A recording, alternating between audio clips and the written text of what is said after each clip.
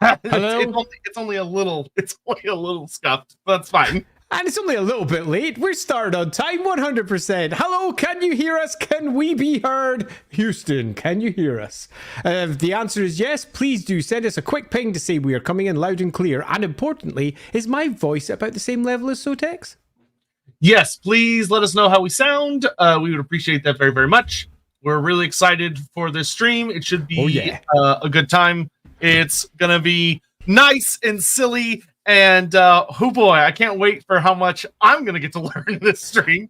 I can't express how much I'm looking forward to this one, actually. This is a little bit like a conversation about my babies, because I have written about this, statted this, been involved with creating parts of this more times than I care to mention. So this, for me, is going to be super, super fun.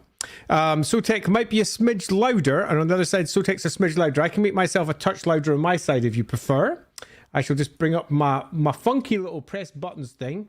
Do that. Press OK. And how is that? Are we about the same, or have I gone loud? I think that's better. But chat, y'all let me know. Yeah, that'd be super cool. I'll get myself a quick drink. Yeah. Real quick. Just taking care of the typical little things at the start in case you haven't seen it. For those unaware, the vote for the next Lorebeards is currently up and active over on the Loremaster of Sotek channel. Currently, the Vampire Coast is in the lead, but the other two options are not that far behind. I think Vampire Coast is at the lead at like 41%. And then... Oh, wow. I don't remember what the other two are. But, so if you haven't, make sure you go vote. I think there's like 7,000 votes on it, but, you know, every bit helps. Or you can simply join, say, Fortune favors the infamous and just go full in on joining the already leading contender. But beyond that, if you haven't seen already, there was a delightful stream earlier on this very channel about that fancy box. It wasn't on this channel. It was on the Rookery channel. It was on the Rookery channel. Well, it was on Rookery. We'll watch it on the Rookery channel. We should link that. Here, we should get that somewhere. I'll get it. But they actually unboxed Dark Deeds. So if you want to see Dark Deeds with all of its delightful clothes off, you can go check that out. And it's quite scrumptious. So make sure to pop into there and see what that looks like, which it should actually be arriving for people that pre-ordered it pretty soon. Yeah.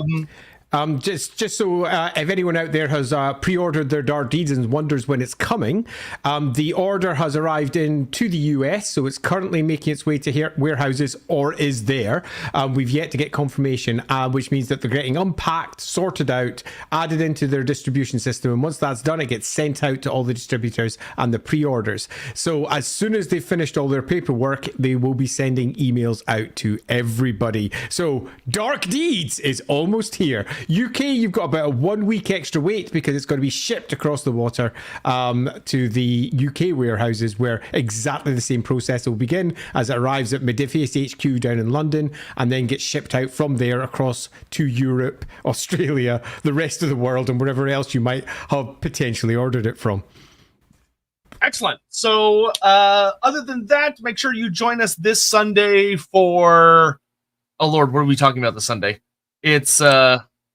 I know, and I was thinking about it just earlier. I have now forgotten. Black Crag. That's it, Black Crag, of course. A Black Crag. It's going to be a good one, that one. Gorfang. Yeah, looking forward to that. Particularly because we're going to be able to talk about something we don't often talk about, which is orcs and how they work as a society as well, because this is pretty much the biggest orc settlement in the World's Edge. So that's going to be a super fun conversation to have, because we can hopefully dive a little bit deeper than just warg, warg, warg, warg, warg, warg. And that, I think, will be super fun.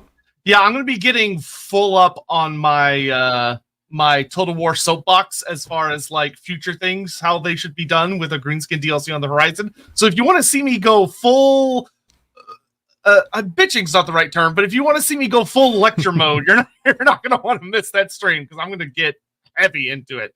But I think without any further ado, we can go ahead and hop into tonight's fun, which should be a good time. I'm going to go ahead and pull us over to this screen. So here we have our tier list. And you may notice that there are a couple of little bonus things on here, which I think I can see from Andy's furrowed brow.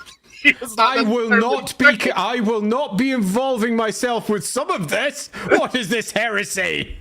So, for the sake of funsies, and to make sure the stream isn't too short, so to speak, in addition to the active 10 provinces, we do have a few bonuses, including the 2 destroyed provinces of the Drakvald and Soland. We'll be able to talk about them, but I'm going to let y'all know now they're probably not going to end up ranking terribly high. And then we also have the Moot, because it's only right, it's only fair. I know Wasteland. They should be on here. Yes, Marienburg should be on here as well. Let's see, 1, 2, 3, 4, 5. If that was the case, there should be 13. 9, 10, 11, 12, 13, 14. There's 14. Okay, if we're on 14, we've got one extra then. What's the extra one? The Moot, of course. Well, no, 10 plus 11. Moot. Yep. Okay, so let's have a quick breakdown so you all understand exactly what we're talking about here. The Empire is 2,500 years old, and in that time, it has had a variety of different things which are now called the Grand Provinces. So you can understand exactly what these are. These are the biggest chunks of the Empire that get to have a vote as to who the next emperor will be. That's broadly what a grand province is. There's also a bunch of areas in the empire called provinces. These are smaller areas that do not get a vote. Now, these smaller areas are normally inside one of the grand provinces, but at different parts of history, they haven't always been. We'll be discussing those as we go through each of the grand provinces in turn. So, for example, when we dive into Stirland, we will also be discussing Sylvania. Not the Sylvanian families, although the Dracs might pop up, but we will be most certainly talking about vampires and the difficulties they have. So these are provinces in comparison to the grand provinces, which are the ones that vote for the next emperor.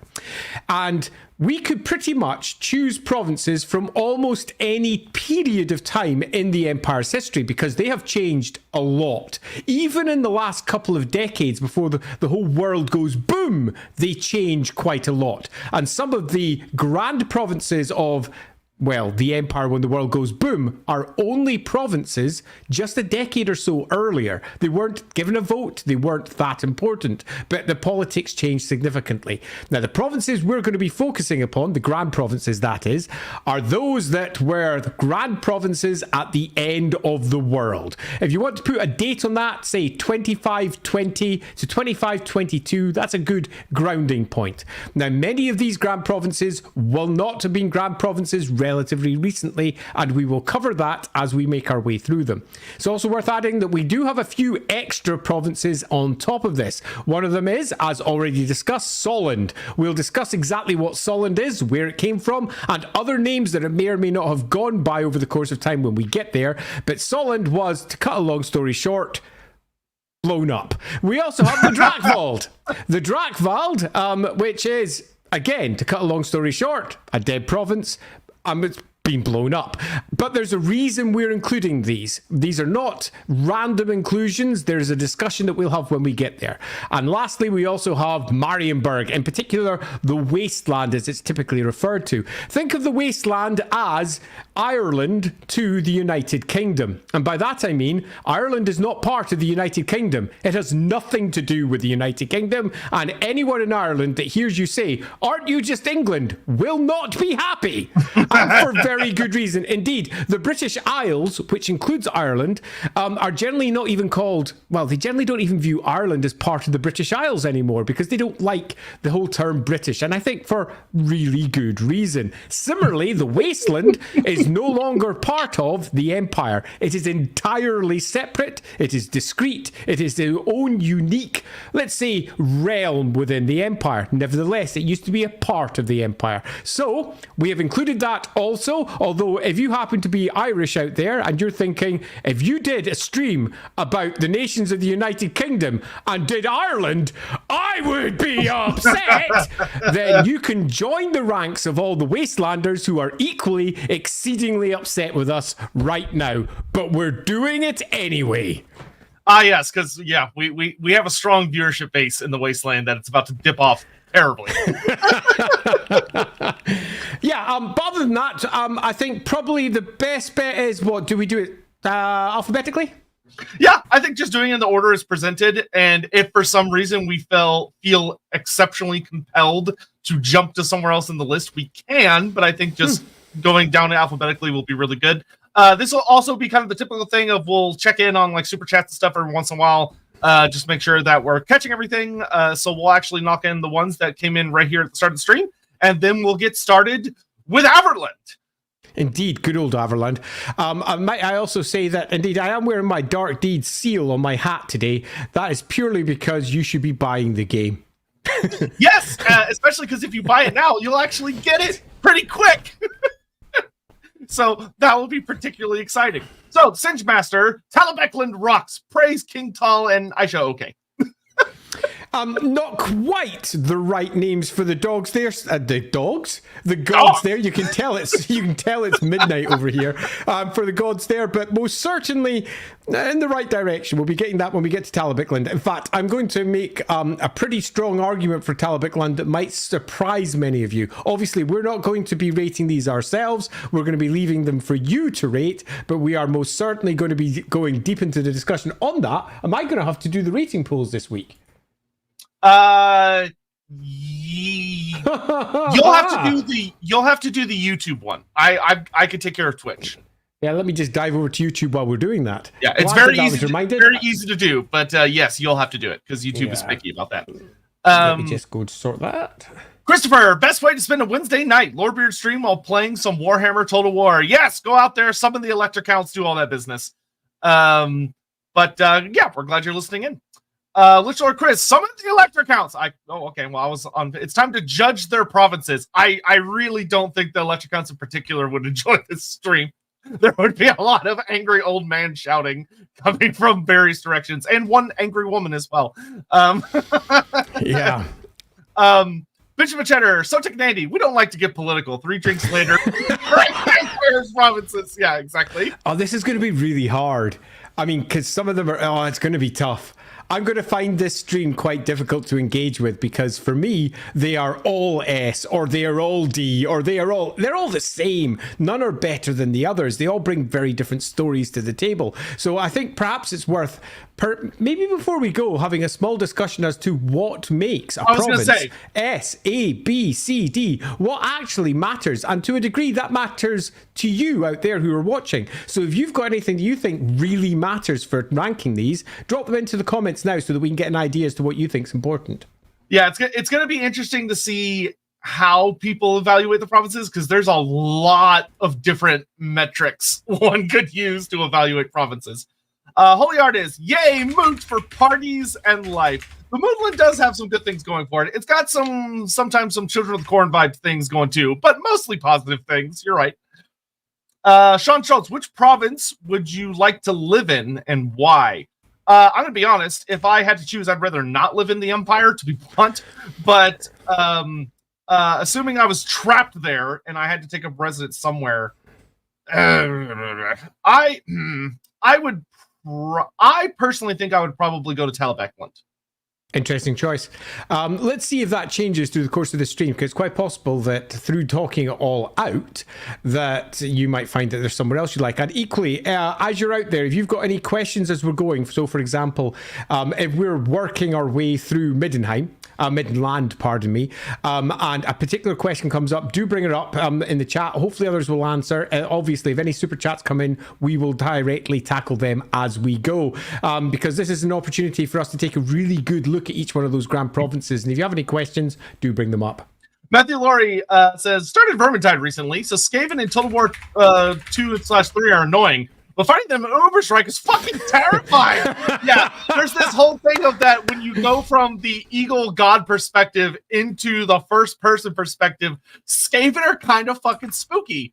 And keep in mind that the Vermintide, the Uberstrike 5 are very well trained, good fighters, and Skaven are still very scary. So you can imagine what it would be like to just be a normal person. You're gonna die. It's gonna go really badly, probably. If that's all of our initial super chats, then we do have a question, and that is, what makes a particular grand province S ranked?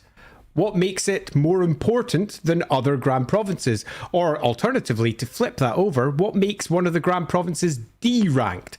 What makes it less important than any of the others? As we're considering this, I do have one general suggestion to you. If you're out there thinking I'd like to rank them, that is, if we're ranking them all, that means that some of them have to be D and some have to be S. We want to rank them all in a proper spectrum. We don't want them all to be sitting at A just because we happen to like the stories that are being told. So that means we're going to have to figure out a way that we can see some of them are definitely Ds and some are definitely S's. But what do you think that is? Is it wealth? Is it armies? Is it culture? Is it the peoples? Is it its history? What do you think is super important? Yeah, so I'm seeing some people talk about resources. Stability is an interesting one. Stability is a good one. Yeah. Culture, how close they are to winning cultural victory. I'm just going to bring up Eisen's comment because it actually made me laugh. Can't wait for Bellland to come S tier. If you watched our last tier, everything that was named with a bell pretty much came out on top. They don't have that elven bullshit tactic this time. They can't save them. But yeah, so mix of quality of life and exports. Oh, that's an interesting one. They're exports. The nice thing about reading these as well is it kind of gives us some ideas about what specifically to focus on talking about.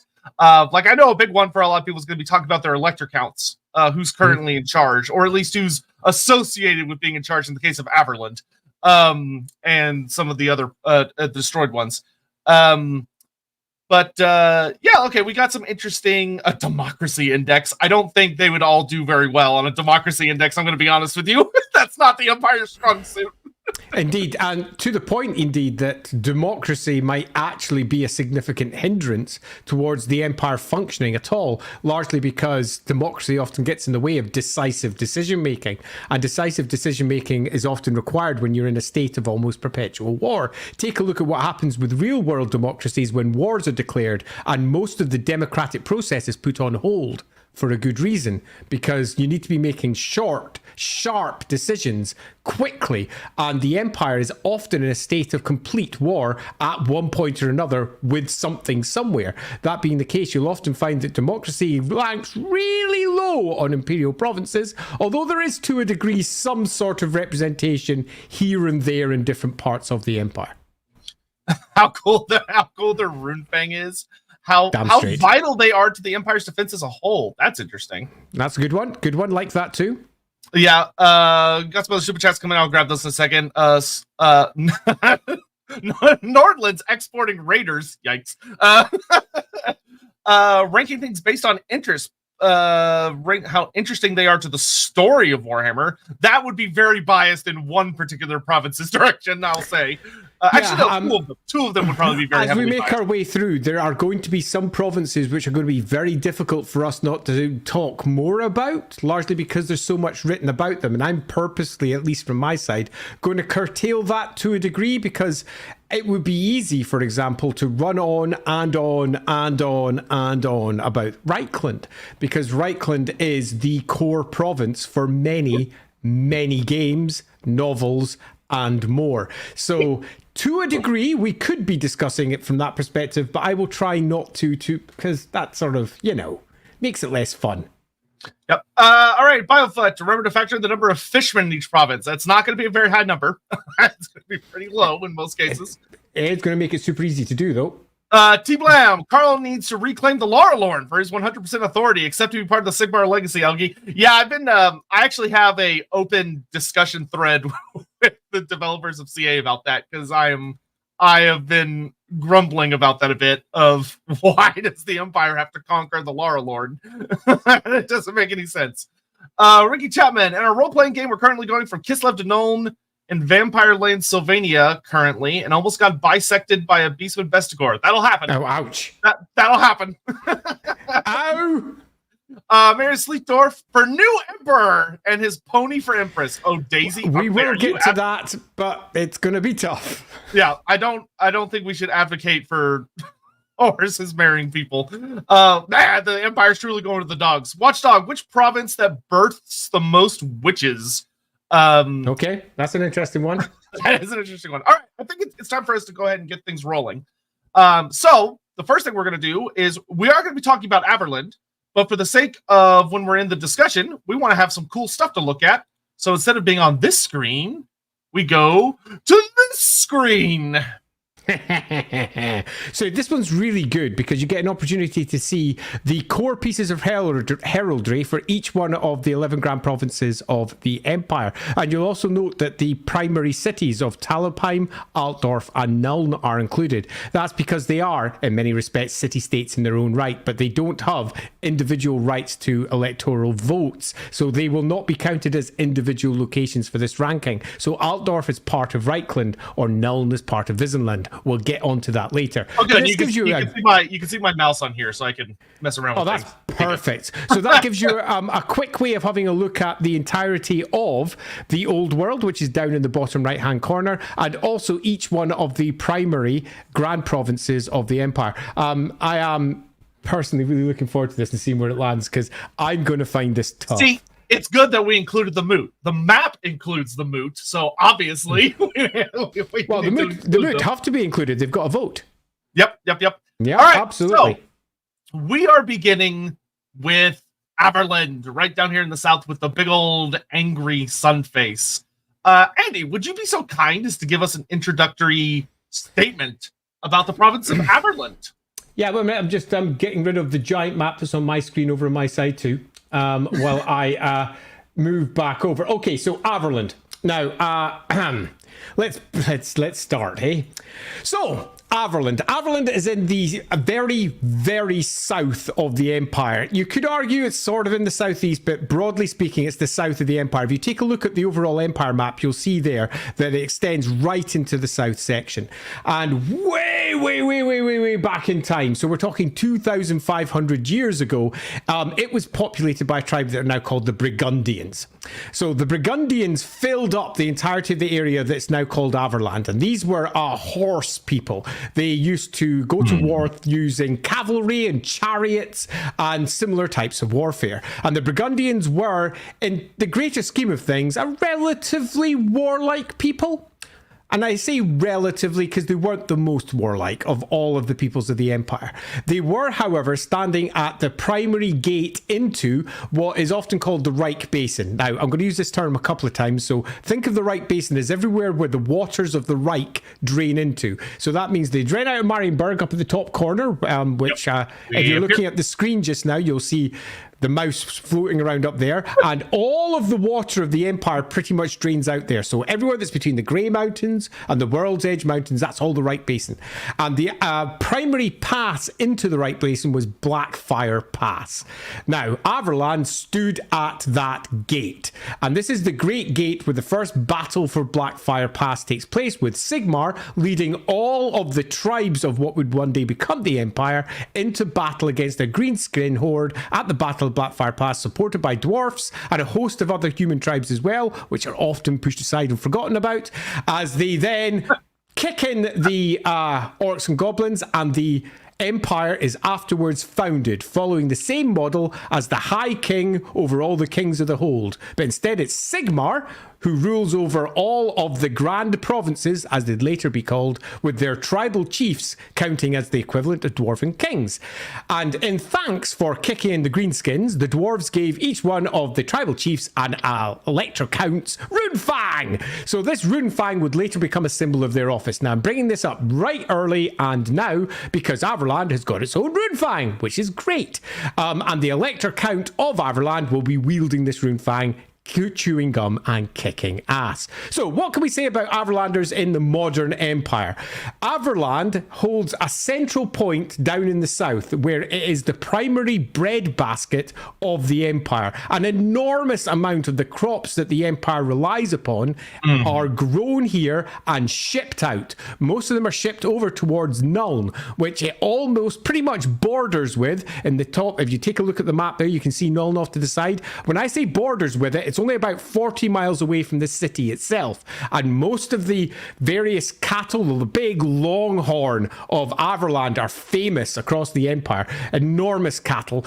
And horse flesh, which is grown in the south, and a whole host of crops funnel into Nuln, and then from Nuln go down to Altdorf as well, feeding those two great cities.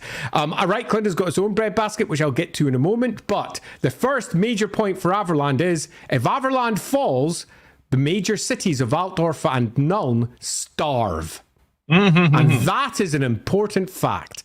Now, we have culturally a very long history of effectively waging war from horseback. In the south, the old horse lords continue to rule. These are the duchies, the counts, and similar, the dukes and the counts down in the south, who have been ruling there for 2,500 years and have been waging war from horseback throughout that entire time. This is not where the best horses in the empire are found. It's the second best, but the vast majority of the steeds that you find in all of the knightly orders come from here. So here's again another really important fact about Averland. It is the center of crop growing, it is the center of animal rearing, in particular horse flesh and cows. In terms of what you find there, it is, in terms of most of the provinces, relatively peaceful in terms of outside invasion, although they do have quite a lot of issues down in the south with greenskins coming across Blackfire Pass or around that area, but that pass is well defended. In particular, there's a great city down there called Grenstadt, which, to tell you just how well defended Grenstadt is, it's the holiday home for many of the noble lines of Altdorf, where they will go down to Grenstadt, they will summer there in Grenstadt, or winter there because it's really nice, then go back up for the party season up in Altdorf. So you'll find that Grenstadt down in the far south, even though it's a fortress city, has a significant amount of influence. If we go up to Averheim, which is where the capital is, this is where I say capital, this is where the Elector Count typically would hold court. However, when we come to the end of the world, there is no Elector Count. And I think this is super important to cover. Yeah, so that's one of the things that will make Averland particularly unique for the sake of this tier ranking system is, while we are going to talk about its most recent Elector Count, Averland is going through some serious drama. There's even a duology of Black Library books dedicated to this particular incident, being that there's no Elector Count, and they're trying to figure out who it should be. Empire Texas? Yeah, kinda.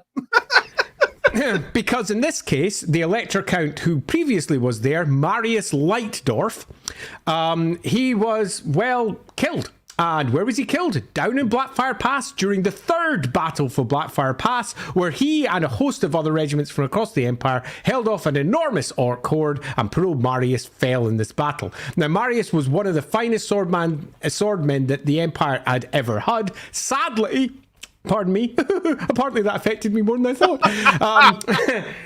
Sadly, he was also mad as a brush. And this madness is something that many of the folk of Averland are said to espouse. So what was originally just an Elector Count who was, back in the 4th edition of the game, described as the mad Elector Count of Averland, he came to epitomise everything that was Averland. And later on descriptions describe Averland people as being moon-touched, or perhaps a little bit off, seen by the other provinces as a little bitty up there in the head, broken. The horse lords from the south being crazy, up in the north in the main capital of Averheim, pardon me, the fashions there are properly over the top, with clashing colours, with Marius Leitdorf, who was once the Elector Count there, being the perfect example of this, wearing 1,000 colours and 1,000 accoutrements, leading a court of the most ridiculously over the top nobles you could ever imagine.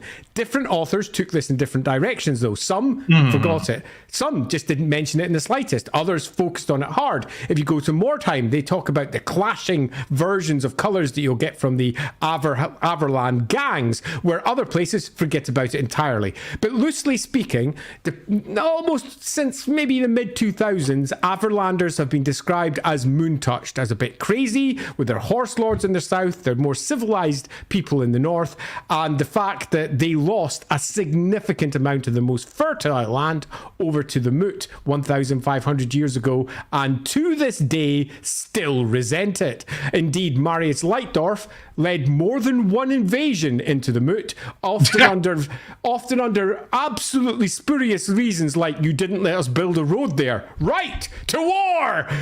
As they go marching in. And you'll find that the borders to the Moot change a lot because of this, because they lose territory and gain territory again. That's not to cover the fact that they've done the maps differently in each edition, honest. But there is real reasons written into the background. I've written some of them to justify some of the weird map choices. But there are real reasons written into the background. So, my sum for Averheim is we have ourselves a land that is riddled by mostly internal conflicts. Marius Leitdorf, for all he was the Elector Count, fell out of that position multiple times because he was taken down, he came back and was resurgent, and the main families there, the Alptraums and the Leitdorfs, have been at war for centuries. This is a place where North faces off against South again and again and again. They have a court that is arguably one of the richest in the Empire. It is often described as second richest to Altdorf, so this is something that many people forget. They generally go, Nuln is wealthy, right? Nuln is where all the wealth is. No, Nuln spends it.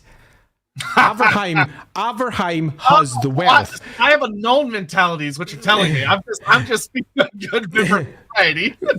I also have a Nuln mentality. Hence my enormous beanbag that I've just spent £200 on sitting in the corner of my room here. It's truly huge. You could sleep 3 people on it. But that's by the by. Averheim, because it is selling, because Lindsay wanted something to lie on when I was working in here. Why not? So whilst Averheim has one of the richest courts, has the most extravagant and over-the-top nobles, it has the biggest bread baskets, it has the best, second best horse flesh, but the best overall, let's say, cultivation of animals of all the imperial provinces. Without Averland, the rest of the empire arguably would fall, but that's a lie, because many people think of the rest of the empire as Reikland, and Reikland would probably fall without Averland, and that is one of the great secrets that the empire is fully conversant of. There's a reason that Marius Leitdorf got off with everything, because if he didn't get off with everything, Averland suddenly shuts up trade, and Altdorf begins to starve. So there's a lot of interesting politics here, but we have a group of people who are known for internal warfare, and also for being southern and weird, and often wearing short skirts and light tops and weird stuff because they're in the sunny south. Utterly scandalous. In terms of religion, they are primarily Sigmarite, if you're wanting to look for a single religion that dominates all others, although they've had multiple different religions over the course of time dominating the region, particularly when they were conquered by other people. In general, though, Averland is the place where you get your horses and the place where you get your crops, and its nobles are rich because of this, and they're a little bit potty. All right, Andy. So at this part, which I'm going to do this at the end of each of these little segments, I'm going to hit you with some rapid fire questions. Yes! Just answer some things about the province. By the way, if you're in chat, make sure to ask questions about things you want to know about the province, and I'm pass these along. So first question, what is the name of their Runefang, and does it have any kind of fun abilities or stories to it? Okay, so I'm going to bring up my document on this, actually, and I'm going to mention it to everyone so that I can go get it. So there's 2 stories to this, because the Runefangs were originally set out in White Dwarf, and then someone else came along and started overwriting it. So some of the Runefangs have got triple, quadruple, and in one case, quintuple names, which immediately makes it tough to ping them down. I did an article to sum it all up where I messed them up a little bit, but on purpose. I'll get to that in a second, because I'm going to get a link to that while I'm speaking in the background. And hopefully, oh, nope, that's the Wikipedia one. I don't want that. I want my one. Do you want to answer a different question while you're looking that up? No, I'm bringing it up so that I can post it in chat. Oh, okay. So let me just post that in chat now. So this takes you over to the World Anvil article, which I popped up for the Runefangs. Now, the reason that I'm using this list is because it takes into account everything that the various settings have got. Now, if you go up and check up the list on Wiki, I don't know, what do you call the Warhammer Wiki? Whichever one it is that's out there. You'll find it's ever so slightly different, but there's a reason for that, and I'll go into it when I go through each ones. Now, the one that's here is Mother's Ruin, Rinti Kolak. And do you want to know how much is written about good old Mother's Ruin? Fuck all. Literally nothing. This was one that I had to do a certain amount of work for to try and ground it into the main setting. There is almost nothing done about it. I don't think it even pops up in the novels where Marius draws his bits. The only thing I know about it that I think could be potentially worth pointing out is that it's light and swift enough that Marius Leithdorf was able to dual wield with it because he used it in a fencing style. Yeah, and he does it because Marius was a monster in combat in the 4th edition. Literally a monster. 8th edition profile is actually really solid. Yeah, literally a monster in the original one. And he would fight with Runefang and Dagger. Back then, the Runefangs had completely different rules to what we expect from them now. And each of the Runefangs is quite clearly marked as looking quite different. This changes at different points in time. But yeah, absolutely. It's a hand and a half and it's a slender Runefang. Unlike, say, for example, Peak Leveler, which was a very thick Runefang, a big solid thing that looks far more dwarfen in manufacture. And again, that was to support the Horse Lords. So it could be wielded from horse. The idea was that it could be wielded also from chariot. So it had enough length that it could be wielded from chariot, but enough length that it could also be wielded from horse, and importantly, drawn. So you'll probably find if we were doing it properly, as in if we were saying that dwarfs didn't do it or going about it, it would probably be a curved blade. If you were doing it properly, because horse blades are generally curved, but the Runefangs are definitely not curved if you go by any of the traditional images. But if Alaric the Mad was doing it the way that it was claimed he was doing it, you would almost certainly expect this Runefang to be curved. It would be an enormous cavalry saber. Exactly that. Okay, so two-parter. What is the best season in Averland, and also what's the dominant climate? Okay, so it's warm in the south, really warm. This is where the summers are beautiful. The winters are mild. And on top of that, it's also worth noting that you'll probably see from the heraldry there, we've got an enormous sun. That is in some parts reflective of that, but it's much more reflective of the fact that a significant number of the Western lords and the Western horse lords as well of Averland were originally Solanders. We'll be going on to Soland pretty soon. Soland was the land of the sun, the deepest south, down over here part. Back in the day. And long may that sun continue to shine. And there is a lot of Soland, let's say Soland original people in this area. The good old Solanders strongly influenced many of the people in the south. But broadly speaking, hot summers, mild winters, although the winters, because the World's Edge Mountains are much, much taller than European mountains, as you move up towards the mountains, it gets cold. There's enormous glaciers up there year round. These are almost Himalayan style mountains. So these are proper big. And that in turn means that when it comes to the wet seasons, you'll often find many of the rivers go into spate, one of the reasons why the area is so fertile. So that means many of the banks burst and the rivers swoop down. That's one of the reasons why Altdorf is so built so high on the confluence of the rivers, largely because when the flood waters come down, they have to be able to swoosh past that city.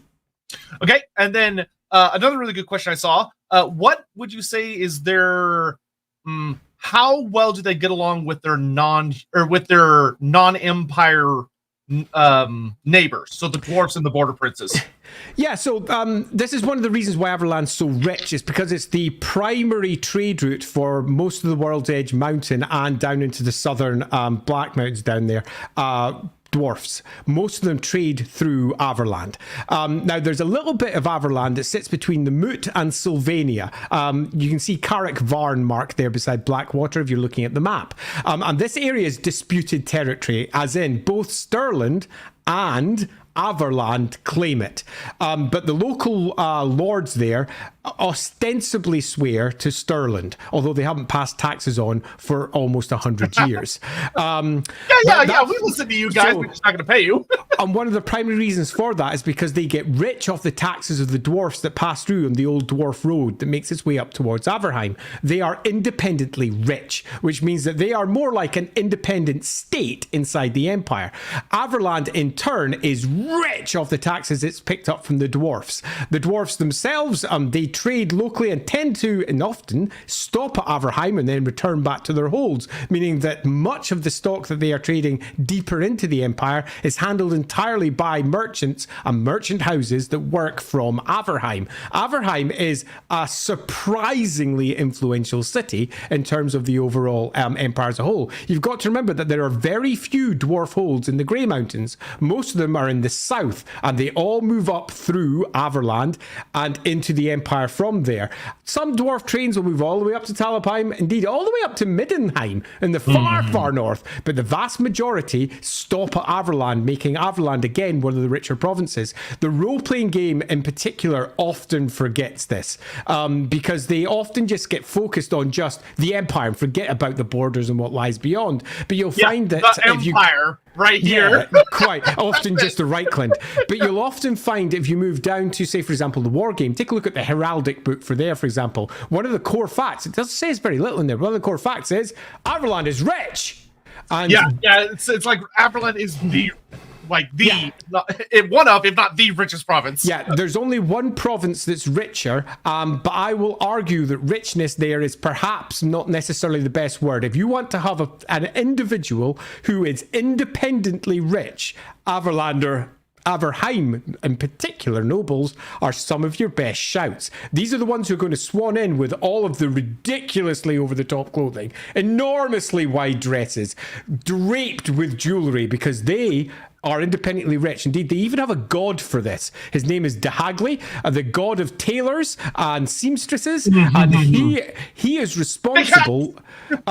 He is responsible for many of the crazier outfits that are worn, and they are ported down to Nuln, which is in many respects the trend-setting capital of the empire. But Averheim is where most of them are sourced from.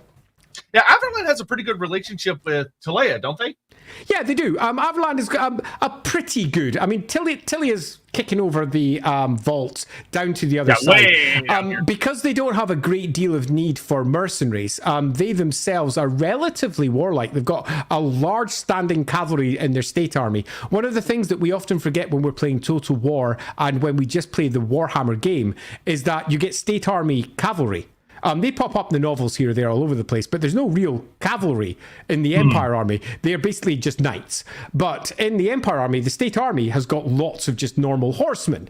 And they might be called a variety of names depending upon which novel you're reading. Some of them more famously called demi-lancers, for example, in Riders of the Dead, or just, we're calling in the units of cavalry, and they all arrive, and you're like, so what Empire unit is this? Everyone glosses over that fast. No, there's halberdiers over there. It's halberdiers. Don't worry about it. But they have enormous regiments of just cavalry, and obviously a lot of knightly regiments are based down here too.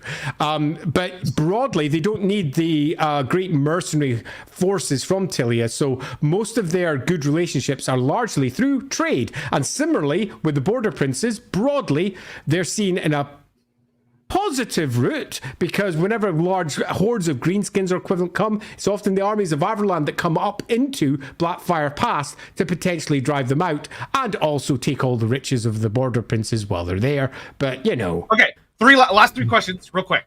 So, number one, what is the greatest threat to Averland as far as things that are like within and around it? Averland. Averland is by far the biggest threat to Averland. It's so rich that internal warfare is consistent. They are constantly squabbling, and there is a reason that other provinces think they're mad. It's because richness has made them go mad to some degree. Averland is sadly its own worst enemy. Okay, second question. What is a unique unit or weapon that Averland really heavily contributes to the rest of the Empire?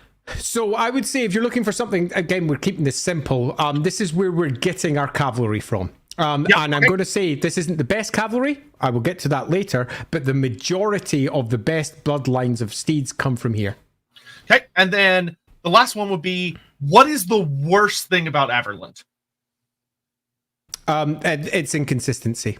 the fact that throughout its very long storied history, there has been constant internal divisions. And that has meant that the other provinces, which can generally be relied upon to be what those provinces are, you can never be certain which way Averland can go. There's only one thing you can generally say broadly certain for Averland, and that's that when you ask something of it, it'll probably not be the expected reply.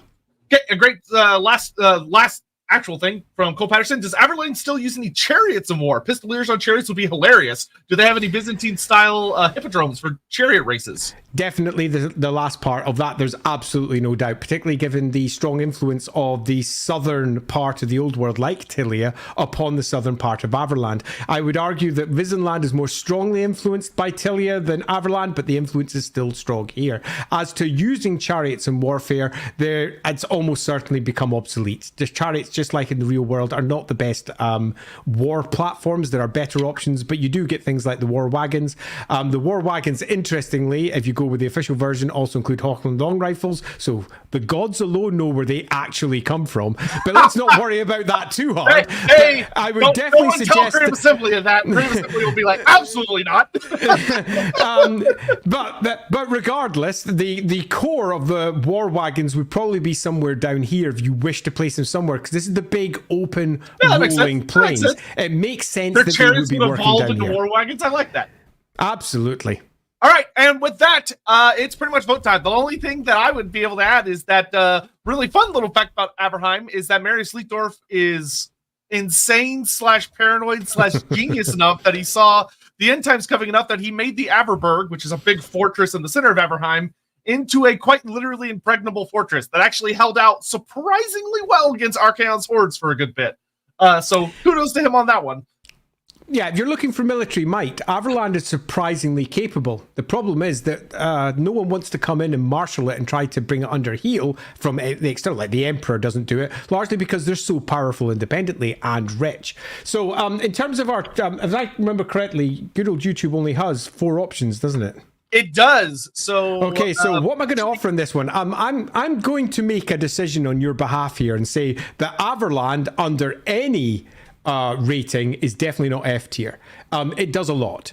I'm not saying it's S tier. I'm not saying it's A, B, or C, but I'm definitely saying that it's not F tier because there are places in the Empire which certainly contribute much less, have weaker forces, have less evident influence on everyone else. So I'm not going to put an F in this one unless Sotek says no. Put an F in.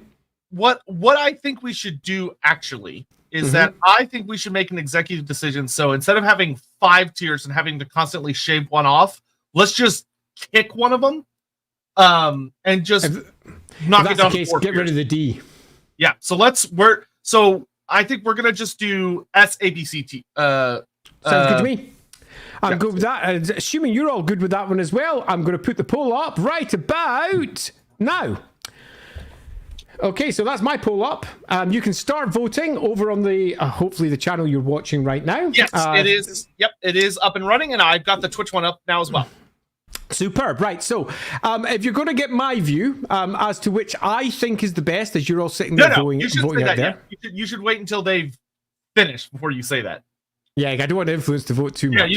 I, as the less educated person here on the Empire, I'll say what I'm going to vote. That sounds like a good idea. What are you going to vote? So I think listening to all that, the thing that's important to me is without Averland, who would have stopped the unicorn invasion, right? Like that was the key thing that they provided for the Empire. But in all honesty, I think for me, between the fact that it's quite literally like the ranching center of the Empire, while also the breadbasket of the Empire, it does have some like problematic aspects going for it. It's not necessarily as important on like the global stage, especially when a lot of that is in the north.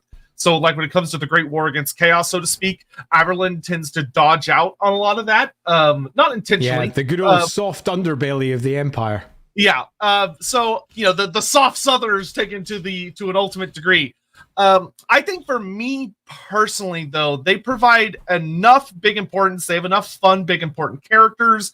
Famous cities have participated in a lot of really key roles and ideas. I think for me, they're A tier, but I wouldn't do S tier simply because they don't I don't think they play enough of a significant role in like defense against the northern powers. Yeah, I think that's fair. They're very much the flyover state of the empire, in that, you know, it's not either side, but it's definitely in the middle. It's an interesting one for me. They even managed to dodge Tarmakon. I mean, come on. Yeah, they did. He snuck over and went out the side. He just went a little over. It's a toughie for me in this one because I'm wanting to try and ensure that all four of our ranks have got a clear position. Averland is an essential component of the empire. Of that, I just don't doubt. It is, as we say, the breadbasket, but it is so utterly inconsistent. It is riven by internal conflict. It is too rich for its own good, meaning that it often goes in a different direction to what the rest of the empire would prefer. And whilst it is nominally generally supportive of the emperor as a whole, it often is just so caught up with its own internal conflicts that the rest of the empire is just left reeling.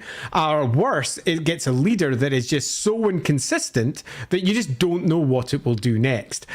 So for me, it doesn't provide anywhere near the power that it could, and the nature of it would make it much less capable than it should be, and it for me is a B. And poll B, interesting. Poll is over. Okay. So, hey, wow. Real quick, I want to say thank you all for actually voting. That was awesome. A lot of people were not super participating in the last one we did, and it's probably because it was short notice. Over a third of y'all voted, and they're like over 100 votes. Awesome, great. But that is a hefty A. That is a hefty A. Agreed. Hefty A. So, thank you very much for the vote. That's a clear vote for Averland as A. I don't disagree. I think that if Averland went to full potential, it would be the obvious S tier of the empire, but it doesn't. It just doesn't. Making an obvious A choice. However, I would argue that it's so internally riven and contributes so much less than it could that I would easily drop it with a B. But it is ultimately more taste than anything else. So, funnily, I thought this was going to be alphabetical, but for some reason, Soland is next. Interesting. Why? That's it's actually not inappropriate, though. Like, I think it's it's perfect. Okay, so we're going to very briefly cover the land of the sun down in the south, Soland. Soland is known for... Here. Soland is known, sadly, primarily for one thing, and that's getting its ass handed to it by greenskins. And when I say handed to it, I mean... Gorbad! I mean Gorbad Ironclaw wiped it out and took their Runefang. The Soland Runefang, which again goes under multiple different names, was captured and went missing for centuries. This happened all the way back in the 1700s, as I recall off the top of my head. And the people themselves that used to live in the area were the Menegoths. The Menegoths were one of the tribes of the south, obviously, that Sigmar bound together. Not a notably warlike one. Indeed, they were generally seen to be relatively peaceable, although in some versions, the exact opposite. There's one description of them where they're literal fanatics. That doesn't really matter. What matters is that we are dealing with a tribe that used to have indeed their own god dedicated to them that went by the name of Sul. The main river that passes through the area is Sul. They nowadays, where Soland used to be, is caught between Wissenland and Averland. They, depending on which version of Soland you go with, it's entirely in Wissenland these days, or parts of it used to be in Averland as well. Again, the background is completely inconsistent here. And I think that's okay, because it was some 800 years ago that it occurred, so it's going to be split down in the south anyway. One of the most important things to note about Soland is, as I said, its destruction. And ultimately, this led to, centuries afterwards, war after disagreement amongst the local lords about reforming Soland in some fashion or another. And this happens more than once down through the centuries. Most recently, it happened with a province called Sudenland. Sudenland was the great province of the south. And what is much of modern-day Wissenland used to be, just 10 years before the end of the world, called Sudenland. And And that went back for some time. Now, the borders for Sudenland change according to which map you use. In some, it's all of the south. In some, it's a big V that sticks up, apparently connected to Old Soland. But politically speaking, during the time of Magnus, it was very strongly marked as not being Soland to try and ensure that there wasn't any strong Soland nationalism that rose up from this. It's fair to say there's a lot of rebellion down in the south, in particular in an area called the Venland, which is right up against the mountains in the very, very far south. So far south, it's off this map. It's Yeah, it's way down. In fact, you can see it just over on the bit of the map that's missing, over in the where Sotek's mouse is. Yeah, down down there. Right. So that's where Venland is, and the Venland is an entire area of border forts that hold off the worst that the World's Edge Mountains have to offer. The Black Mountains down there, and there is some pretty awful stuff, mostly greenskins, that came piling out of there, making them a particularly warlike group who often rose up against the lords to the north, who never really had to deal with what they had to deal with. Loosely speaking, though, I don't want to spend too much time in Solid, because we've got ourselves a province that used to be important up until until about 800 years ago, when it was wiped out by greenskins. Their Runefang was taken, and then through hijinks, and by the way, there's more than one story as to how this Runefang was reclaimed, but through hijinks, this Runefang is very recently reclaimed and brought over to the Imperial Army in Altdorf, where it is then used by, I think it's Kurt Helborg, who generally wields that one these days. The good old Reichsmarshal Kurt Helborg grabs that one. But the biggest fact that we can say without any fear of contradiction is that the Solanders had their asses handed to them. Yep, and then, like Andy said, then Sudenland came up, and then it got absorbed, and then Tamarkan came up and blew it up again. Yeah, Tamarkan, and again, go watch our story about Tamarkan, because they were awesome. Yeah, the capital of Sudenland was wiped out, which was the first step towards Sudenland being completely absorbed by Wissenland. And the capital was wiped out entirely by Tamarkan. So come the time of the enemy within, for any of you who are out there, for all people might say, well, Fyldorf's the capital, isn't it? No, it's gone. It's actually gone. The entire court of Fyldorf has moved south, deeper into Sudenland, meaning that there's just not that much left. It's fair to say that for all that Soland was replaced a few times, it never did very well or lasted frightfully long. Truly a few centuries is at most. A doomed land. It is indeed. We will do a very, very quick poll on Soland. You need to end the last poll because you have to manually end it. The Twitch one is timed, but the YouTube ones you have to manually do. And so we will very quickly rank Soland, and I'm gonna just make this a 2-minute one, and we can get caught up on super chats real quick while that's while we're doing that. That's a good idea. So it's SABC. SABC, start poll. Start poll. All right, so let me get... Love it. All right, so we've got... Patrick. Andy never told you what happened to your father, Sotek. He told me that. He told me enough. He told me you killed him. Now, I am your father. I am your father. My father is thankfully healthy and downstairs probably watching the Olympics. Thank God. Oh no, there's a part 2. Sotek, that's not true! That's impossible! Search your lore books. You know it to be true. Audible screeching? I like, because you double capitalize it, I feel like I'm screeching about Audible, as if it's a sponsorship. But how I imagine it. Matthew, so Gorbad is the proper elector count of Soland, since they have the Runefang. By Greenskin, how Greenskins pass down leadership, yes, Gorbad would have been the elector count for a brief time.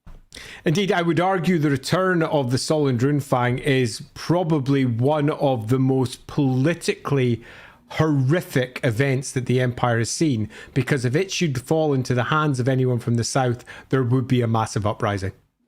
Oh yeah, that would be... Of that, no doubt. Sudenland had its own Runefang for a long time, because the Runefangs were distributed differently 10 years ago, but they get redistributed after a particularly horrific event, and by that I'm saying the enemy within, go watch the Lawhammer streams. You'll see just how horrific this event gets. And the destruction of Soland is, Sudanland, pardon me, is almost certain through this. Yeah, so, if you had a party of people playing through the enemy win, they just happen to find a weird sword called Barracool and show up and decide they want to side with a particular group of people, you could cause some pretty serious turmoil at that event. That would be a thing. We have an extra sword to hand out today. Who's gonna get it? Yeah. True fact. We've got one more coming. One more coming in before you want to do it, since we got one from a holy artist there.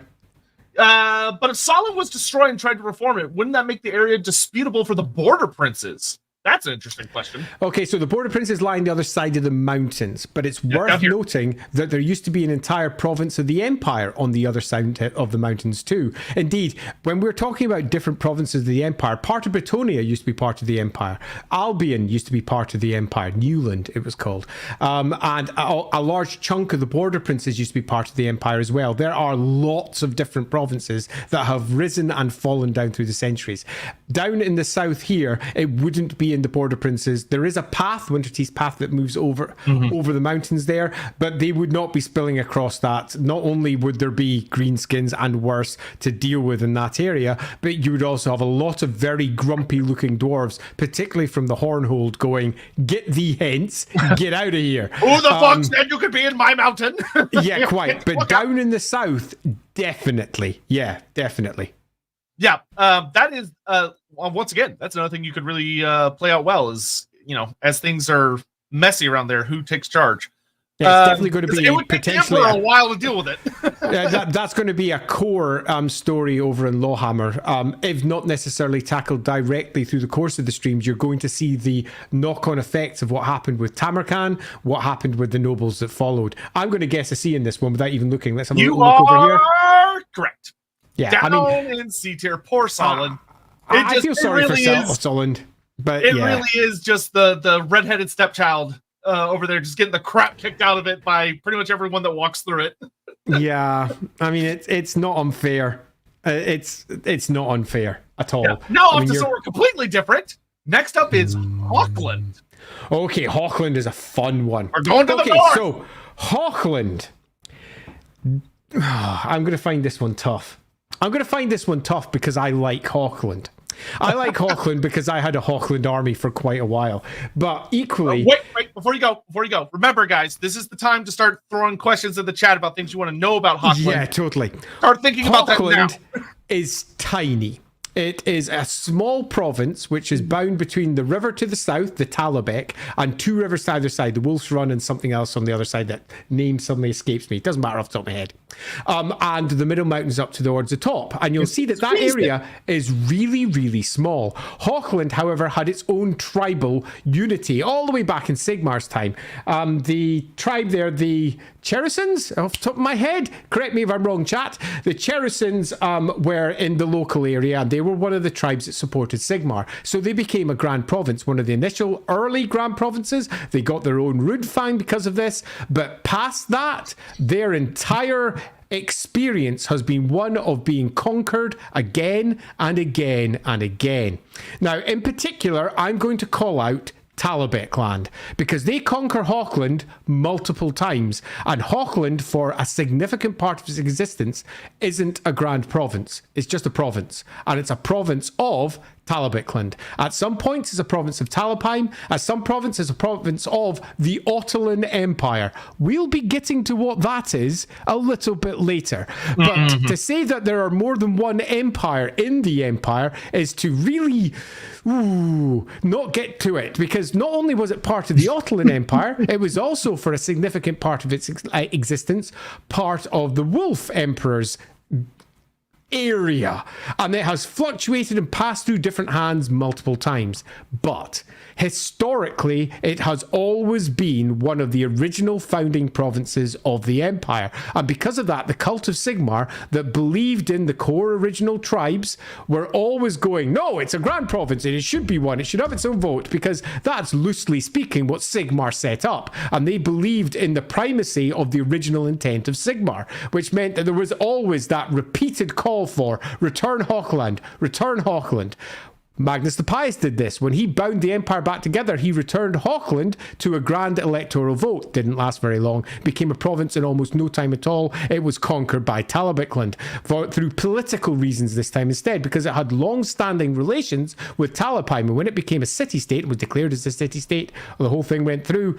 Hochland just went along with it. There is a host of different stories about the place, but loosely speaking, this is, if you wish, the tiny province in the middle of the empire that has always been someone else's little brother.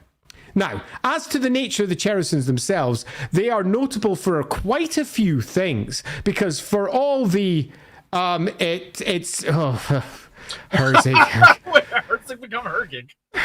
Yeah, when someone couldn't read a Z on a keyboard. You'll find that there is a Bergsburg as well up in the top. Bergsburg is one of the primary cities of Hochland. Bergsburg was lost. It vanished into the realms of chaos. It came back out again. I'm not even joking. Largely because of one thing, a fan project, which Games Workshop meant that they didn't want to, at the time of second edition, recognize the town even existed. So they just wiped it from all maps because they didn't want to recognize a fan project out there, which was rude. And then I got my hands on it and brought it right back into the maps again. Oh yeah. So you'll find that many of the places go through multiple names. Just assume that over the course of the centuries the names have changed, and that generally works. Primary religion in Hochland, we'll get to that in a moment, and Sigmarite is not the core one. Ulrich and Tal is the core one, although Sigmarite worship is very common in the south, and there's a reason for that. I'll get to that in a second. The Hochlanders themselves. The Hochlanders themselves are known for being a very rural, relatively backward type people as far as the more civilized realms of the empire are concerned. And they're particularly noted for their ability at bows and their ability to farm. There's a big, huge chunk of hills in the middle of their lands, the Weiss Hills. And then up towards the north, you've got the Middle Mountains as well. And they are constantly in a state of war with beastmen and greenskins in particular. And they fight largely a guerrilla war, where they deal with them using two primary weapons. One, the bow. The archers of Hochland are particularly well renowned, and the others, the long riflers. And long riflers have been handed down by many families over the course of generations. They are so far ahead of the rest of the empire when it comes to their gun technology that it's not even worth mentioning. As to why, there is no reason. It's never been explained.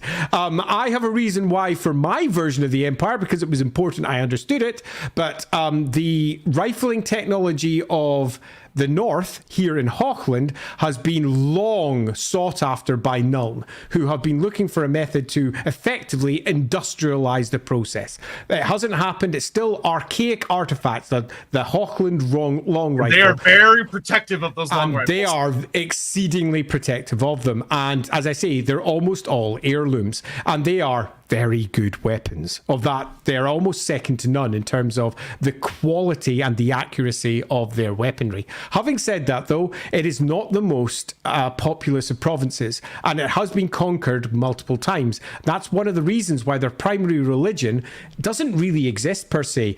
Because of Talabheim, its proximity, Tal, the god of Talabheim, the god of the wilds, is one of the primary deities there, and throughout the course of Hochland, as is Raya, the goddess of fertility.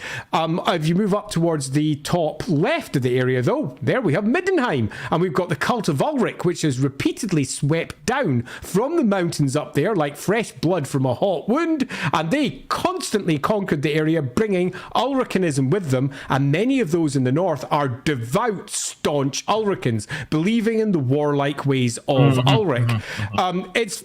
However, having said all of that, it's a toughie. I mean, Hochland is this in-betweeny tiny province that's most of the time been a province, not a grand province. Come the modern era, we have an elector count, Aldebrand von Ludenhof, known for his enormous hawk, which he goes to war with, one of the more elderly statesmen of the empire, and he is, broadly speaking, an elector who is loyal to the Emperor Karl Franz in general. He's not, as much as I'm almost... I mean, I don't want to say it, but he's not particularly known for anything other than hunting I mean, the area is known for its hunting already. It's known for the great ballads of hunting and the great stories of hunting. Yeah, host a lot of really famous hunts for everyone to come enjoy. The nobility. Because of that, it's often seen as a satellite territory to both Talabecland and Altdorf. The nobles will often go up to Hochland to have some of the greatest hunts you can have. Because as you move up, particularly into the World's Edge Mountains, they've got all manner of horrendous creatures up there, which they also hunt. So it's almost a facilitator state, rather than necessarily being something that's bringing a great deal to the table, other than, and it is worth noting, it's extraordinary marksmen. Yeah, that is one thing Ludenhoff is known for, is his son, who gets corrupted by Festus the Leech Lord, because he was sick of being tended to pretty gnarly. Excuse me. End times? What? Though, one thing I do want to say for Hochland that's very cool about it historically is where Soland got wiped out by one of the most terrifying greenskins to ever live. Hochland survived one of the most dangerous beastmen to ever live, Gothor the Beast Lord, who laid siege to Hergig and died, though he killed the Electric Count at that siege.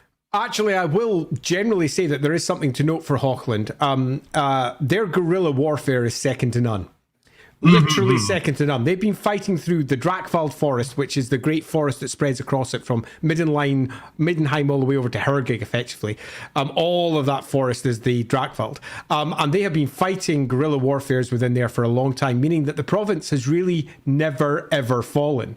Ever. So where Soland, with its proud knights, went to war with the Greenskins and was shattered. The sun fell. The sun of the south, which was seen to be one of the most noble, strong provinces that the Empire had, was cracked. Hochland comes back again and again and again, and any invasion that goes through gets massively hampered, while the troops that are there tend not to die because they melt back into the forests. So for all it is not necessarily the most important province by any measure, it is one that is never going away. In many respects, the cockroach of the empire. that is certainly a way to put it. It's a survivor. It's going to get up. It's a survivor. Rapid fire questions from the chat. Does Hochland have the smallest population of the Grand Provinces? Easily, yes. Only Nordland would argue that. Even Nordland is not as small as Hochland. Nordland's population has, particularly in recent years, massively grown. And they asked, are there any notable trade routes due to their position between Talabheim and Middenheim? Indeed, the primary cities between Middenheim and Talabheim going down through the Old Forest Road are relatively fat from the trade route that goes through there. It's also worth noting that Hergig has benefited significantly over its relatively central position. You'll notice Hergig on the map, if you can see it. That's the ostensible capital, because that's where Aldebaran Ludenhof is. But you'll note, like any of the Grand Provinces, the capital will change according to who the electric counts are. At the moment, it's Hergig. And it's relatively fat off the taxes as well. But Hergig has it's pretty defensible too. It is survived. Yeah, it's a big city. Yeah, it's got its own College of Wizardry over there. It's got its own. In fact, it's got its own a lot. Pretty much anything you'd expect from any of the imperial provincial capitals, Hergig has recently been building. So it's doing relatively well for itself. Question: with the Middle Mountain being there, why aren't there any dwarfs there? Because the dwarfs left the Middle Mountains a long time ago. Yeah, go watch our... Oh, God, what stream was that? Go watch our Slayer stream and our Midnight stream. Wow, that's going back a bit, isn't it? Yeah, we talked about those, so go check those out. I'll answer that in a couple of questions. After the War of the Beard, the War of Vengeance, put your own spin on that as you prefer, the dwarves withdrew from the Middle Mountains, and according to the background, depends upon how many dwarves used to live there. In some versions, there was a whole host of holds up there. In other versions, there was only a few trading posts and nothing more. In the most recent iterations, there have been holds up there in the past, but not for several thousand years. Has Hochland ever produced an emperor? Yes, all of the provinces have. There you go. Let's see. Do you know, is there a noted caliber on the Hochland long rifle? There is not a noted caliber on it, although I tried to put it down for rulebook and had my hand slapped. I'm not even joking. It's like, stop that, Andy. It's like, okay, right, I'll stop that. Yeah, I will note, because I've seen just a small handful of people ask about it. The brass keep is not part of Hochland? It's up in the middle mountains and it's its own. Strictly speaking, Brasskeep actually sits on the confluence of Hochland, Middenheim, or Middenland, depending, and Nordland, stroke Middenheim, and Ostland. So all of them, it sits on the confluence because it's basically right in the center of neutral territory in some respects and is not the best place in the world. And there is a long historical reason for why Brasskeep was not claimed by any individual side. Yep, and people that go there tend to not come back. Yeah, it's a cursed place. Yep, Ricky Chapman, any unique creatures in the province of Hochland? So, the answer is yes, but I'm going to sadly not provide any examples. The reason the answer is yes is because each of the provinces have got their own unique bestiaries. They've got their own unique local creatures, and it's mentioned in multiple places. But you tend to find that some of the provinces get more detail than others. Hochland is the bastard stepchild of the Empire. And by that I mean, no one bothers adding extra detail to it. No one bases their novels there, or if they do, they pass through it. Take, for example, Riders of the Dead. Riders of the Dead has got a lovely section where they start off in Talabecland and end up in Kislev. And basically, Hochland is nothing more than a layover place where they drop into a couple of motels as they're driving by. And that's all Hochland matters to them. And that generally is the case for most books. I think the only major story that takes place in Hochland where they get a lot of juicy details is the Ravages of Gothor storyline. Yeah. Because it focuses on the Electrocount at the time, who was a bastard, but he was really good at defending. It's hilarious how little detail Hochland has been given. It's almost like it's been forgotten by multiple writers. Yeah, so some rapid-fire quick questions of Hochland Runefang. Oh, Hochland Runefang. I forgot off the top of my head. Hochland. I've got the thing here, though. I think it's Goblin thingy, isn't it? Yeah, Goblin Bane. As I recall, so that was because of the enormous amount of greenskins that they were facing that were coming out of the Middle Mountains, which is why Alarat the Mad gave them Groby Uzkalak. That's the Cherisons. That's really it. There's nothing else written about that one, as I recall. It's not one of the ones that has a long and storied history, as I recall. If it's that way.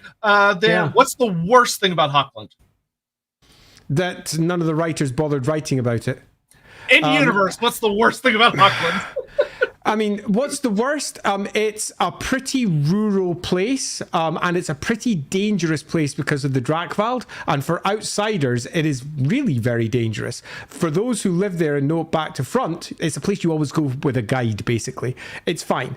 But yeah, it doesn't, the worst thing is, it doesn't bring anything major to the Empire. It doesn't bring anything to the table. There are no great crops. There are no great resources. But you could say it brings the best guerrilla fighters, which is something, I suppose. Mm-hmm. It does bring us our Hochland long rifles, which is something. Yeah, totally. All right, It's time to vote. SABC. I'm going to give... Let me just get that going. Did I finish the last one? I did. Look at me. You did. I'm almost like a grown-up. Is the Hochland Runefang more of a one-handed sword or a two-handed sword? I don't know if we even know that much about it. Yeah, the image that we've had from Aldebaran Ludenhoff is that it's a clear one-handed, one-and-a-half-handed sword. Because he has the sword held in one hand and the hawk held in the other, so he's holding it one-handed. Well, there you go. Pardon me, I was too busy talking to finish off my poll. Let me just get that sorted. Are you ready on your side? To finish off your what now? my poll. Shush. All right, I'm ready to go touch up my poll. Are you ready to touch up yours? Let's go. Andy's always get distracted by the silliest things. All right. So I'm interested to see where this one lands. Is it as bad as Soland in your eyes? Or does it have the edge over Soland? After all, it still exists. Or do you think that it should be down at the bottom? Do you, however, think that because it's survived for so long against attack after attack after attack, and it has managed to completely master a technology that the rest of the Empire is yet to catch up with, and also create some of the best guerrilla fighters that the Empire will ever know, does that add it up a little bit? Are we looking at a B? Are we looking at a C? Are we looking at an A? Or do you think this is proper S tier? Yeah, this one's kind of interesting because it is really one of those provinces. I think of all the provinces, actually, it probably has the least amount of information.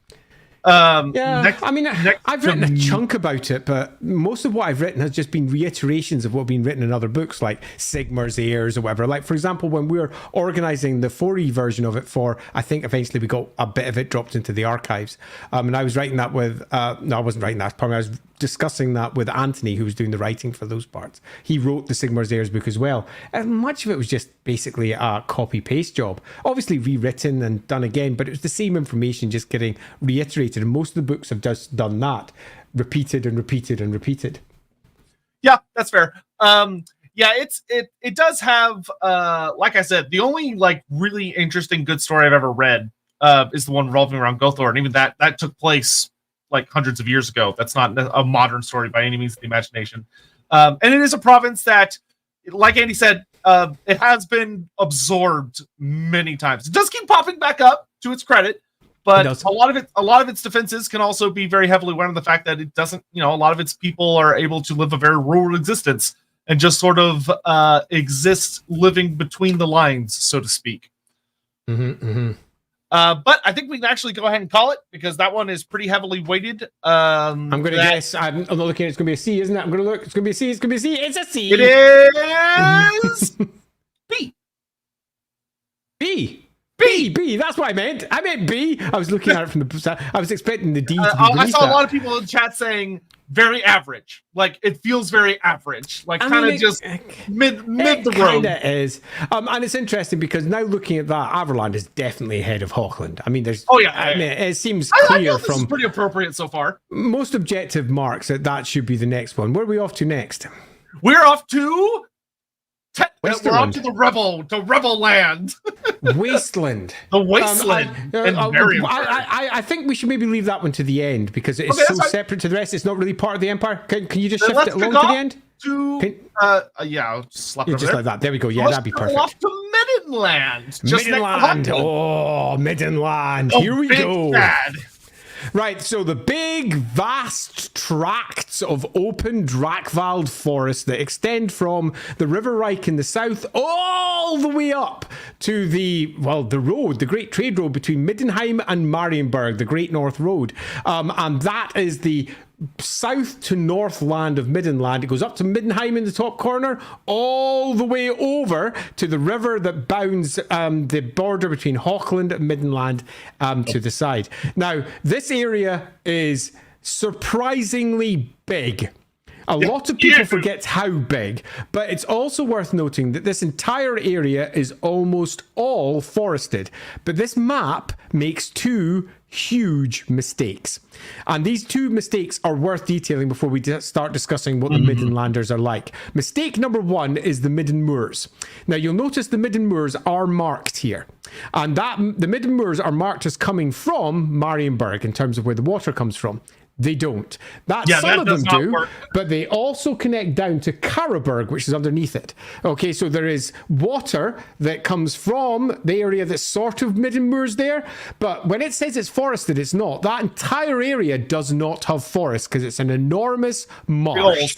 A huge swampy marsh. Some of it are moorlands. Some of them are more like the bogs that you would expect from Northern Europe. So think like peat bogs and similar. So less a swamp, more a bog. And that's one area that's very different. The next one is the Schadensumpf. Now, the Schadensumpf is much further north. So where it says the Great North Road, where the word road ends, all the way up to the border with Nordland, that entire area is an enormous, and I do mean enormous, swamp. The far extremities of it to the eastern side are about 110 miles away from Middenheim. And this swamp is where the very first Fimmer stories were ever written. So we're talking, for any of you who know what the Fimmer are, the very first Fimmer that Games Workshop ever wrote, and the first adventures were set here in a place called Camendum, and the barony of Camen, which was here in the middle of a giant swamp up here. They would later on be associated with the Cursed Marshes, much more so down near Marienburg. Now, I'm bringing this up because this great, huge forested area isn't quite as forested as it first appears, because we also have the Howling Hills. Now, the Howling Hills are are nicely marked, and you can see where they are on the map. They're down near the bottom right-hand side, of there, and most of that is not forested either. Some of these are great canyon-like hills with the wind whistling through them and howling like the wolves of the patron god of this area. And this area is mostly completely deforested. There's an enormous bastion up towards the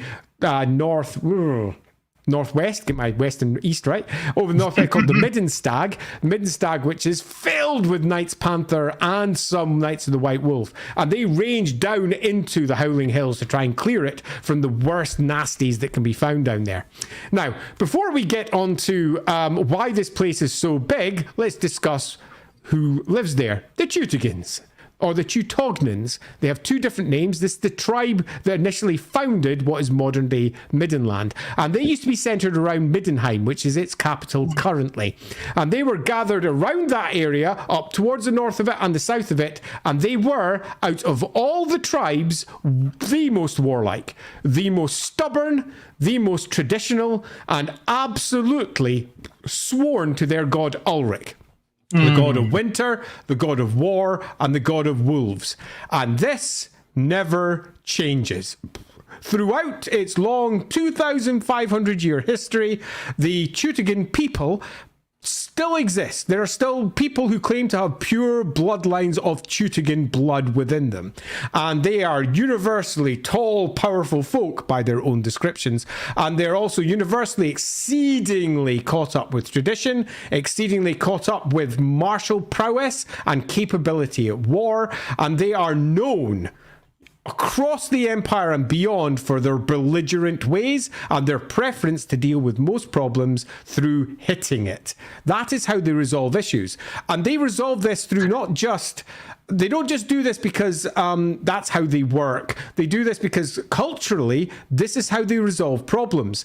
And where other people often see it as a problem, oh, you just might is right, and that's going to cause loads of people must die. No, they very much believe that when they are beaten, they back down. And it's for all they're exceedingly proud, they very much believe in the might is right. And if you are beaten, then you back down. And Sigmar takes advantage of this because he went north way before the empire was founded, went up to the warlike Teutogens who constantly were a thorn in his side and were constantly causing problems, kicked living crap out of their chief and went, "You're mine now." And they all went, "Yep, you're right. Might is right." And to the day, 2,500 years later, the Teutogens still claim that they will bow to only one, and that is Sigmar. That is it. And whilst individual elector counts or various, let's say, leaders of the Teutogens have been defeated at one point or another, they have never been defeated as, let's say, Sigmar did it, as in claimed. Because they always came back. Now, of all the provinces, it's one of the larger ones. And the reason for this is because it incorporates an entire other province within its boundaries. All of the southern part of it, leading all the way up to the Schadensumpf in the north, used to be Drakvald. This is one of the lost provinces. And this entire province was given to Middenheim in particular by the last elector count of Drakvald. We'll get to that when we cover the Drakvald in particular. Yes. Because there's a whole story there. But the Middenheim and all of Middenland have a whole host of things that are worth saying about it. Number one, they don't have a breadbasket. Which means, number two, it's nowhere near as populous as you'd expect for the size of the place that it is. And while it might look like it's one ginormous forest, there's loads of patches around Delberts, which is one of the primary cities in the centre of Middenland. It's a little bit further west, but here it's closer to the curl of the Middenland bit. Yeah, about there. Yeah. Okay, so Delberts, which used to be in the south in the original maps, by the way, but it got moved during the Storm of Chaos.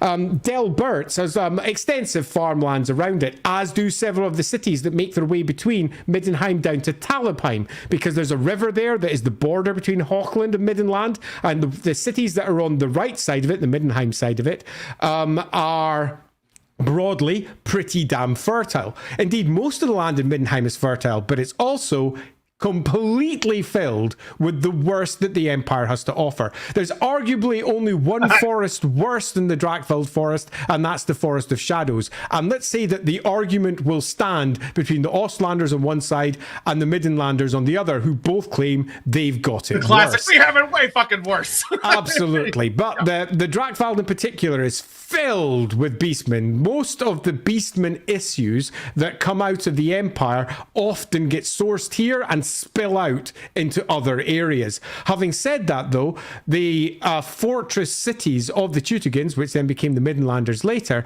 have managed to hold off against this, not just repeatedly, they dominate the area. But every time they try to cut the forest back, the forests grow right back again, because this is not the real world.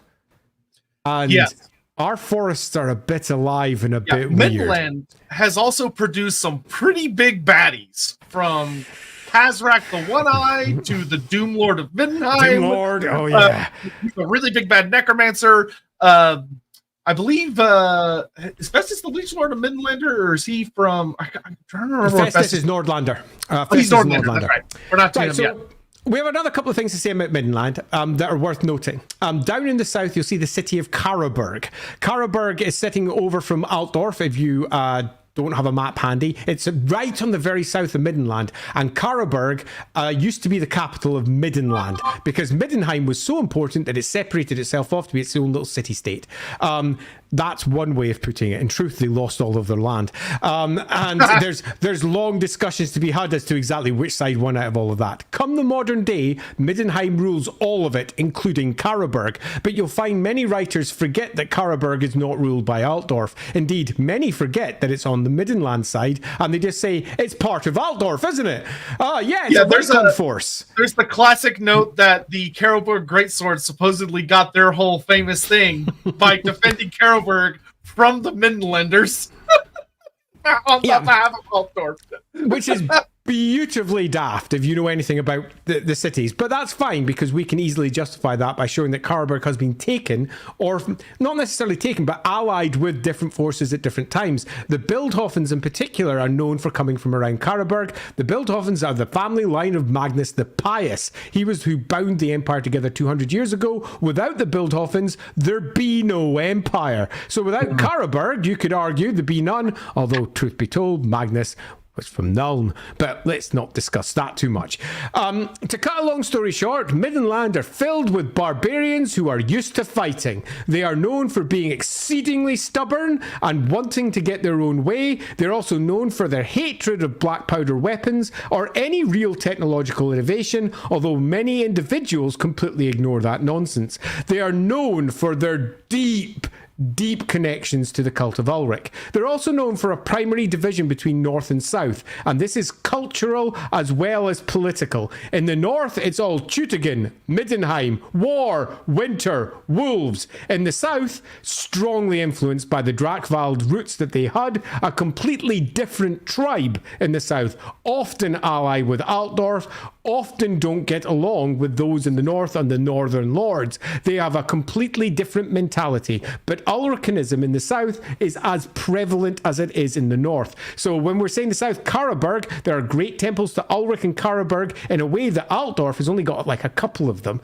where Karaberg definitely has more. So Ulrich is the primary god here. That's a LAWhammer joke for those that are watching. Hey, Richard, it's not unfair. So we have a north-south cultural divide, and this has been a divide that has politically also been the case. Middenheim has often been completely separate to the southern part of Middenland, and they've often been ruled separately. The Bildhofens have long ruled the south, for example. Middenland has also been ruled from Delberts, the capital that used to be in the very, very centre, the middle of Middenland. That, in many respects, harks all the way back to the Drakvalder times, and you've got the Drakvald deeps and all manner of ancient dragon holds that are held in the mountains that are not far away from the Schadensumpf. Nowadays, there is as many dragons kicking around the Drakvald forests as there are wolves running around Scotland, in that there isn't. But one presumes that come a great rise of magic or a great incursion of chaos, some of the old ancient dragons. And if they're going to wake up anywhere, it's going to be down in the Drakvald deeps, where the old dragon lines of the Empire line still rule to this day. Hochland is great, or as we called it once, Hochland. Thank you, Ricky. Hochland.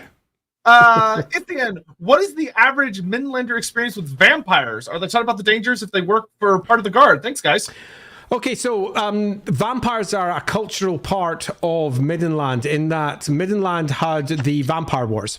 And the Vampire Wars reached up into Middenland and extended all the way to Middenheim. And they have stories that led back to some 500 years ago, up to around about 250 years ago. And culturally, they fought off and generally believed that they beat the vampires.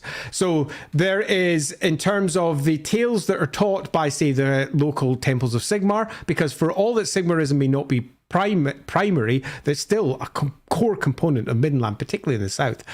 Their priests will be preaching about the tales from 250 years ago, how you must keep these things out. But they are generally seen to be something that were an external invader that came in, rather than a lurking enemy that is currently within the borders. And that arguably is completely wrong, because vampires certainly are in the area. Yep, Holy Artist. Hochland is like Belgium in Europe. That's not nice. Holy Artist. I mean, it's not unfair. It kind of does fulfill a similar role in many ways. Lars, hey, how do you guys feel about the suggestion Belgar wasn't the one to establish Fold in the Eight Peaks? So, if you're talking about the new Arcane Journal, we'll talk about that kind of at a later date. But what I will say is that the dwarfs, multiple times throughout their history, have established footholds in Carrick Eight Peaks that lasted for a little while. And then they eventually got their shit rocked and forced to retreat. Belagar was not the first to establish a foothold. He's just the most recent, you could say, in if you're looking at 8th edition timeline, and he actually managed to really get stuck in. Obviously the Arcane Journal is saying that 200 years ago, there was another who managed to get a decent foothold, but they might change the canon a lot, but I would say that it's very possible that we are simply going to see them be a failed expedition later in time. We'll see. Yeah, although it wouldn't surprise me if they accidentally would not surprise me in the slightest. Yeah, Darius Rose. I think we both have the same opinion on how that might turn out. Yeah.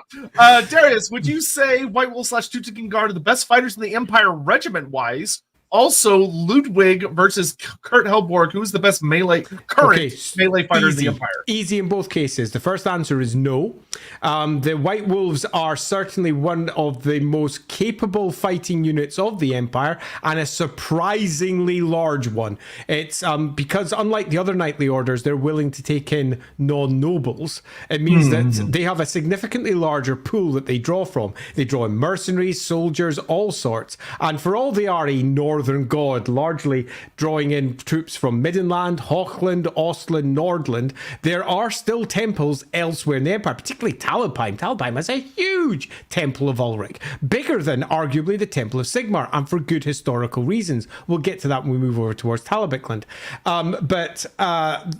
Every single Temple of Ulrich has got a unit of Knights of the White Wolf, and they are there. They are, much like all fighting forces, somewhat variable. They fight through the summer. They winter in their temples, and they're of a variety of different companies that you'll find, but they're not necessarily the most elite. They're too broad to be the most elite. Many of them are. The Teutocan Guard in particular are very good. The Gold Company of White Wolves are also exceptional. That's the bodyguard to the Ulrich himself, who's the head of the cult. But I wouldn't necessarily say the best. Between Ludwig and Kurt easily. Ludwig Schwarzhelm, just look at his stats. He's rubbish. He's fine. He's fine. He's a really good swordsman, but he's the Emperor's champion. He's not the best swordsman. He's generally described as the best swordsman. He just isn't. There's multiple examples of better swordsmen in both the literature and the game. And we've got well-known figures like Kurt Helborg himself, or Marius Leitdorf, who is by far the better duelist between the two of them. Then you have lesser well-known figures like, say, Johann von Mecklenburg, who would probably eat Kurt Helborg for breakfast. And if you want to tie that into our discussion today, he would almost certainly be the Elector Count of Soland, should there ever be one, kicking the Toppenheimers out because they are wannabe rulers. Okay, some quick ones. Middenland's culture does have any links with the non-chaos culture of Norska? No. And this is an interesting one, but yes, I'll answer this briefly. The Teutogen tribe came across the World's Edge Mountains and were almost certainly what many would refer to as a chaos tribe, as in they came from the northern wastes and they settled in the empire. But they are 100% normalized to the local community. They're not chaos worshippers. They never were. Ulrich summoned them, according to their own myths, from across where they were to what they refer to as the holy hunting grounds, the sacred hunting grounds of Ulrich, which is the area around Middenheim. And then, or arguably all of the Reich Basin, depending upon which story you go with. And so they arrived in. Later on, the Norse were, well, they were local to this area before. They were here.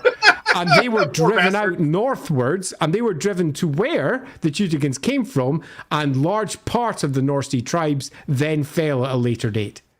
Yep. Redwood, are there large numbers of children of Ulrich to be found in Middenland? It's the only place where you're likely to find them in any numbers, but I wouldn't say large numbers, no. Although you might find that at later dates they decide that, you know what, we're going to do an Ulrich army, and children of Ulrich, they should be one of our units. Yeah. And suddenly they proliferate, but as it stands, children of Ulrich, as in those who believe they are descended from the god Ulrich himself and can shapeshift, are in relatively low numbers.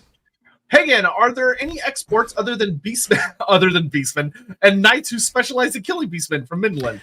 The Knights Panther, the richest order in all of the Empire, has its primary chapter house in Middenheim. That's worth noting. But exports, I mean...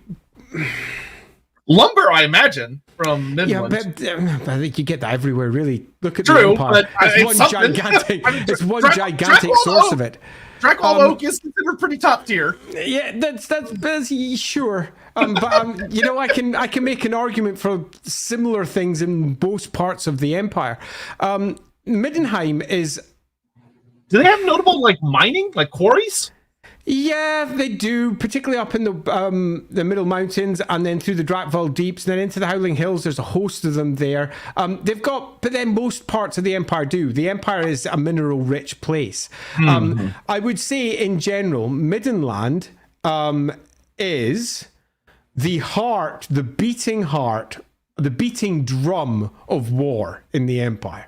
If you're looking for somewhere that represents the desire to conquer and push out, it's Middenland. And that sometimes is a benefit and sometimes is an advantage. They do produce all manner of different local, let's say, trade. But broadly speaking, so do most parts of the Empire. But they have, I'd say almost without compare, a far higher level of martial competence. They are constantly at a state of total war with their own province. If you're looking for the total war province in the Empire, this is it. They're always up to it. And they have obviously the border with the Wasteland over on the side as well. It's a horrendous place to live, but most of the cities are very well defended, with wide areas cleared around them, with large farmlands around that as well, and then big patrols, often of some of the most proficient knights that the Empire has to offer, patrolling around the areas. So yeah, it's a fun place. Yeah, it's worth noting that the Black Pit, which is a very sacred location of the Forest Goblins, the Black Pit is in the Middenland, which we have a whole stream if you go watch our Spider God stream. Yeah. And I would personally wager, it's certainly, I wouldn't say it's guaranteed, but it's possible, very possible, that the Heart of the Dark, which is considered the core heart of the Beastmen, where all their paths lead to, is also potentially in the Drakvald. It almost certainly is, particularly when you just take a look at just how much influence the Beastmen have over the deepest forest. If you want to view Middenland in terms of how it's populated, imagine the rivers as veins that move through the forest, and through these veins you will find various cities and towns spotted along, and then two primary roads. No, I'm going to say three primary roads through Middenheim. One goes from Altdorf to Middenheim, through Middenland, pardon me. One goes from Karaberg up to Middenheim, and they meet about 3/4 of the way up. The other one goes from Middenheim over to Marienburg, and the other one goes from Middenheim down to Talabecland. And along these roads, they are exceedingly well patrolled, and there is many towns and villages along the way. And other than that, dangerous. it is exceedingly deep forest. And this is the vast tracts of forest that are often just filled with the worst that the old world has to offer. James Rose asks, what is the nastiest / top predator / what's the big bad monster in the Drakvald that shows up? I mean, you can almost choose a faction and choose a monster because it's going to be there. A spider, Gorgons. Yeah, definitely. Yeah, absolutely. I mean, literally everything can be found in the Drakvald. It's a horrendous forest as far as adventuring into it.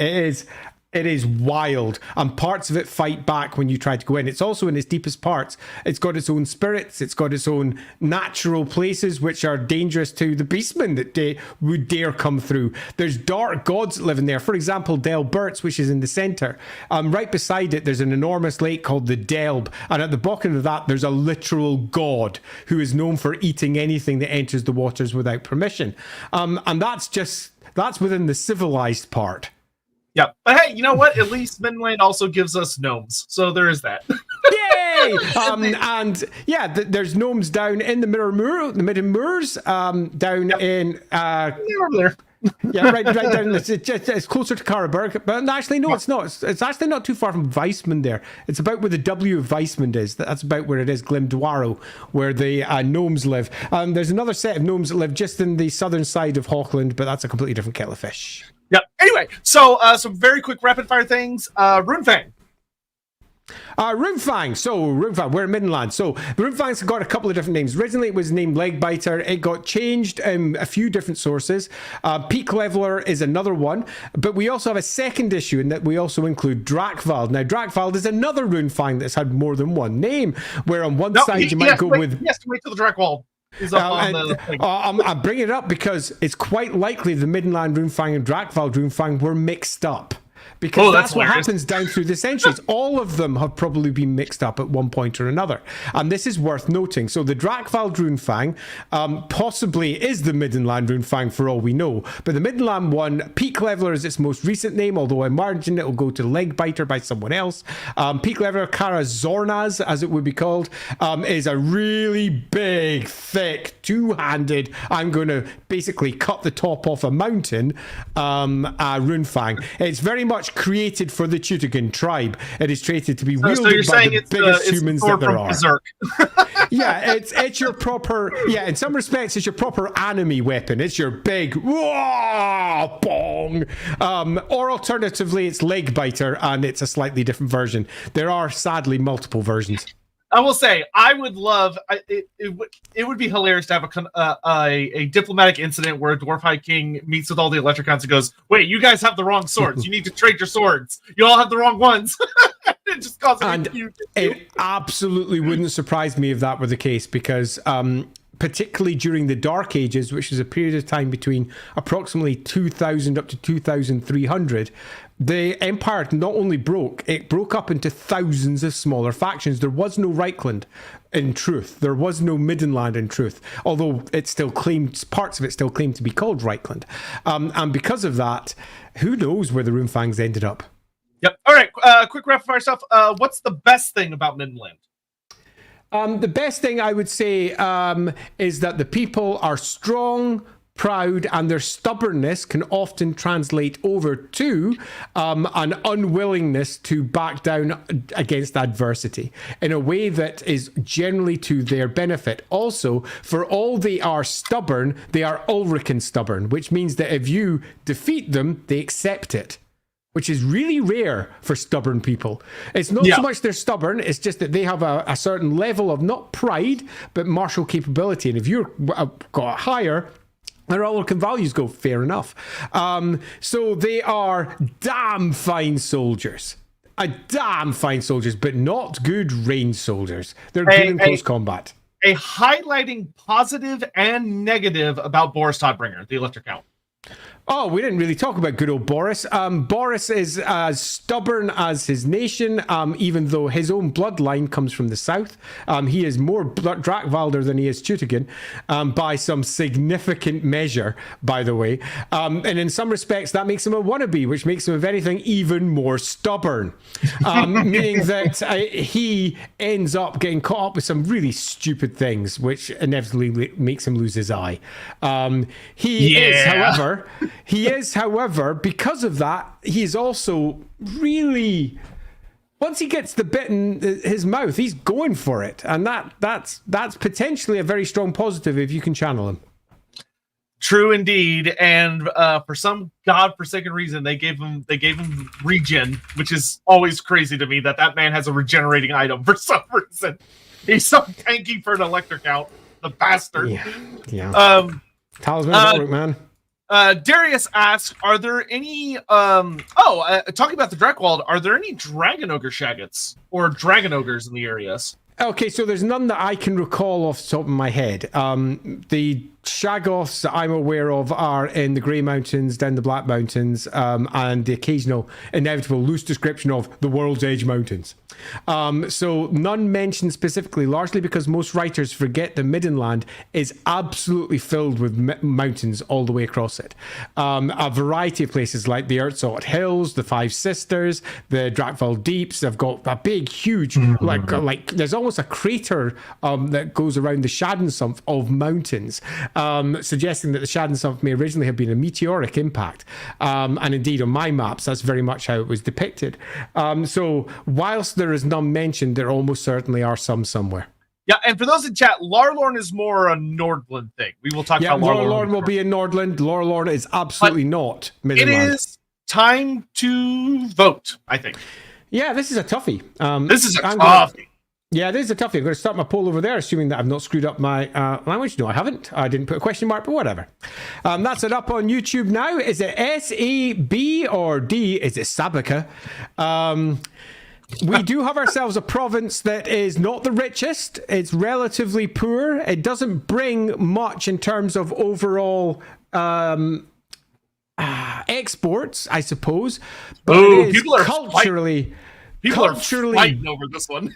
Yeah, culturally exceedingly deep, and has managed to take in an entire other province within its borders. An entire province is within Middenland now.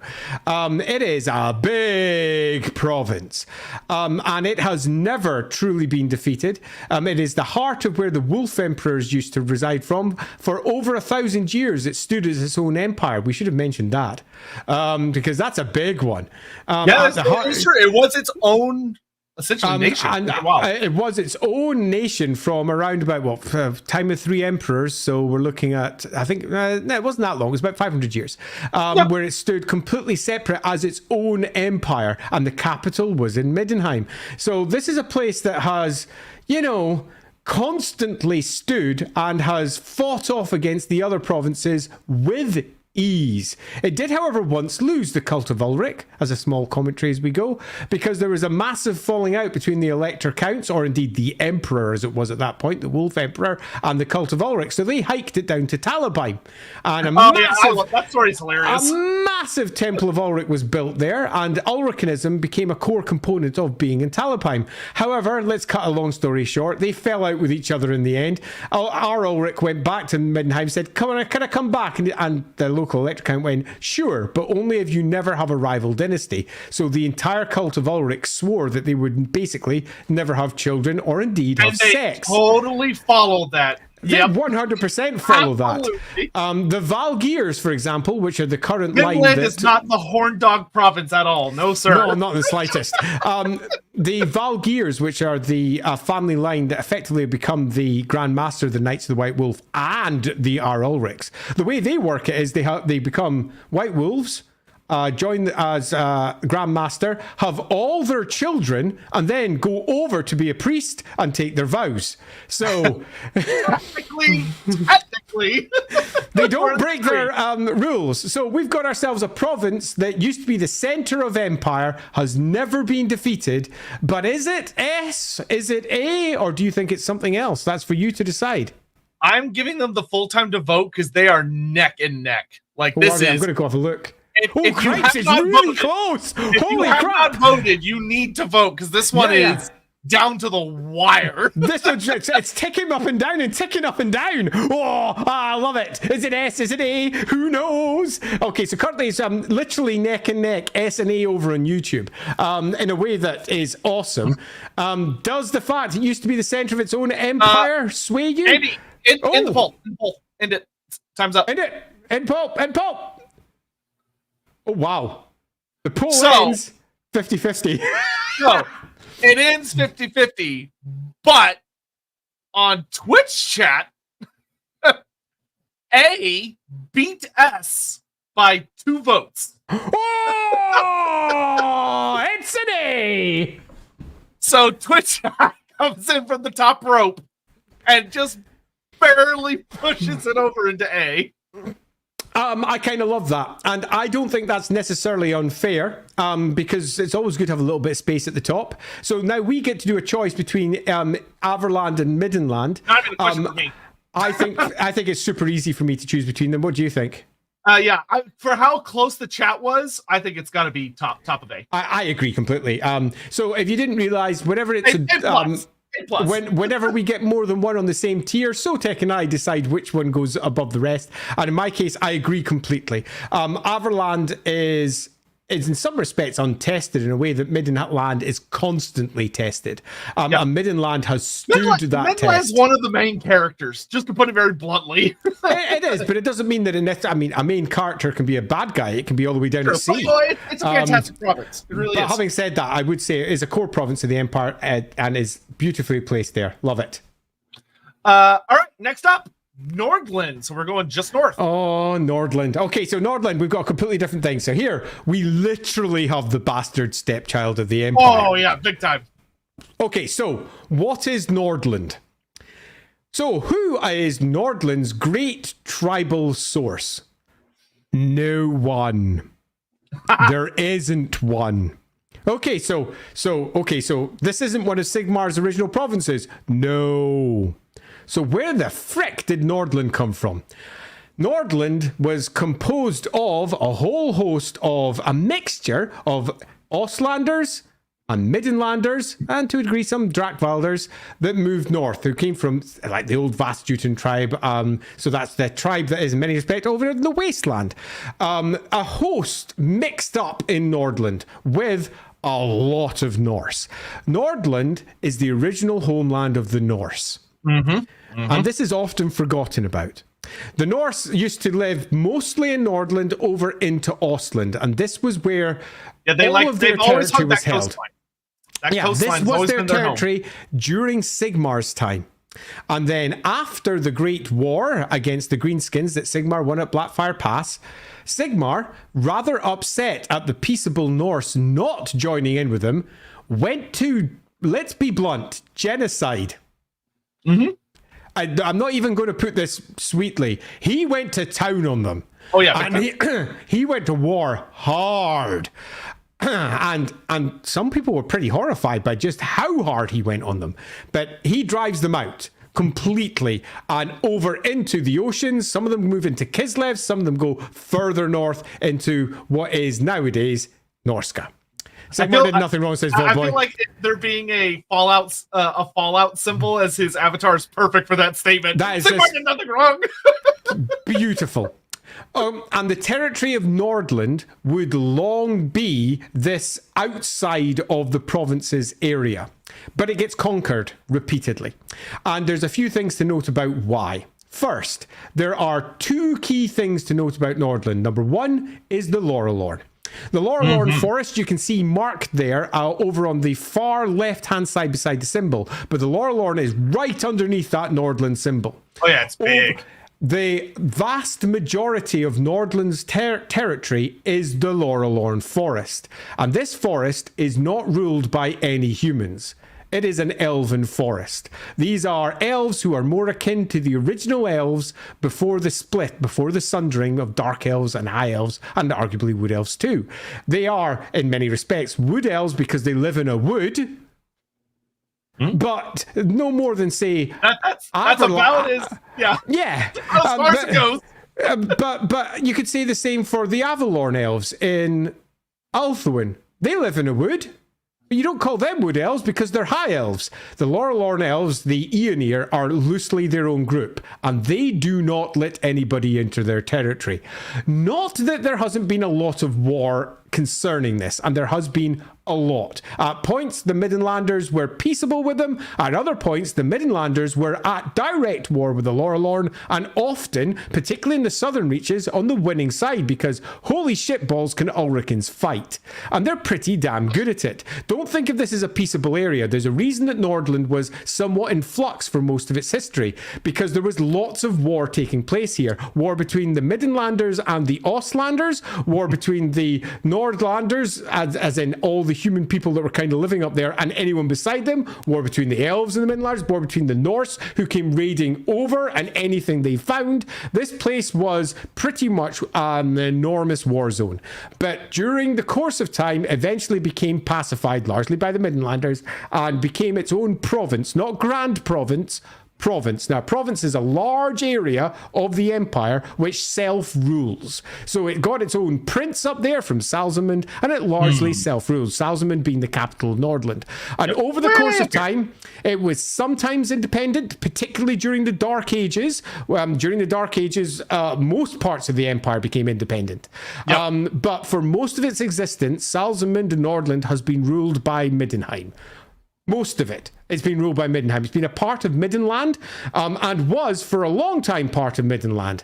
However, something happened. Now, I'm going to say something because there's multiple stories on this. And there's also multiple points when Nordland becomes its own grand province. In some books, it's been a grand province for over 1,000 years. In other books, it's only been a grand province for 8 years. But that makes no sense because there's elector counts of Nordland mentioned in some novels all the way back to like 2480. So there is a lot of conflict in the lore. And I do mean a lot about Nordland. It doesn't really matter because what we can say for certain is that not for a very long time, not for a long time at all, Nordland became independent. And like the Scotland of its affair, didn't keep its independence for very long, depending on which version you go with, but eventually becomes fully independent by the end times. And the Gaussers, who become effectively the elector counts up there, and also claim to be the elector counts of Marienburg, and also claim to rule all of the Lorelorn, the Gaussers, who rule from Nordland, who rule from Salzamund, take control of the north. Now, what are the people who live here? Think of everything that the Norse offer and mix that up with everything Middenland offers. And that is the Nordland folk. They are universally known for being belligerent, traditional, extremely sweary, and I do mean extremely sweary. They're tough, though. They're very tough. and warlike. But perhaps surprisingly, they also have the best navy in the empire. And this is something that is frequently forgotten. Now, depending on your source, this navy is either extremely new or it's been around for over 1,000 years. I wrote most of this material, so I can say with a certain amount of authority that the Nordland Navy is the Empire Navy as we think of it. So if you've ever seen any Empire ships out there, the best examples of them have come from the northern ports. And if you go with the most recent version of 8th edition lore, there is a lot of ports in the north. Now, if you go with the roleplay game, they completely forget about this. They tend to go, oh, there's a couple of ports, and there's these are saving there, and there's New Emskrank, and they're all about 1,000 people or so. Bullshit. If you go over to the fantasy battle game, there's at least 15 major ports up there, all of which have got significant anchorages and have got fleets. It makes sense. Who else is holding off the Norskins? And the Norskins have to be held off by something. So you'll find that the roleplay game often forgets what the battle game offers because many of the people who write the roleplay game don't read the battle game as deeply as they should. So so we have ourselves a big force, and historically, some of that also comes from Marienburg, where Marienburg, many of the Marienburg noble lines fled up into what was vacant territory, effectively in Nordland, so they could take hold there. Many others went up into Reikland, and that's why Reikland has got the first fleet, and the second fleet of the navy is up in Nordland, and it is by far the most powerful navy, maybe in the old world now. And that is worth noting. Spicy. It's a spicy take, but it's a more powerful navy than the Wasteland. It's a more powerful navy than Kislev. It's a far more powerful navy than Bretonia. I was going to say, we're going to get some angry letters from Bretonian fans.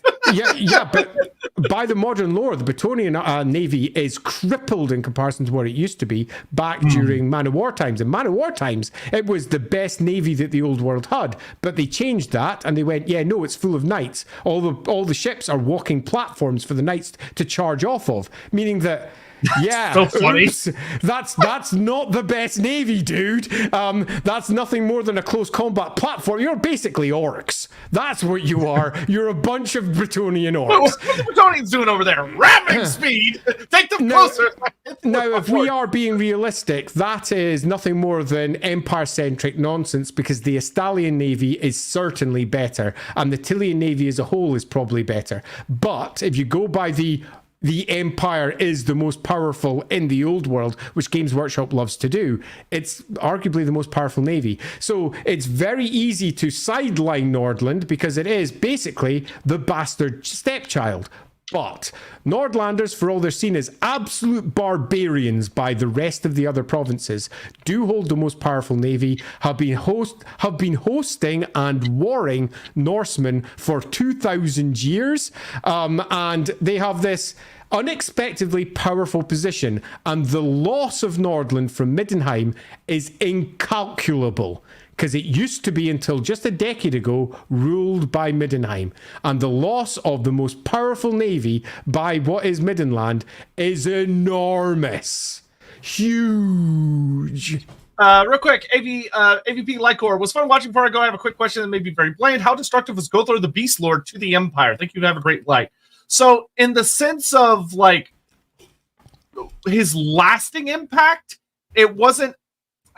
He was extremely destructive, but he wasn't able to take Hergig. Hergig checked him at the end.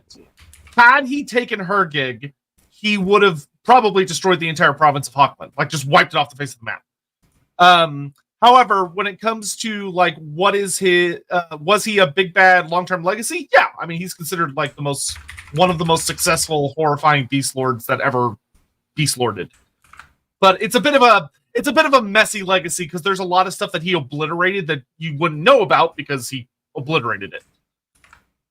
While we're getting the poll up, just some rapid fire questions for Andy while that's going up real quick. Runefang. I was just sorting my point. Okay, so Runefang, disputed. But generally speaking, it's the Runefang of Westerland. So that's the Runefang that was originally held by the Elector Count of Marienburg. And again, this is one that is disputed. Westerland is given more than one. So it's generally Crowfeeder, Krali Gulgaz, if you wish to go over to its original dwarf name. And that's almost certainly the Runefang for what would have originally been Westerland. Okay, does it have, so we have, like, the White Wolves of Ulrich. Does it have, like, a notable animal or creature or anything associated with Nordland? Nope. Major export, I know they... if you're looking for core iconography, it tends to be, particularly in the north, it tends to be boats. Yeah, boats. Boats. If you're looking for primary religion... Silver and salt. Salzman has got his salt. The Silberhugel right beside it. They've got their silver. But having said that, though, most parts of the empire, as we said before, their primary exports are they all equal out. Everywhere you go in the empire, you can say yes, but they've got copper, they've got tin, they've got steel. There may be some people that really fucking like salt in the audience. I know I'm one of them. yeah, totally. and that being the case, yeah, you're definitely going to get it. The biggest thing to note about Nordland is that its territory is really small. It is very small in comparison to what most people think about it. It's huge when you take in the Laurelorn. Oh, absolutely huge. Which but when they you do knock out the on their Lorelorn, maps. which they do, when you take out the Lorelorn, it's a sliver of land which is still bigger than Hochland, because it's surprisingly sizable up there. But nevertheless, it is quite small. Population-wise, there's only one probably smaller, and that's Hochland. Arguably, Nordland is the smallest. But having said that, though, with the massive increase of naval business to the north, the population up there has swollen not just by thousands, but by tens and tens of thousands. The greatest great ships of the Northern Fleet have like crews of over 800 to 1,000 themselves. Some of these ships are so large, they're basically floating towns. And there are multiple great ships up there. So the population is far bigger than many realize. Yep, and things have been getting exciting there in like the recent times of that. A lot of ships setting out for the New World have been setting out in recent times from Nordland. So Nordland. That theoretically means that some New World gold and other goodies are coming in through Nordland. Yeah, I would argue that if the Warhammer world continued, Nordland would probably become an entirely independent nation. In that the strength of its naval fleet would allow it to be completely independent, and it would be the heart of a new expansive empire. Let's see. How much does Nordland and Norska hate one another? I'd say pretty intensely. It depends. No, I would actually pull back on this. The there's a different here. A significant amount of the Nordland Navy are Norscan, which will surprise a few of you out there. The reason being is that Norska is not a monolithic block. Norska is a whole host of different tribes and clans, all of whom have very different ways of interacting, many of which are entirely peaceable, many of which up there are proper Ulricans. There's an entire throat of the wolf Ulrich place up there. And they trade with Nordland as much as they raid Nordland. And by that I mean different Norscan tribes handle it differently. So the answer to that question is more realistically extremely complicated.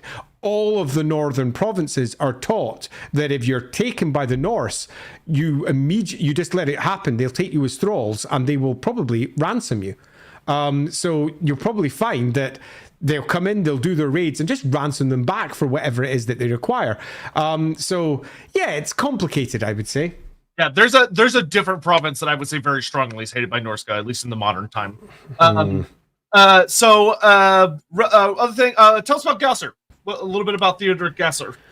There's not a lot to say about Theodoric Gausser, in that most of the lore that we have has been recently messed around with and contradicts our older stuff. Our older stuff, he was young. Our more recent stuff, he's much older. Our older stuff had him as someone who was relatively dynamic and involved with the fleets. Our older stuff, very not. The Prince of Halsman is someone quite different.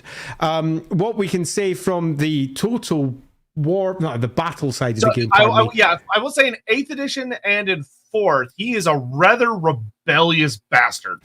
Though, if he's the villain in that scenario, depends very heavily on your perspective. Yeah, what we can say for certain is, if we look at the overall picture, is that he cannot be on good terms with Middenheim and must be in good terms with Altdorf. Literally must be. Because there's no other way to justify how Nordland exists otherwise. There is none. It is a proper loss. Middenheim should be going to war with Nordland over how much of a loss that it is. We also know that Gausser has deep interest in taking Marienburg.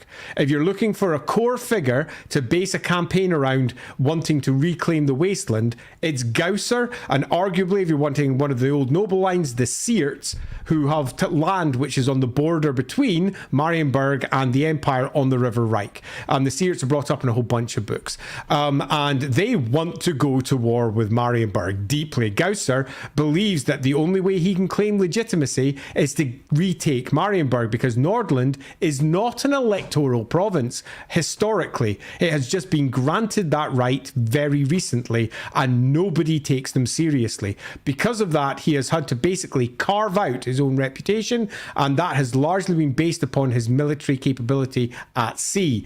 And that is something that's relatively galling. Thus, he wants Marienburg, and historically his family bloodline are connected to there. He believes he's the Prince of Marienburg, and it should be his.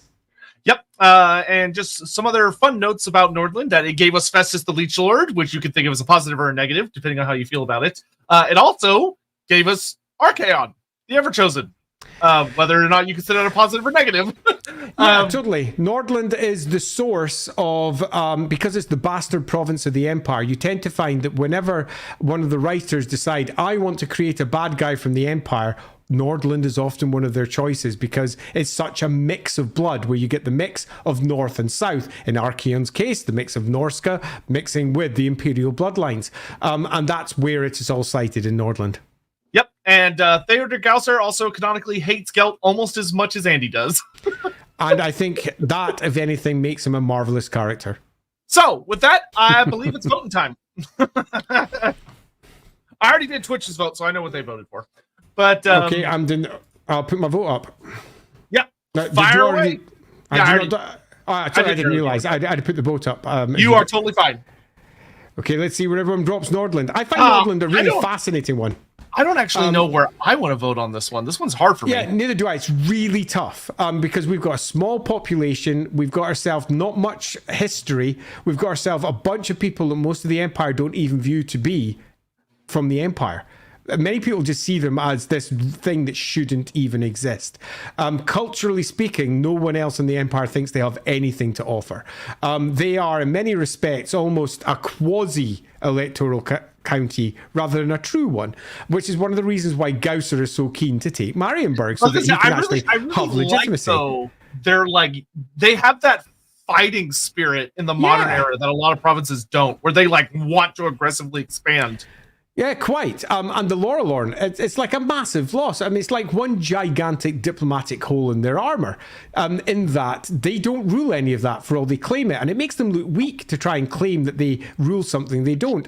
Gausser literally claims to be the Prince of Marienburg, which makes him look like a frickin' idiot. An actual idiot, because he is not. And he is not the protector of the Lorelorn. He is anything but. He's never even been in there. So there's some definite weirdness going on with the province, but nevertheless there is this sort of fighting plucky spirit. They do have an enormous navy for all it is relatively recent in terms of its true capability, and it's powerful and held in the north. It will become the primary launching point for various naval attempts to move out into, say, Albion, according to which version of the background that you go with. So Nordland is this interesting launching point. Yeah, it's a really interesting province, and it's really, really tough to play. So I'll be interested to see what you all drop it as. It could be literally almost anything.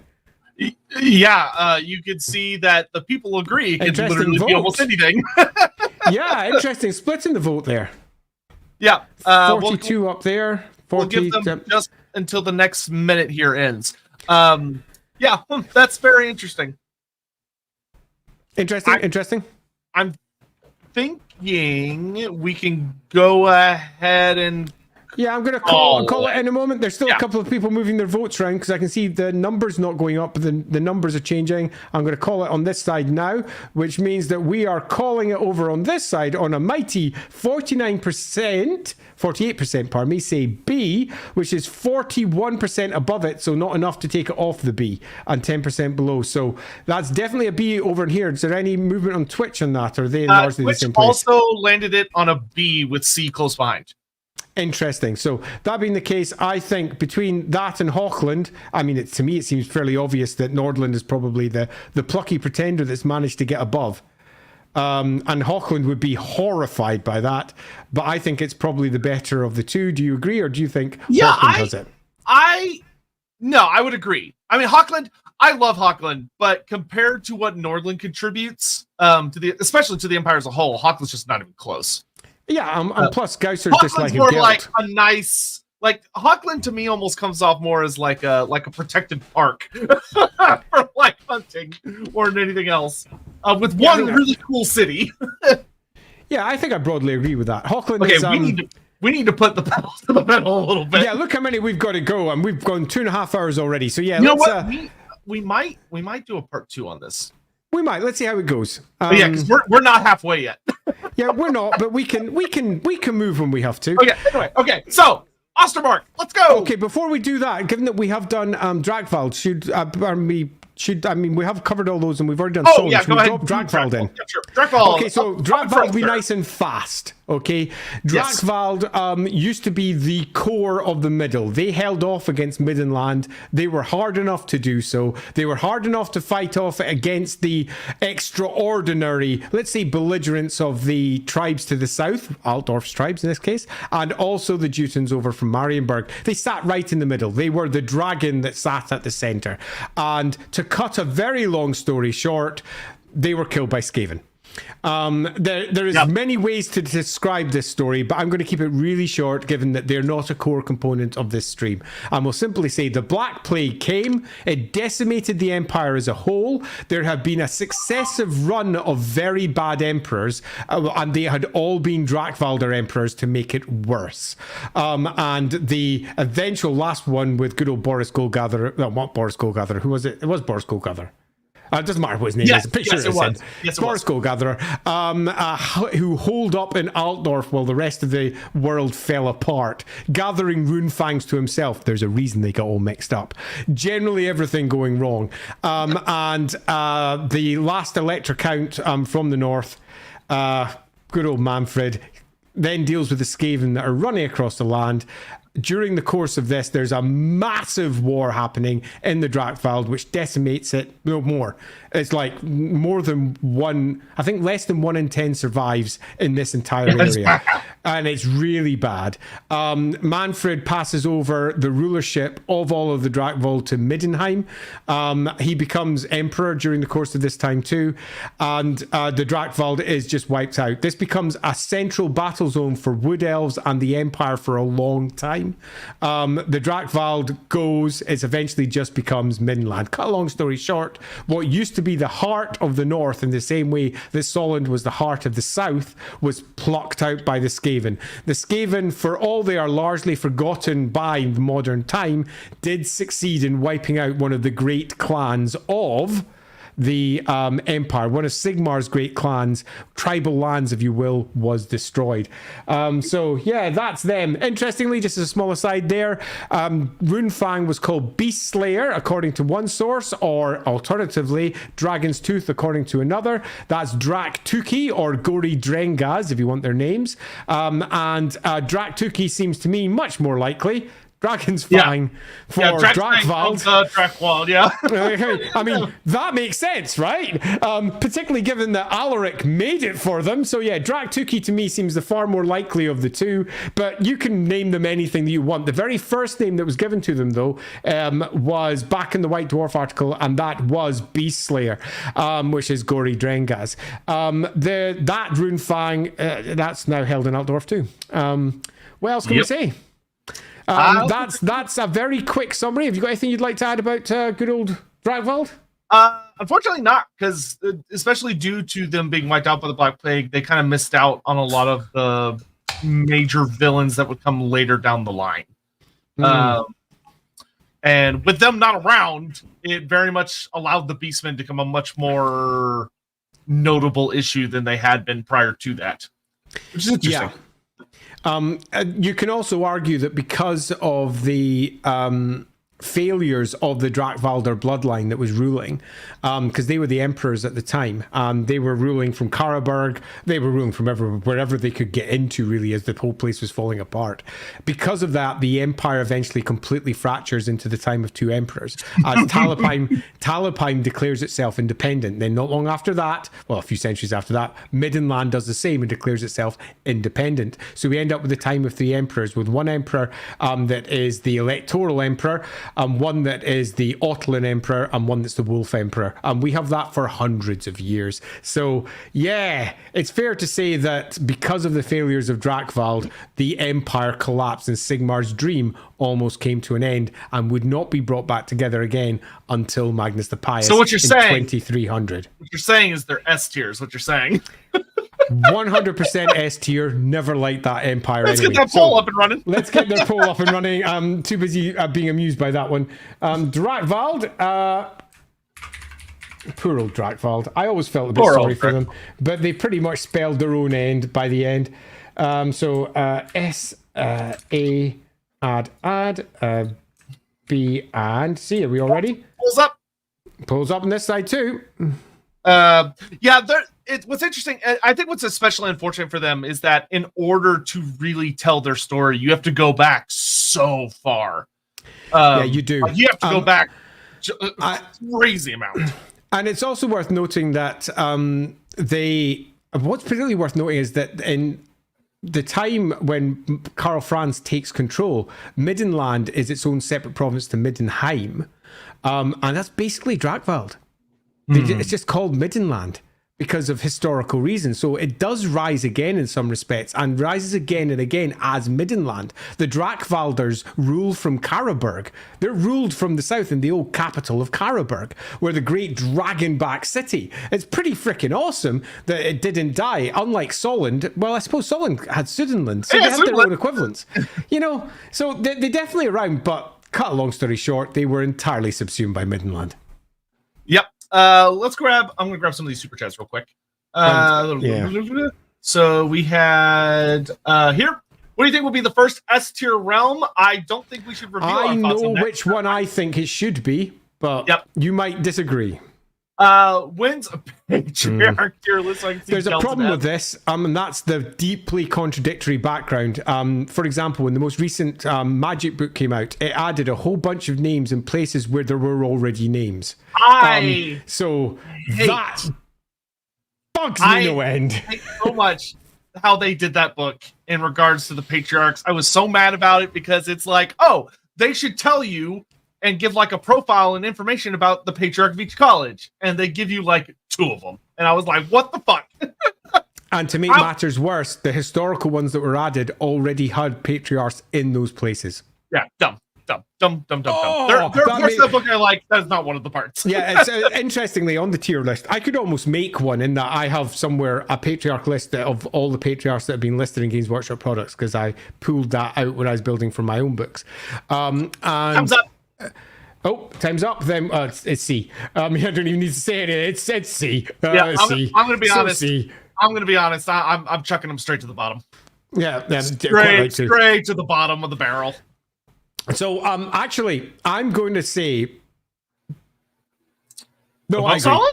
No, okay, I was going to say. I can make arguments because the bloodlines, because of all the failures of the Drakvald line, it's the Drakvald line that pulls it back together again, because the Bildhofen is from Drakvald. So Magnus is ultimately it was them who pulled it apart, but it's also them who pulled it back together again. There's a good story there. But the fact that they made it fall apart, screw them. All right. Yeah. We are on to Ostermark. Hey, Ostermark. I love Ostermark. The good leader of Ostermark. Okay, so all right, Ostermark is a fun one. And it's a particularly fun one because before I do Ostermark, we should do Mootland, because that's before it alphabetically. I guess the Moot. yeah. All right, fine. We can do the Moot. That's fine. You can't go wrong with the Moot. Okay, so the Moot's super fun, and this will be a relatively quick and easy one. Bring out your cocks. It's time for the Moot. The Mootland is an electoral province without, and this is the big one, a rune fang. Because there are several ways to get an electoral vote without one of the rune fangs. You can be, for example, the head of one of the important cults, and at various points in history, different cults have held votes to vote in the next emperor. For example, come the end times, Sigmar's cult had 3 votes, and the cult of Ulrich had 1 vote. But previously, the cult of Tal has held votes, the cult of Rina's held votes at different points in history. You don't need to have a rune fang to get an electoral vote, but you can. If you have a rune fang, then you're pretty much guaranteed that you're reading a province somewhere.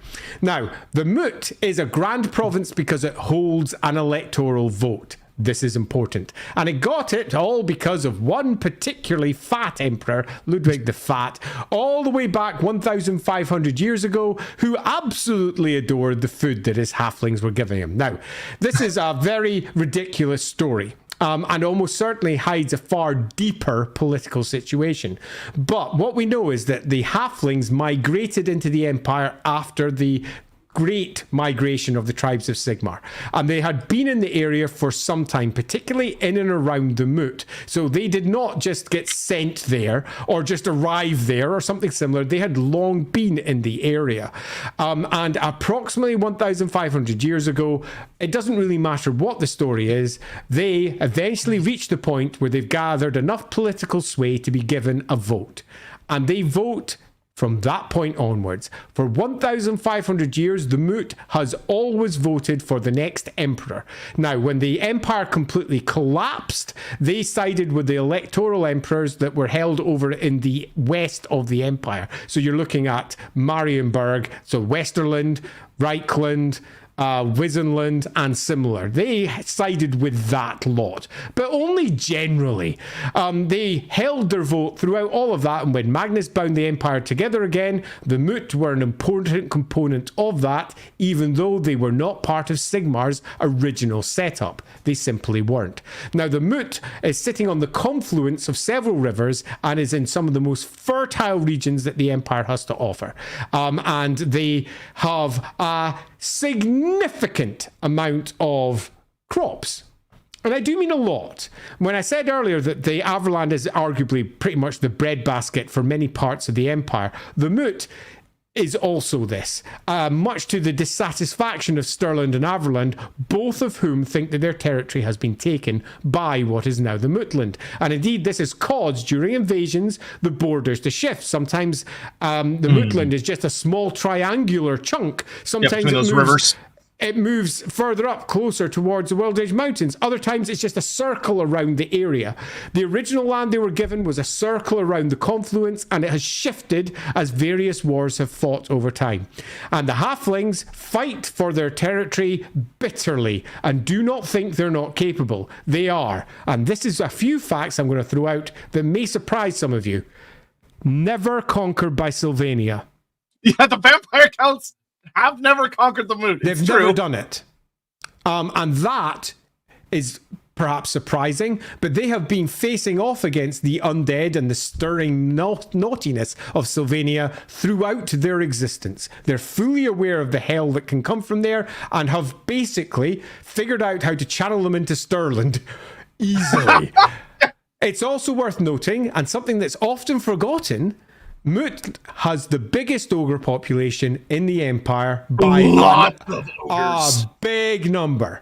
There is a lot of ogres in the Moot, and that could be arguably one of the reasons why Sylvania tends to go in a different direction. We don't need to worry about them. I'm also going to give you another potentially non-canonical reason for why it's the case. We have strong evidence that necromancy doesn't really work very well against non-humans, anywhere near as well as it works on humans. And if it's all halflings and ogres, that makes it tougher. It's a different fight. But if you go over into, say, for example, Stirland, you can wheel up to them and say, hey, join me in life or death. Your choice, man. Go up to the halflings and they're like, yep, we're just going to sit here with our bows and we're going to shoot you all day. And we're going to keep shooting you all day till we're all dead. It's going to take a long freaking time. Go somewhere else. Plus, they go underground. It's also worth noting there is, in some very rare parts of the lore, which I wrote, a gnome settlement very close to here as well that are perhaps responsible for holding off large chunks of the potential Sylvanian invasions up to its northern border. And the reason that the gnomes were put there was to help justify why the Moot had never been properly taken, given just how easily Stirland and Averland took chunks of the Mootland at various points in its history. It obviously can't be that hard. So that being the case, there needs to be some justification for why the undead were held off. And a gnome community there, in fact, the capital of the gnome community, makes some degree of sense of that. Beyond One thing I also like about them is that they're very diplomatic. The Moot, super, like, you would be shocked how good their relations with Zufbar are. Shocked.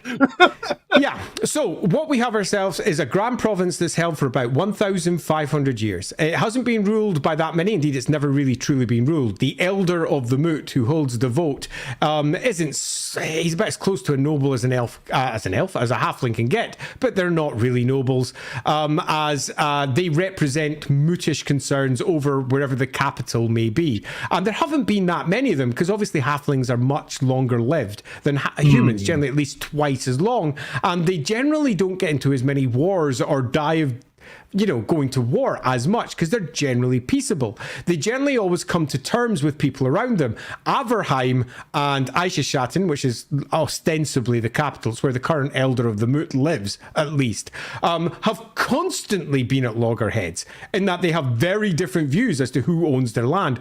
Old Styrland, which is the large chunk of land which Stirland claims to the north, which is full of the old forest and et al.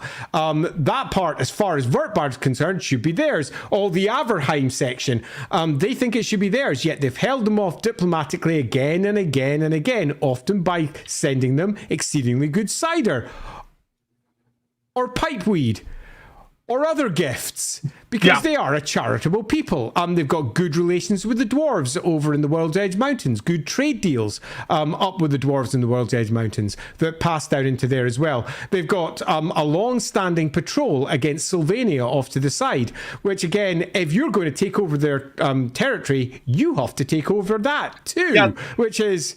One of the things I do find it so delightful that of the three big bads of the Vampire Wars, only Conrad attacked the Moot. Yeah, Manfred and Vlad didn't. Which is and they also, it depends which Moot history you go with, but they didn't conquer it. They went like that through it. Yeah, it's a fun thing. Generally speaking, it's a great wee corner of the empire. The weather down here is generally always mild. The food down here is luscious. They've got tree men sitting inside the Altern forest to the north. They've got gnomes sitting over up to the northeast as well. Worth noting as well, surprising criminal element. Yeah, smuggling. Yeah, they're also a hive of criminal activity as far as the rest of the empire is concerned. But, and I think it is very worth putting a but here, because, hey, you have to. What? They don't offer that much to the empire as a whole. Occasionally you get small mercenary troops of halfling archers, but they're not the most warlike. They don't really pay attention to any of the great religions of the empire, the great cults. They're not Sigmarites, they're not Ulricans, they're not Talites. They don't even pay that much attention to their own gods.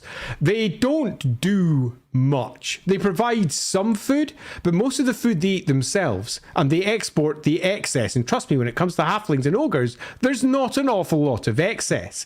The excess tends to be goods you can't eat, like pipeweed. They sell a lot of pipeweed outwards, and that gets them, let's be honest, not a lot of money. The Moot isn't rich. It's not the most poor province, but it's one of the poorer ones. There's a reason that they don't generally do very well in the great political scheme. It's because they have no great concern with politics, and they've got not a lot of money and not a lot of influence. What they do have, though, is pretty good standing with everybody, because pretty much everyone, to a degree, goes, well, it's just them, innit? And they kind of let them off with everything. So broadly speaking, the Moot is mostly inconsequential, and indeed some writers, the protected child of the empire. And most provinces kind of forget about it, but simultaneously, when it gets to true trouble, it digs its heels in hard, its furry heels, and it fights. And it fights, and then you get a surprise when the tree men come out of the forest,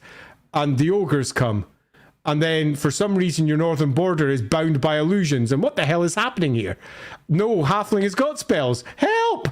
Nevertheless, it's been conquered multiple times by other parts of the empire. So do not think of this as some unconquerable province. Quite the opposite. It's been conquered again and again. It's just somehow held against Sylvania in a way that, say, Stirland didn't. Yeah, they have had some ugly run-ins with ogre tribes and greenskins especially. I mean, some ogre tribes have just come in and eaten tons of them, because because there's a lot of ogres there doesn't necessarily mean they'll be on side. Yeah. All right, let's get the vote up. Yeah, I will always love that it is one of those places where if you're not careful and you go in there and start making a big fuss and a muss, that Zufbar will come down on your head hard, because the current king of Zufbar's dad is buried in the Moot. He is. And if you fuck with his dad's tomb, he's coming for you. Yeah, he is. Easy one to forget, that one. Good old Barrendon. All right, go vote for the Mootland chat. Try to resist the urge to meme too hard. Give an honest opinion. I know that's hard on the internet. Do your best to think about where it sits in comparison to, say, the ones we've already voted for. Can you bring up the vote already that we've had? So can you bring up the electoral? Yeah, bring that one. So is it better than Middenland? Is it better than Hochland? Is it better than Soland? Where do you think it sits? Try to be as realistic as you possibly can in terms of where it goes. I may have spoken too late. You may have done so. I should have given the try not to be too hard speech about 3 minutes earlier. Yeah, look at that. There's an awful lot of, I think, crazy votes going there. Yeah, but hey, you know what? There's a what do you call them? A dark horse in every race. So while it's going, I'm happy to place this as a B. This is a clear B. Yeah, I would agree. I would also put the Moot in B tier. B tier. This is a B tier province. And by that I mean it doesn't bring anything to the Empire as a whole. It doesn't bring any great military experience. All right. You know what it's got most is a little bit of willpower. That's a fair counter proposal. That's a fair counter. It's not Warhammer without comedy. You know what? That's fair. That's fair. I mean, not unfair. Okay, we're interestingly, this one's also been voted for more than any of the previous provinces this one's as well. Record in vote. So this one's pulling in some more votes. We'll leave it up for about an extra few seconds. If you want to change your vote, now's the time to do it. I don't even know if you can change your vote. You must be able to. I've seen the votes go down. Vote, you're locked in. Oh well. Ricky Chapman, isn't there a strange cult that sacrifices people in the Moot? Yes, there is a Children of the Corn themed cult in the Mootland, where supposedly halflings capture and sacrifice people to the spirits of the harvest, which makes sense. It has little upside, but has literally no downside. I love this. This is exactly how the Moot got an electoral vote. Love that one, Mark. It's happening again. Because we've got our votes in over on YouTube. Time is up, and we have a mighty 53% saying S tier. So that means the Mootland with its giant cock, and yes, it is indeed represented by a giant cock, a standard joke about halflings in general and their particularly large cocks, brings us to... Well, we're on Ostermark now. Please say we're on Ostermark now. Let's go.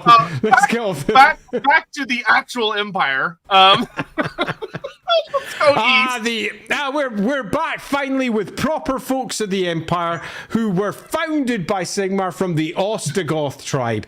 Now, the Ostrogoth tribe are... Oh, this entire place is interesting. The Ostermark is not the province we see today. So I would just like to start with this one because it's really easy to forget this. The province that we see today is only part of Ostermark. Ostermark used to extend all the way past Kislev to the World's Edge Mountains off to the side. There. Okay, now see the River Erskoy? That used to be its northern border. And that used to be its northern border all the way to the World's Edge Mountains. Yeah, so Ostermark was one of the larger provinces, much like Talabecland was one of the larger provinces. And its province has always lain in the shadow of the World's Edge Mountains. It has always had that slightly darker, spookier tone. In terms of overall gods, depending upon which source you go with, the Ostermarkers are either devout Sigmarites, devout Ulrichs, devout Talites, and they kind of all got... put up two devout Morians. And this is an unexpected third angle that came in around about the mid-2000s where the Ostermark started picking up its own flavour. Particularly given that post the arrival of the vampire counts, the southern border of Ostermark simply changed in later editions of how the entire province was written. And they started going, this entire place with its eerie downs in the middle and its dark dead woods in the south, particularly beside as the lore for Mordheim was dropped in. The old capital of Ostermark, down in the south of Ostermark, Mordheim, had fallen in the year 2000 when a great comet came flying through the sky and struck it. And ever since, all that wood, the dead wood down in the south, leading up to the Erie Downs, leading up towards the Griffinwood up in the north, it just became spooky and it became weirder. And if anything, the Ostermarkers followed suit. They became far more ritual based. They became far more, well, they were an Eastern folk. And if you don't know, the Empire is not the monolithic group that it used to be all the way back in the first edition of Warhammer, where they're basically German folk. They started bringing in extra ethnicities, and the Ostermarkers in particular were very Eastern in how they looked. They looked very Slavic and beyond in terms of how they were presented. Mm-hmm. And in later editions, they started becoming dark-haired. They range in some editions as short people to tall people. By the gods, have the Ostermarkers changed a lot over time, by the way. Hey! Warpstone, what are you going to do? But slowly but surely, yeah, totally Warpstone, their people sort of coalesced into this group of deeply religious, deeply superstitious people who had relatively ridiculous Eastern accents. Eastern accents, indeed, that are so ridiculous that mummers would often use it as, so that'd be people who were doing plays or people who were doing street theatre, would often put on an Ostermarker accent to show someone who was particularly stupid. So you'd put on an Ostermark accent to basically show someone was an idiot. And we're not talking about country yokel idiot. We're talking so you're about... saying these are the Arnold Schwarzenegger accents of the Empire? No, it goes worse. They are almost certainly... no, worse. The Borats of the Empire. Okay, so they're deeply Eastern European, and they are viewed with a silly view from the rest of the Empire. And obviously, the people locally have deep cultural roots with their own accents, but the rest of the Empire like making fun of what is, and this is where we start talking down about Ostermark a bit. The invaded and destroyed and completely messed up province that is Ostermark. Yeah, originally, it was a province like any other. One of the grand provinces with its elector count, with its own great tribe, and it had an enormous area. Now, we're relatively late in our stream, so I'm going to loosely sum what happened to it. Two things happened to it. One, the Tulutans. That's Talabecland. Number two, the Kislev invasion, the Gospodars. Yeah, Gospodars. They're the two. Now, after that, the vampires. And they were caught in the middle of the lot, and they were seen, broadly speaking, as the center of sin by the rest of the Empire. So much so that when Sigmar's comet struck it in the year 2000, most of the rest of the Empire went, yup. Not a surprise. Yeah, that's up. Yep. Yeah, that's up. That place had fallen. It was broken, man. Cut a long story short, for all that Ostermark has deep, unique culture. It's based in dance, in swordplay, in many religions around Moor and fatalism. For all of that, they got subsumed by Talabecland, which invaded again and again and again, and eventually made it a completely subservient state, and eventually completely changed its politics, replacing its standard hereditary rules with a league of nobles who would vote in democratically someone to become their next, let's say, leader. So they basically appointed their own leader from amongst themselves, like a mini voting of an emperor. You could almost kind of claim it's a bit diplomatic, maybe a little bit, the League of Ostermark. Okay, so that's a little bit of a thing, but completely underneath the heel of Talabecland. Completely, because in the year approximately 1500, the Gospodars came across the World's Edge mountain like a tide, a frozen tide, and they took out over half of Ostermark and claimed it as their own. They wiped out two other tribes that were in the local area, completely took over the Ungauls as well. It was pretty much a shit time to be over in the east of what was the Empire at that time. And Talabecland took complete advantage of this and also attacked because, hey, why not?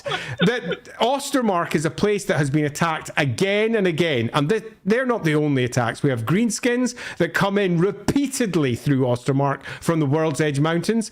There's a reason that Slayer Keep is not far, is basically just over the mountains here, because it's a hellhole up in the World's Edge Mountains there, and Slayer Keep is sitting at the very center of that, let's say, bank of awfulness that is the center of the World's Edge Mountains there. And they are War But a lot. they're still around. They have survived, all but barely. Yes, they have. And Ostermark has maintained its unique and ancient tradition. So, come the modern era, it maintained its League of Ostermark. It's not like any of the other places which have got a hereditary ruler. The Hertwigs who have come into current rulership are said to be very good at what they're doing. Beckhafen, which is where the Hertwigs rule from, is worth noting. It's, believe it or not, a primary shipbuilding centre in the Empire. Now, that might sound crazy, but you've got to remember the Empire has Rivers. only rivers.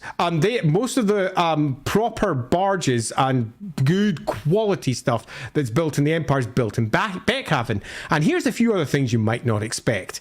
Over towards the where it says Erie Downs there on the map. Now, if you're looking at the map just now, you'll see there's a big blank bit of land up to the northeast of that. That bit's called the Veldt. And the Veldt is special because the Veldt has the best horses in the Empire. And I do mean the best. This is where the Knights Panther draw all of their steeds from. Now, obviously, they have got their own breeding programs in place, but they just don't breed as well as the steeds that have been bred in the Veldt. There is a group of horse lords there that have significant power because of this, and they are quite rich.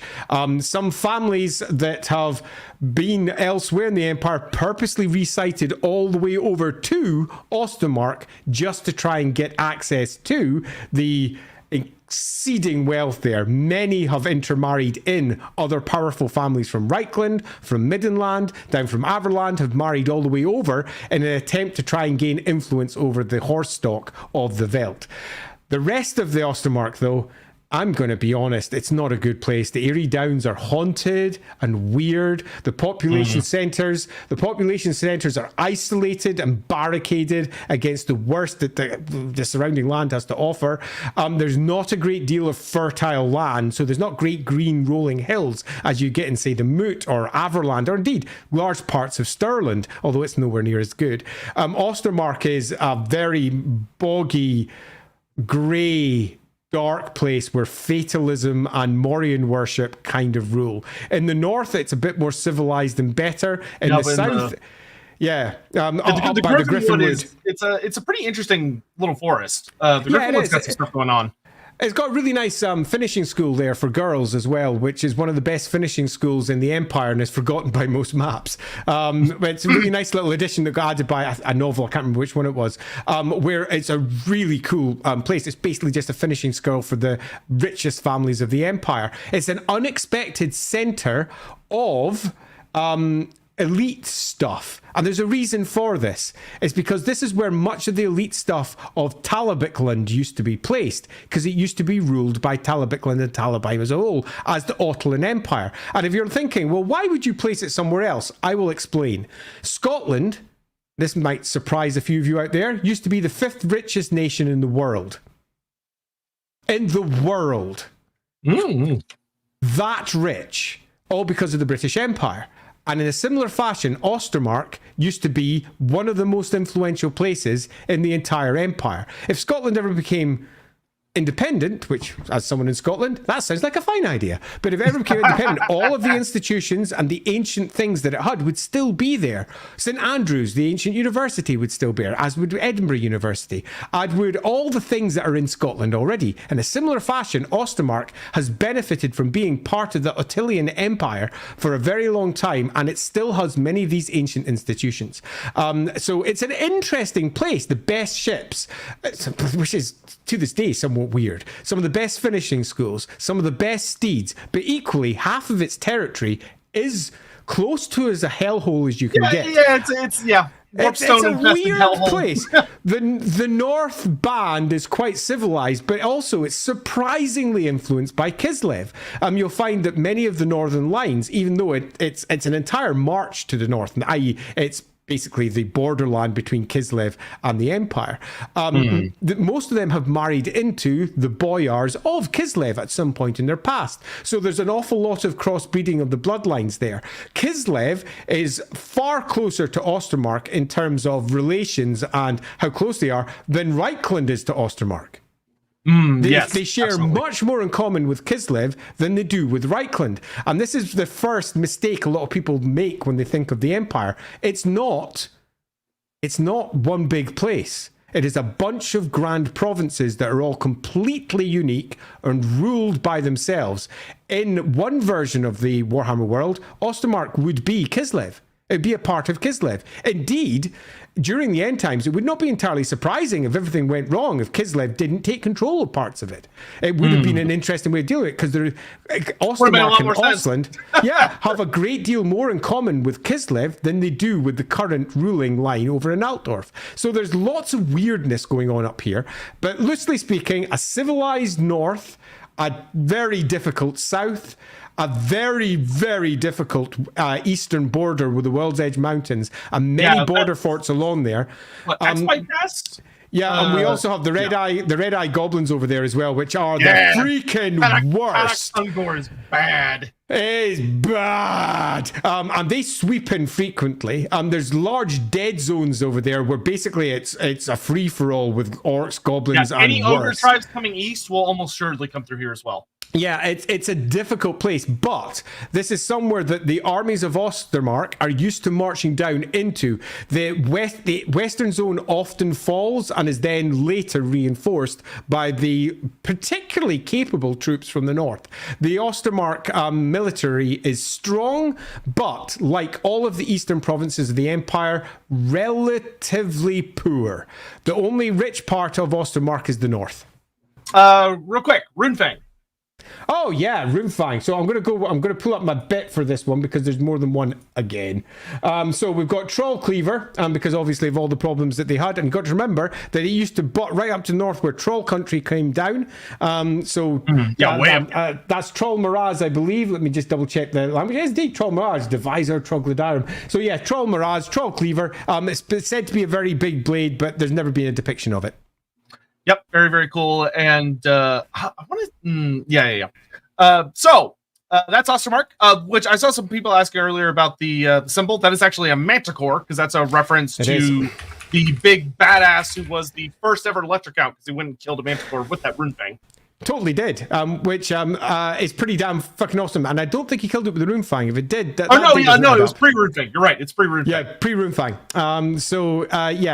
Pre-Runefang, and he kicked ass and chewed gum by himself and took it down, and it came to symbolize Ostermark as a whole. Ostermark used to be the great, and even its name, it was the Great West March. It held off against everything in the east, the Great Eastern March, and it held off against everything, but unfortunately, the poor bastards were on the receiving end of invasion after invasion after invasion, including from their own people. And by that, I mean other people of the Empire. David says, so Total War Warhammer 3 has replicated that very well. Poor bastards going to hit from all sides between Drycha, Azhag, and Vlad, smashing it early. Yeah. 100%. Yeah, it's sadly completely true. It is a pretty tough place. Ricky Chapman says, the Red Tooth Tavern in Mordheim, give it an F tier in my opinion, got too close to Mordheim in roleplay, and Beowulfs are watching us from the woods. Yeah, gotta watch out for those Beowulfs. They're pretty nasty. All right. I think we've answered all the main... any last-minute thoughts, notes about the Ostermark Elector count, Hertwig? Yeah. Hertwig was interesting. I mean, he was sort of given a little bit of extra detail over in the end times, but not a great deal. As I recall, large chunks of the East fell. It's the classic story of Ostermark. And then he swept down. He does have a battle dedicated to him right there. Battle of Hertwig's Folly. There he is, the Battle of Hertwig's Folly. Oh, that does not sound good, does it? No, if I remember right, I think he got in a fight with Talabecland and got his ass kicked. Yeah, again. And it's a really stupid place to put it, given how far away from Ostermark I know, it is. That's a little bit like saying... These two should switch. Yeah, that's an interesting one. Oh, over here. But this map, it's fair to say, is pretty poor in terms of where it places many of the things. It's loosey-goosey. It's a loosey-goosey, nice overall one. So I'm about to post a poll over on this side if you're ready to post yours. Launch when ready. Okay, I'm posting it now. So I like Ostermark. It's a embattled province that has survived, and it is a province that has brought I mean, it's poor nowadays, except for a few rich families, and most of those are borderland families with Kislev. It's got strong ties to Kislev. It has a long history of, well, let's be honest, warfare with Talabecland, and it doesn't like Talabecland, so there's some really nice grievances going on there. It has been a primary invasion route of the vampires up into Ostermark because it's a relatively easy push through dead wood there, and then into the Erie Downs where you can summon up all manner of nastiness. It's a super fun place, but that doesn't make it a great place for hitting high in a tier list. It does provide a lot of really important shit to the Empire between ships and high quality steeds. It does have a lot of. It does defend one of the major entrances to the Empire relatively successfully. Though, granted, the Slayer Keep picks up a lot of the slack on that. It does. As I say, I like Ostermark, and I've long enjoyed using it in my various games, and I think. But over the course of time, it has been beaten by writer after writer after writer, and it got worse the second Mordheim hit. Before that, there was no cursed area in the south, but once that was added, and then that spread out significantly. Sylvania had already made it a bit dodgy in the south of Ostermark, but then it spread out wildly, meaning that it was no longer the province that it used to be. It makes for an interesting place. Looking like it's a pretty heavy, obvious vote at the moment on this side. Yes, I would agree. I think you are. I'll give it just another 30 seconds. But go vote. I think so too. But yeah, we'll say I do think they have one of the most kick-ass banners. I'll give them that. I really like that Manticore banner. It's a good banner. You can't deny that. It is a great banner. I feel a bit sorry for Ostermark, given that originally it would have been like twice the size, almost 3 times the size it is today. I want to say the old world is actually quite a bit bigger because of some stuff that's going on in the old world. It's actually quite a bit larger, which will be interesting to see how that plays out. Yeah, actually, it might be smaller. I'd have to go look at the map because I know Kislev is a little. It's different, but I'd have to go look. It moved Kislev. It changed Kislev, interestingly, geographically, almost back to the first edition version. So they went back to Warhammer First Edition, Warhammer Fantasy Roleplay First Edition, and Fantasy Battle Third in terms of the mapping, rather than the 8th edition version that we were using. So that you can end the poll. It looks like an obvious B here. Big B, but that then kicks us into our court. Which is that's interesting. This is tricky. So Hochland in comparison to Ostermark. Okay, so Ostermark's population is significantly larger, and it holds a position of greater importance in terms. It is a march. It is holding off Empire borders in a way Hochland is not. But Hochland does hold off against the Middle Mountains to a degree. I think I definitely think it should be above Hochland.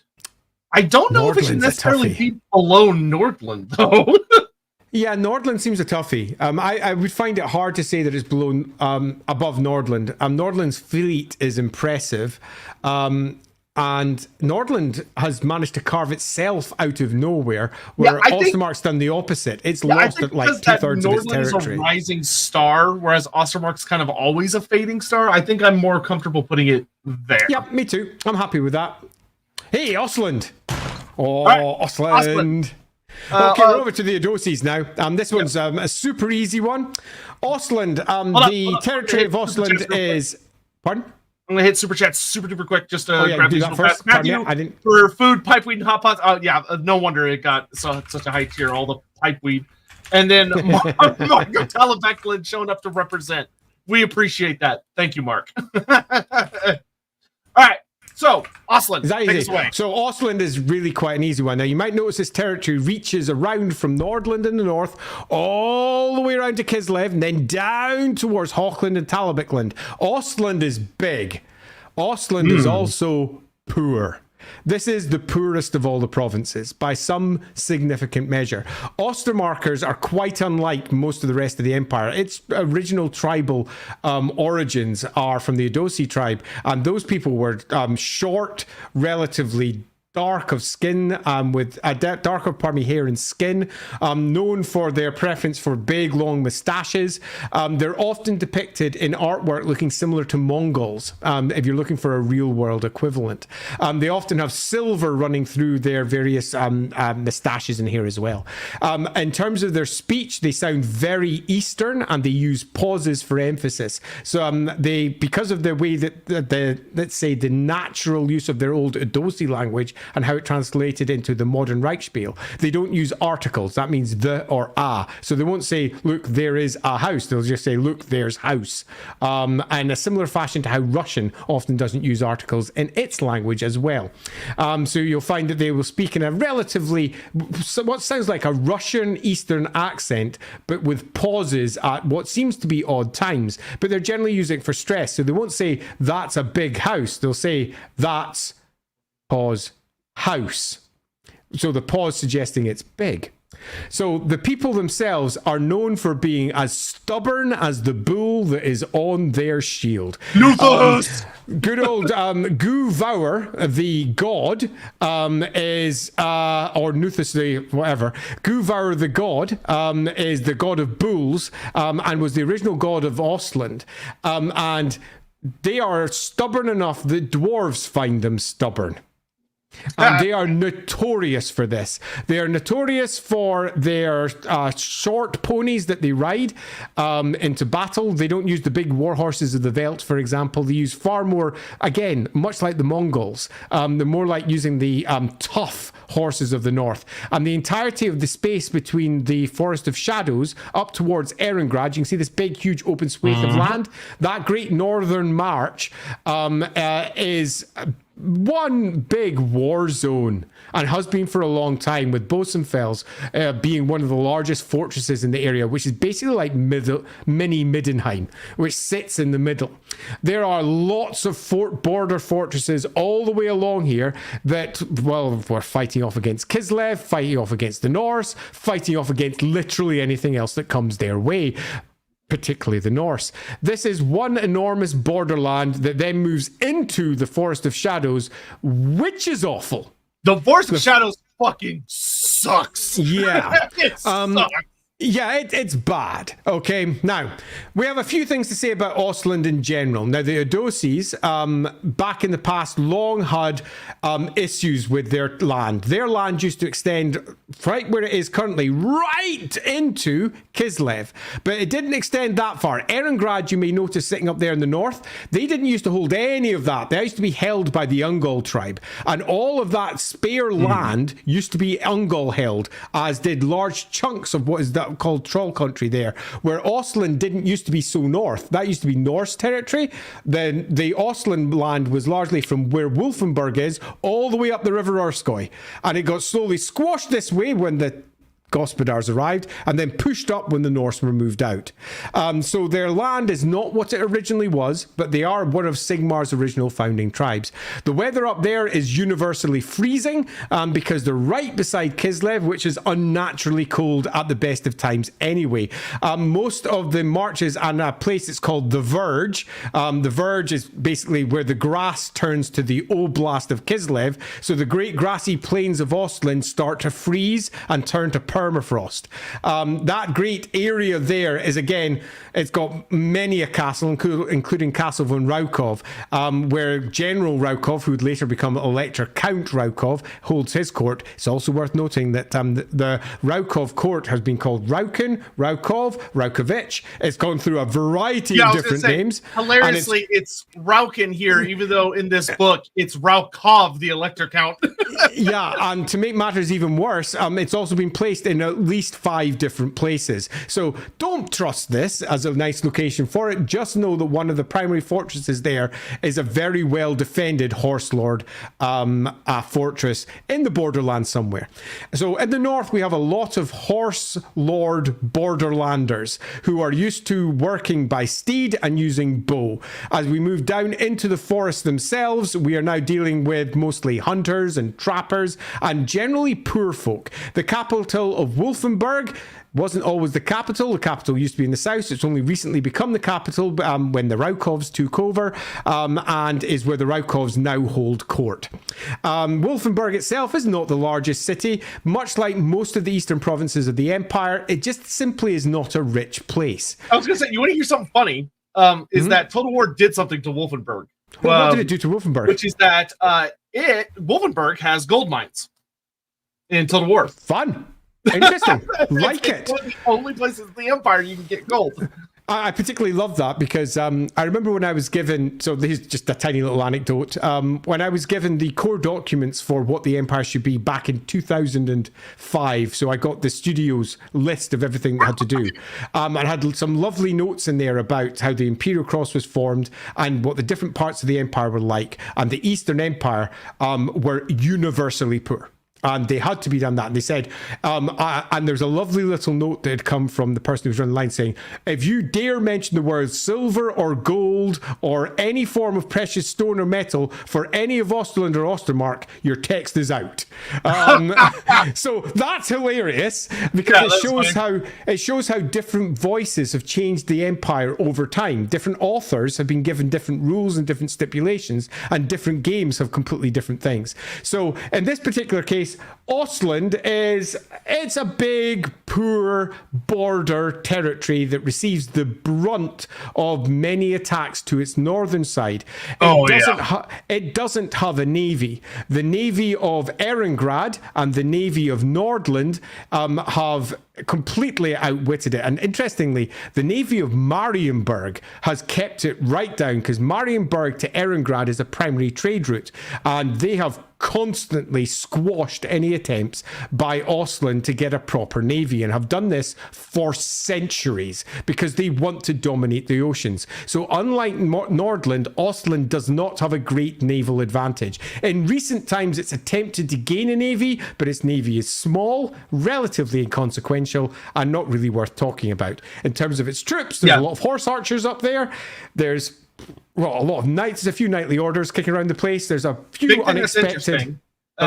These guys, in recent times especially, they have launched so many fucking lightning raids into Norska. It is ridiculous. Von Raukov burned the shit out of the Norskan coast in an attempt to prevent raids, and spoiler, made it way worse. Yeah, because Raukov.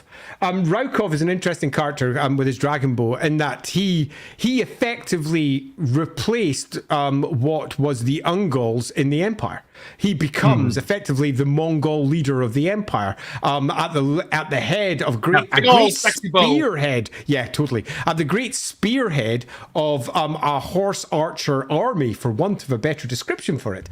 And this becomes, in many respects, a characterizing point for later Ostland and how they work. So they move from being this short, doughty, stubborn folk to being led by someone who really is lightning fast in terms of how he goes to war. Yeah, and I mean, to give credit to von Raukov, he is a beast at bringing war to people. Like he's pretty damn good at people in combat, or well, not in like personal combat, but like at defeating enemy armies. Chaos does not like him. But this comes back to bite him in the ass. You can see here at the slaughter of Volganov, where Volganov is obliterated by Count or Lord Mortken.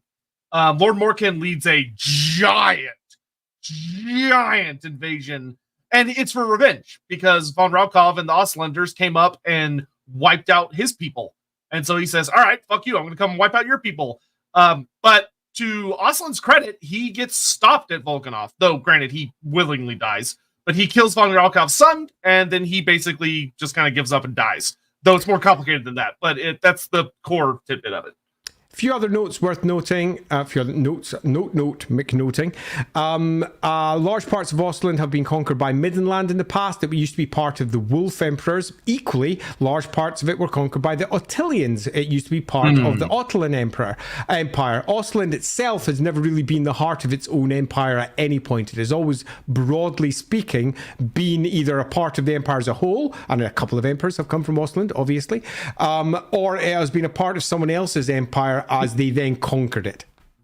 Is Ostland the largest province? No, it's Talabecland. Yeah, Talabecland. And different maps show it in different ways, but Talabecland is the biggest by surface area. Do people still worship the Ox God? Yes. They absolutely do. Guvar is still worshipped, although Sigmarism significantly outweighs it now. Sigmar is probably Sigmar, then Tal, then Raya, then Guvar. Yeah, so Guvar is the bull god, right? And then Nuthis is the ox god? Nuthis the ox is in the star constellations. Oh, right. That's, right. It the refers to Guvar, the bull. That's right. I remember now. Let's see. Any particular cultural traditions that stand out from Ostland? The interesting thing about Ostland is that a lot of the original culture was basically just, we think it's kind of Polish. And they went down this sort of Polish route for much of what they did with Ostland. And then they went, no, it's Mongol. And then different writers have just basically mixed it up like it's in a pot. So the best thing you can say is that, yes, they have lots of deep ancient traditions, much of which is tied to their relatively frugal lifestyles and the horse nature or the horse lord nature of their northern provinces. But the actual details for them are so inconsistent that I wouldn't like to pull out one because it's contradicted by the next. But if you're looking to create your own version, I would broadly say a nice mixture of Polish mixed with Mongol, because that's a natural mix, right? Yeah, and then interestingly as well, they deal with quite literally some of the biggest, baddest vampires in the Forest of Shadows. Zacharias the Ever-Living and his old boss. Oh my gosh. The founder of the Necroarch line, his student. Whose tower is down in the, what's his face, in Deadwood in Mordheim. Just above Mordheim. Oh, God, I can't remember his name. And because you can't remember it, neither can I. And that's not just because it's 3:15 in the morning. But his tower is down there. I've even bloody put the... whatever. They're both a big pain in the ass in the Forest of Shadows. Yeah. They cause a lot of trouble up there. So it's worth also adding that there's a lot of kvass and vodka drinking around the area for Kislevite reasons. That they've married into the Kislevite bloodlines a lot. Melchior, thank you. Melchior, thanks. That's it. There's you almost went to a web search. There's a host of traditions that involve not liking male wizards, largely because of the Kislevite influence. But that's just wizard traditions across the Empire to a degree. No one likes them anyway. There is an odd tower sitting over in the Middle Mountains, which what's his name? It wasn't Hertvig. Can't remember his name. He's a gold wizard anyway, but there's a gold wizard tower up in the Middle Mountains, which is effectively a gold school of wizardry up there, which is quite fun. Yeah, there's lots of fun details there, but there's also, because of the enormous influence of the Forest of Shadows, so much awfulness there. So many beastmen in the area, so many nasty creatures that rise up from out of there. And it is the first province every single time that gets hit whenever chaos comes. Yeah, they've dealt with their fair share of Everchosens from Asvar. Actually, no, not Asvarkul, but the first one, Morkar the Uniter, and then during the Storm of Chaos, they got hammered. But of course, the Storm of Chaos didn't happen in this timeline. So, so we've got ourselves a cool-headed, practical, deeply stubborn folk. Who are known for being relatively poor by the rest of the Empire, who have been on the receiving end of warfare from both Middenland and Talabecland, and got themselves properly kicked in by the Gospodars about 1,000 years ago, but have managed to get a territory that is pretty sizable, but much like Middenland, they don't rule most of it. Large chunks of it are entirely wild, with small fortress cities and towns sitting in between, acting almost like stopping points as you gallop between one to the next between the day, hoping that you don't get attacked, until eventually reach out into the open space that is the Northern March. Yep, and they have been slapping the bear that is Norska in the face pretty hard in recent times. Face up to us. No one wants to know a wizard until they have a problem. Then it's different. Max Scriber. Yeah. Yeah. All right, let's get the vote up and rolling. Okay. Are you ready? even though the electric count interestingly Okay, prefers not Rundfang using is another anything. one with multiple versions. We've got Brainwunder, as it was originally, rather ridiculous name, which seems to have literally nothing to do with Ostland. Then you've also got Shadow Cleaver, Thunder Shadow, the idea of swiping through its speed. That's Drawn Mornar, if you want to go for that name. So Thunder Shadow or Brainwunder if you must. Wow, Brainwunder sounds terrible. It really does. That's the White Dwarf time. article. The White Dwarf article that very first created the names for the individual ones went with some really freaky, weird choices. Yep. Launch when Okay, ready. I'm ready. If you're ready, okay, pull on. Okay, let's set this one off. And where do you Go out, vote? go out, go out. Ostland. S, A, B, or C? I quite like Ostland. I think it's fun.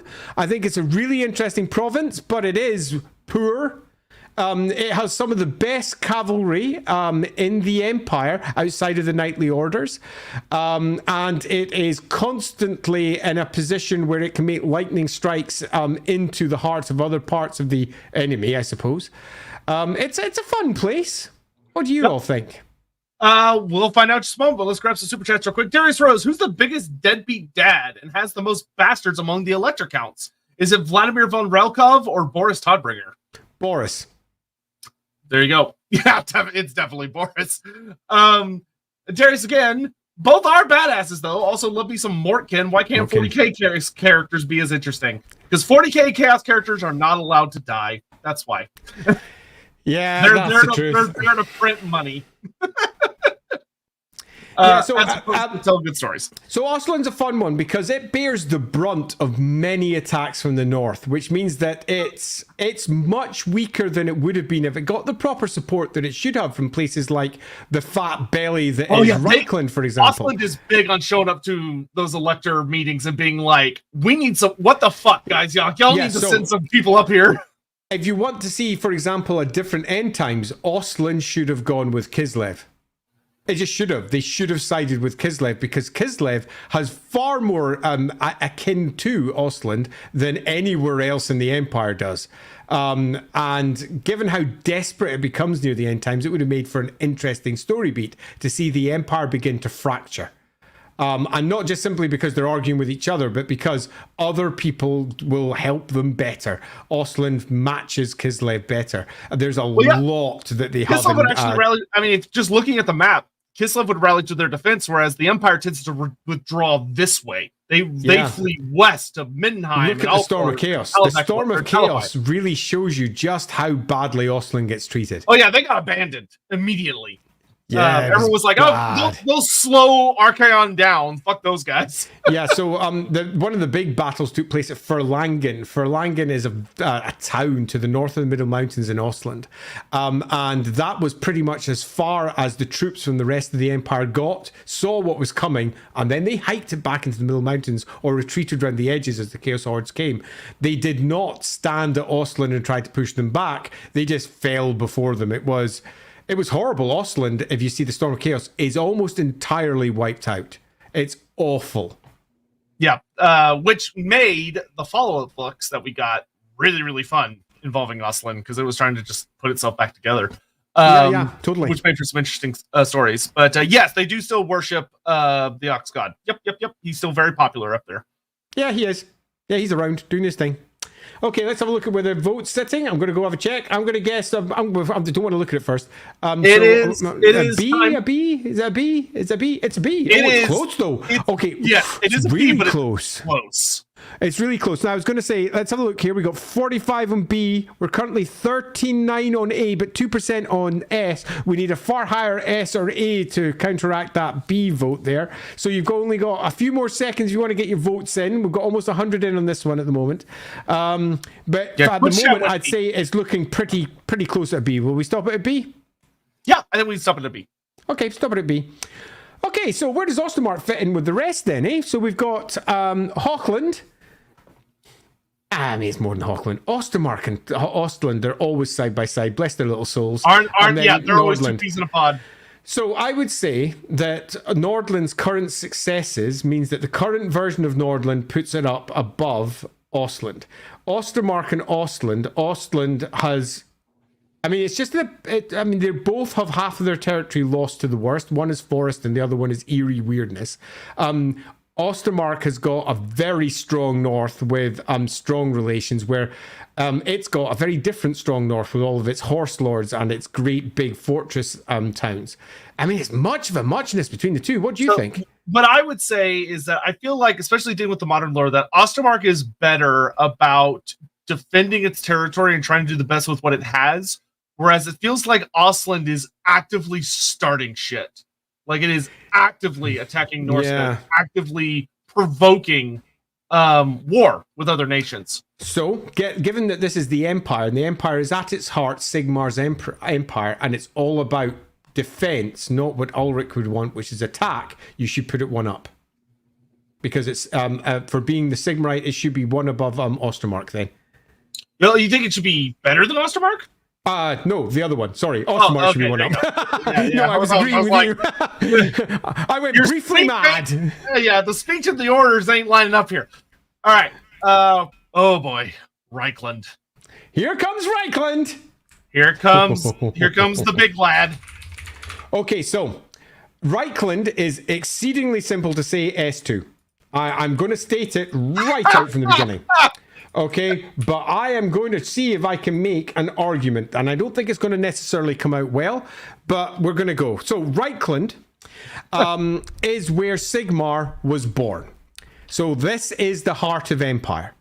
And this is where Sigmar, from Reikdorf, which is now called Altdorf, marched out and made diplomatic and in some cases warlike overtures to all the other tribes.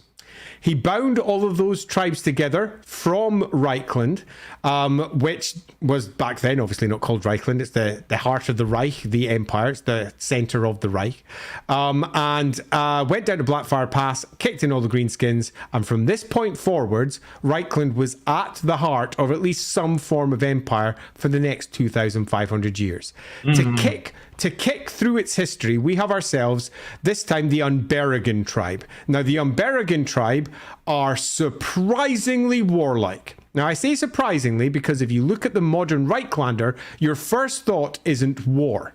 But I'm going to give you an analogy here, particularly given who wrote most of this stuff, that you wouldn't generally think of the Englishman with this classic, oh, I'm an Englishman, and think war. But they conquered everywhere they went.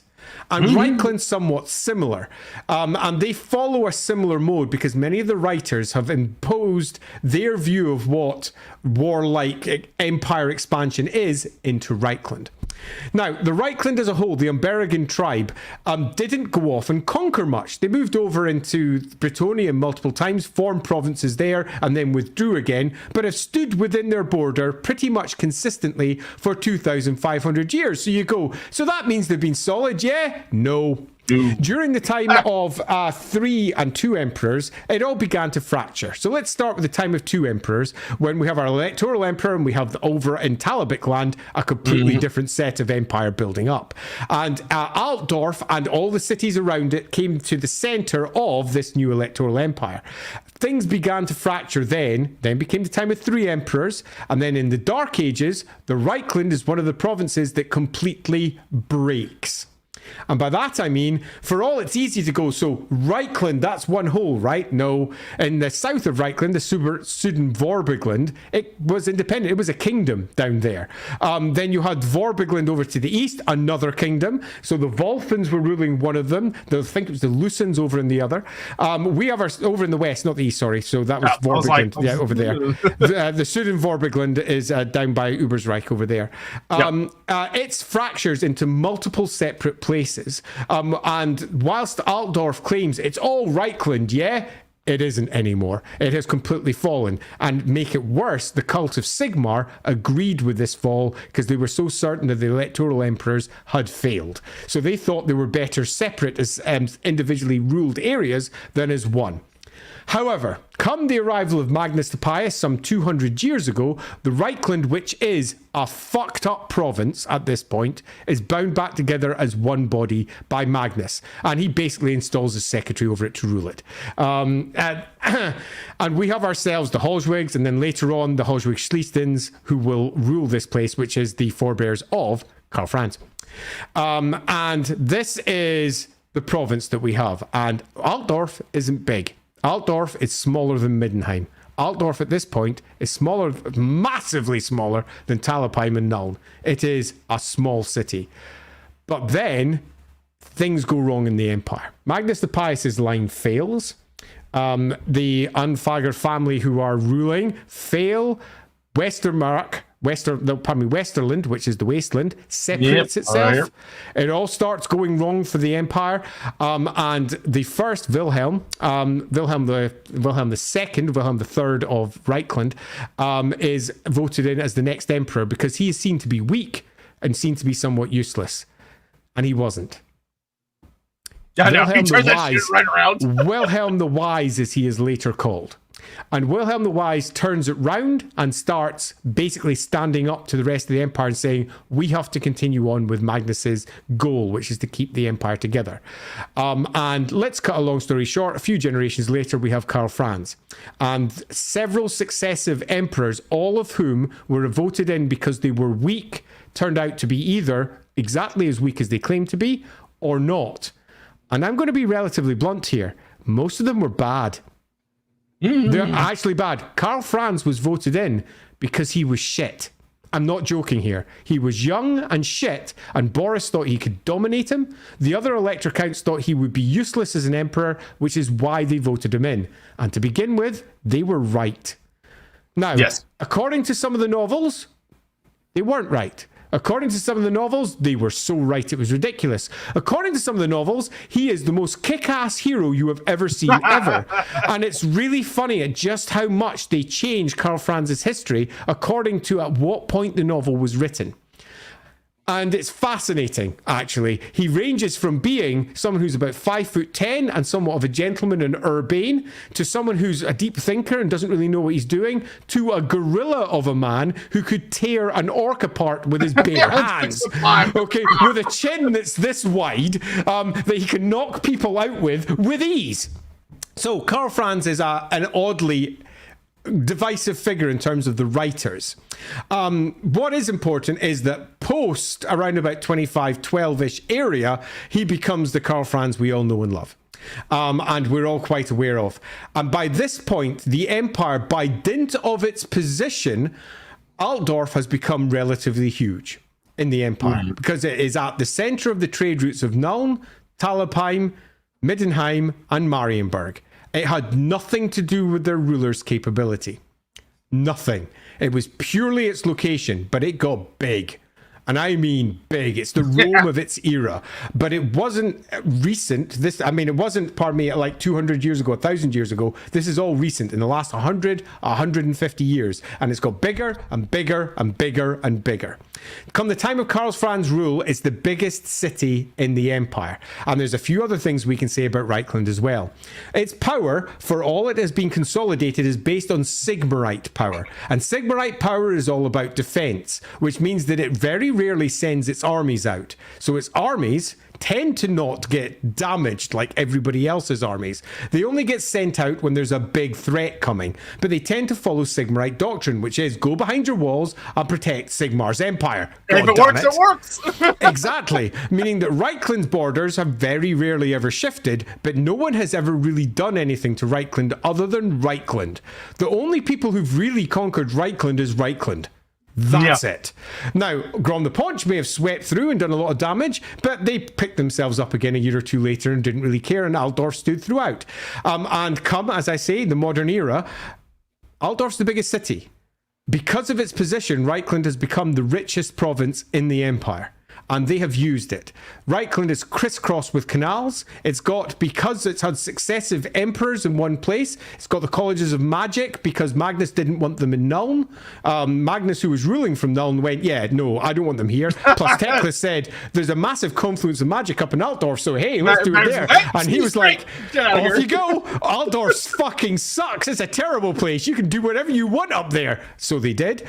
The Engineers Guild is centered here, and that's enormous because they have have been partly behind. The great expansion of canals, the great expansion of engineering marvels across this part of the empire. But you've also got to remember that Reikland is ancient.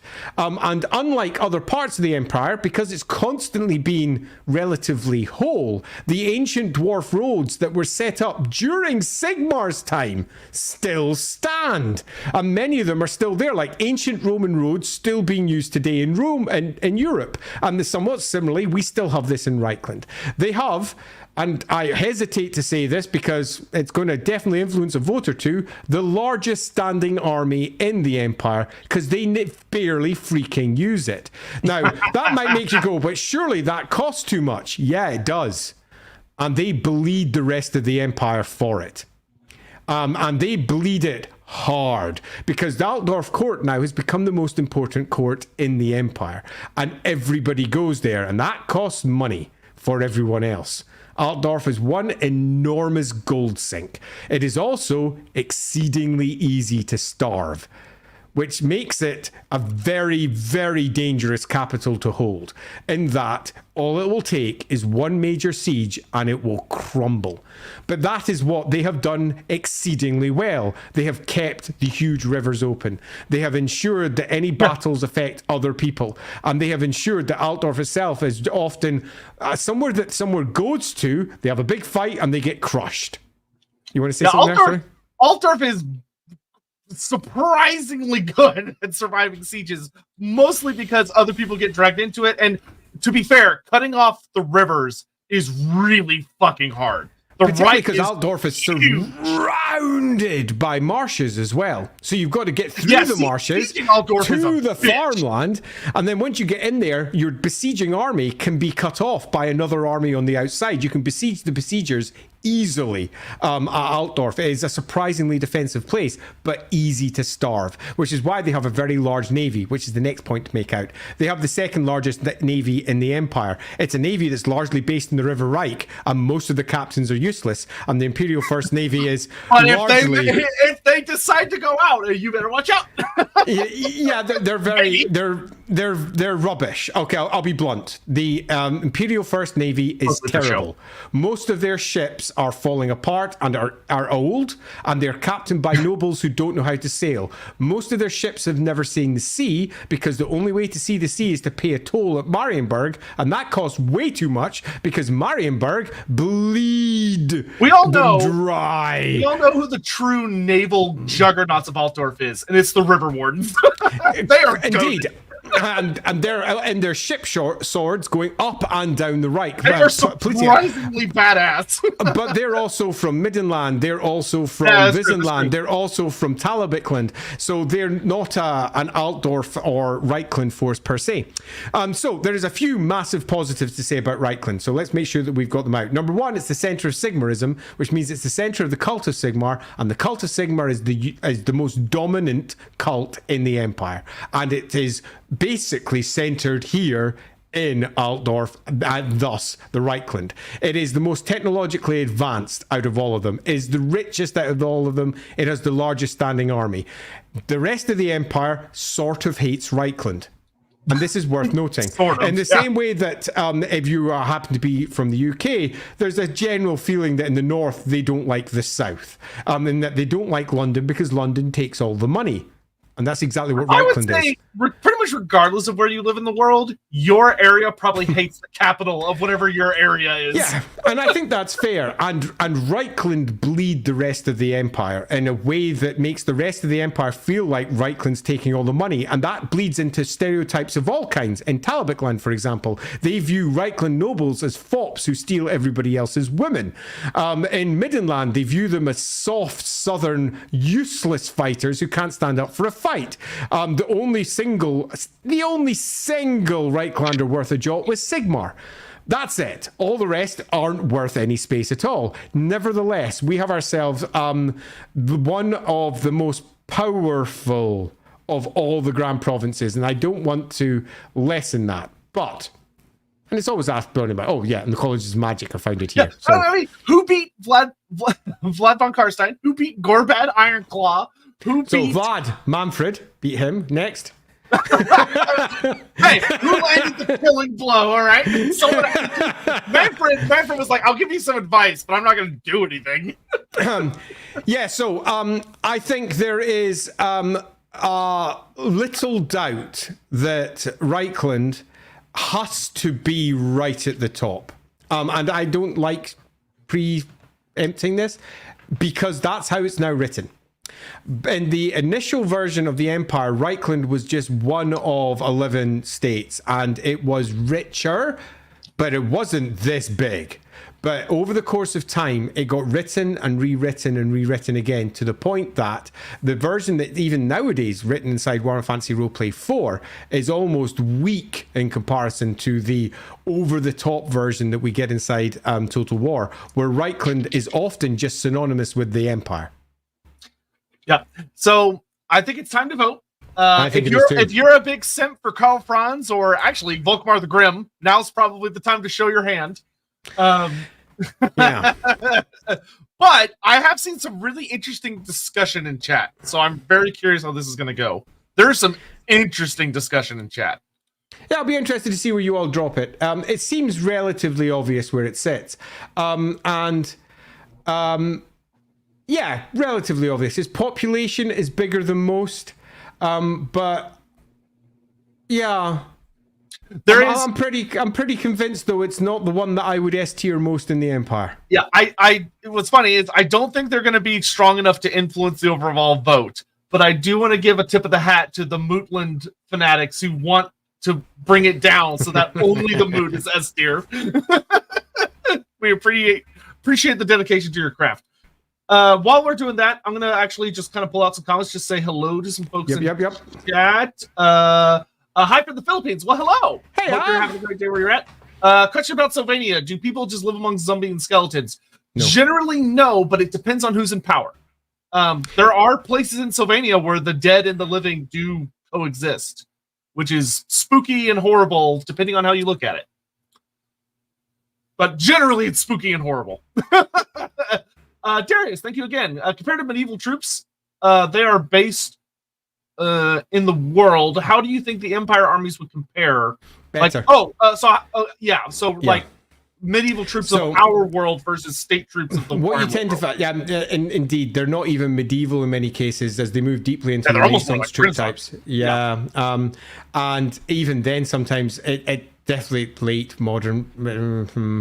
So loosely speaking, what they do with the Empire army is they take some existing form of troop and say, what could I do to make that more Warhammer? So you tend to find, instead of a nice little chap running around with, a nice dragoon blasting away, no, we have ourselves multiple repeater pistol, which is much more accurate doing something similar. You find that in general, the Empire army is like the real world one, but much better plus magic. And time's up. Yeah, it's an S. There was a lot of shit talking in chat, but the silent majority came in swinging. Yeah, came in swinging. It's a clear S there. It's a clear S, and it's obviously better than the Moot? Yes, there is no comparison.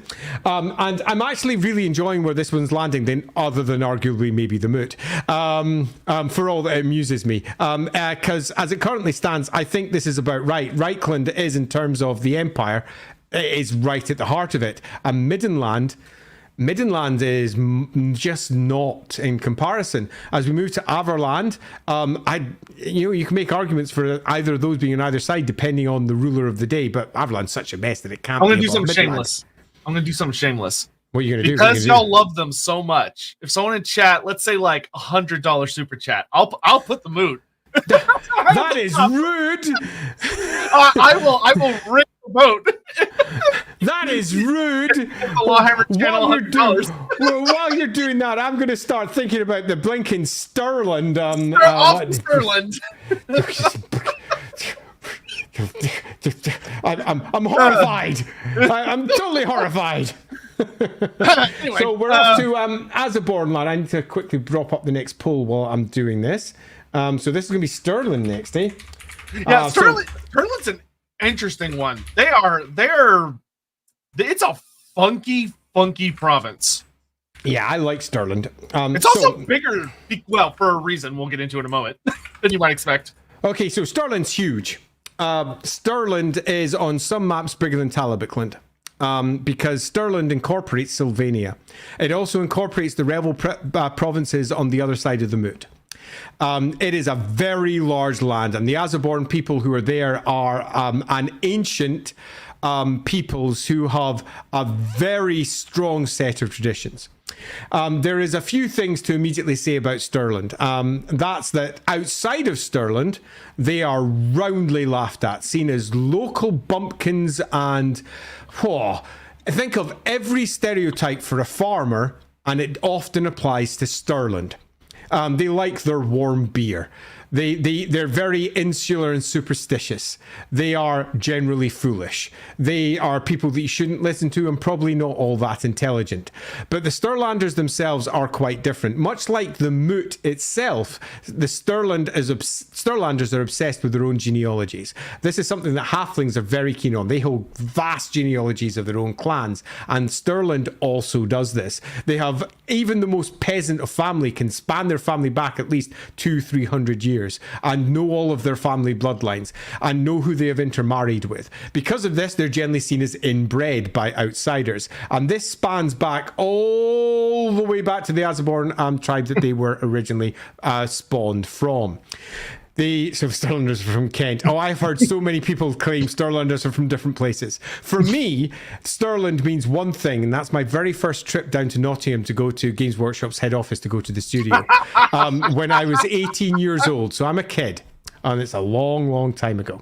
And I'm going down to stay inside Games Workshop's company house, which is a house that they owned, because I was getting toured around all of Games Workshop's different parts. And I was making my way over towards head office, over at Chewton Street, which is where it was then. And I was driving along, and I was in the car with, oh gosh, I can't remember who it was, but he was basically chatting about Games Workshop, saying everything it was. And then I passed by Stirland Carpets. And I went, what? And he went, yeah, you'll find a lot of this. The closer you get to the studio, the more names that you're going to recognize. And I went, but seriously, Stirland Carpets? And they went, yep. And I was like, is that what Stirland's named after? And he looked at me and he said, well, what do you think? So there we go. Stirland Carpets. So my first thought of Stirland is Stirland Carpets. Most other people think of local yokels in their pubs gathering at night and telling strangers to keep out and being aware that out in the moor is where the danger lives. But I think that that's, generally speaking, an entire province of people who understand that superstition is important and that have ancient traditions to ward off evil. A lot of this comes from Sylvania. A lot of this comes from the Sylvanian folks and the original tribe that lived there, because it was a different tribe of humans that lived over in that area. And this spans across the entirety of the land, which is kind of fertile. This is not like Averland, the great sunny land of the south, which is mostly fertile. This is a more hilly, Stirhugel, the Stir Hills, a less fertile land. It's good for grazing sheep, it's good for grazing cattle, but there is nothing about Stirland which makes you go, well, this place is rich. Yeah, no. Well, this place is full of the best troops. No. This place has got the best farms. Oh, okay, I'm going to have to say it again. No. It does, however, have exceedingly good archers. And this is something that is often forgotten by some writers, but is often remembered. And right from the very beginning, the Stirland archer was considered to be one of the best archers in the Empire, where the other parts of the Empire have taken on black powder. Reikland, most of Talabecland, Ostermark, Averland, Wissenland, they've all taken on black powder a lot. Stirland is somewhat behind there. They have stuck with their preference for bow and arrow, and that's not just because they also make good range stakes. Honest, they do. They have stuck with their bow and arrow over the black powder weapons, which are still seen from Vertbad. You do have regiments of black powder working out of Vertbad, which is where the capital of the Haupt Andersons, the Electric Counts Haupt Andersons, hold from. We've got not a lot of time, so let's just sum it up with many people view their armies as poorly equipped, poorly managed, very poor, equipped with lots of militias that are locally trained, with a bunch of weirdos who are obsessed with their warm beer and their odd traditions. And they're right. Yeah, harsh, some other quick things about them is right. that they claim to own Sylvania. They were given that. Yeah, and they totally tax it and totally keep an eye on it and totally are not like, ugh. So it's interesting. I had to literally do parts of this. I remember when I first mapped Sylvania, they had to pass over the studio when they used parts of that for something else. And they did try. They not only tried, they did. And they then did it less and less as time went on, because the place is huge and much of Sylvania was just wasteland and dangerous, and tax collectors didn't return. And then to make matters worse, it all got a little bit weird over there, and then the vampires came back again. But for a long time post Sigmar, Magnus, that place was fully taxed and fully owned by Stirland. But it gets less and less, and then as we pass into the end times, stops entirely, completely. The parts that aren't taxed are on the other side of the Moot. But also, random fun fact for anyone that cares is that Stirland and Averland, but Stirland, they often get accused of being a little too friendly with their animal companions. I mean, if you take any sort of country bumpkin stereotype, the Empire will use it for them frequently. I mean, their rustic accents are used by mummers from across the Empire to be nothing more than a farmer. And if you hear a farmer on stage in the Empire, they will have a Stirlander accent. Yep. Stirlander very much, he was a nice guy. Let's real quick, Runefang, and we forgot to talk about the Reikland Runefang. If you want to double okay, so those. Reikland Runefang is another doubler. In that, let me see. I'm going to actually check it up on my list to make sure. I think it's Dragon. Yeah. We've got the Dragon Tooth Gory Drengaz mix up again. Okay, so quite likely. Oh yes, technically we did talk about it. Yeah, so we did. Yeah, so Gory Drengaz and Dragon's Tooth are the two Runefangs have almost certainly been swapped there. Gory Drengaz was probably Reikland's one. Speaking to the enormous amount of slaying that Sigmar did during his time when he was there, and the Reikland Runefang, assuming it was even made for Reikland, was given to them. So there's definitely a story there, because there's the Runefangs were given to the electors of Sigmar. Not to Sigmar. So there's a story there. Okay, particularly given it's Beast Slayer. And just up there is the Beast Man Central. There's definitely a story there. So yeah, they get swapped around, where if you're moving over towards Stirland, I think that's Orcure, isn't it? Yeah, Archiskun does. Orcure. Yeah, just double checking that one. Which makes sense. Orcs are a problem in Stirland. Yeah, orcs are. They are. Yeah, particularly because they've got so many hills and other horrors there. Yeah. All right, it's voting time. And while we're voting, I will... Oh, Electric Out. Talk about the Electric Out real quick. Hout Anderson is one that's gone through more than one variation. Oh, Hout. Yeah. So yeah, Hout Anderson, the High Andersons, so to speak. And on one side, we got some really odd lore with them being in their like 40s and 50s. On another, there's two of them and their children. And they've got a regent over them who's controlling them and intends to kill them because he wants to gain control. In another version of them, he's just a classic Empire Lord and there's very little said about him. So the Hout Andersons are one of those ones that, depending on the writer, gets used in a different way, because I don't think anybody knocked it down in stone over in the studio. Yeah. Real quick, I do need to do just a little... Oh, you're freaking kidding me, dude! What have you been doing out there? So let me get us caught up real quick to see so I can show you how bad it is. What's happening? Yeah. So real quick, Destroy to Create. Apologies if the answers are for asking. Will y'all be updating Lorebeard's playlist? Yes, I'm gonna update the YouTube one and the online one. I should update my one too. I haven't updated my one since we started. I think. Yeah, we will update those. I'll go update the one over in LAWhammer as well. So they're all there up in the LAWhammer side too for the list. What's similar between the Moot and Reikland? They're both good at making their woes their neighbors' problems. Yeah, hey, it's good. 100%. The Reikland is completely protected on almost all sides. That's $10 for the Moot from Tabal. Okay, that's only 10. Another $10 seriously, from that's 20. Fire. That's 20. $50 from Mr. Oh, Pig. Mr. Pig, thank you so much. Well, Kicked simultaneously, seriously. $69.99. Tabal with another $50. Tabal! Oh, thank you, but equally, seriously. For all the great content, but your opinions are wrong. The Moot is superior. That's $120. Ricky Chapman. For the Moot! Hey, Ricky. $130. Lawrence Sarfinius.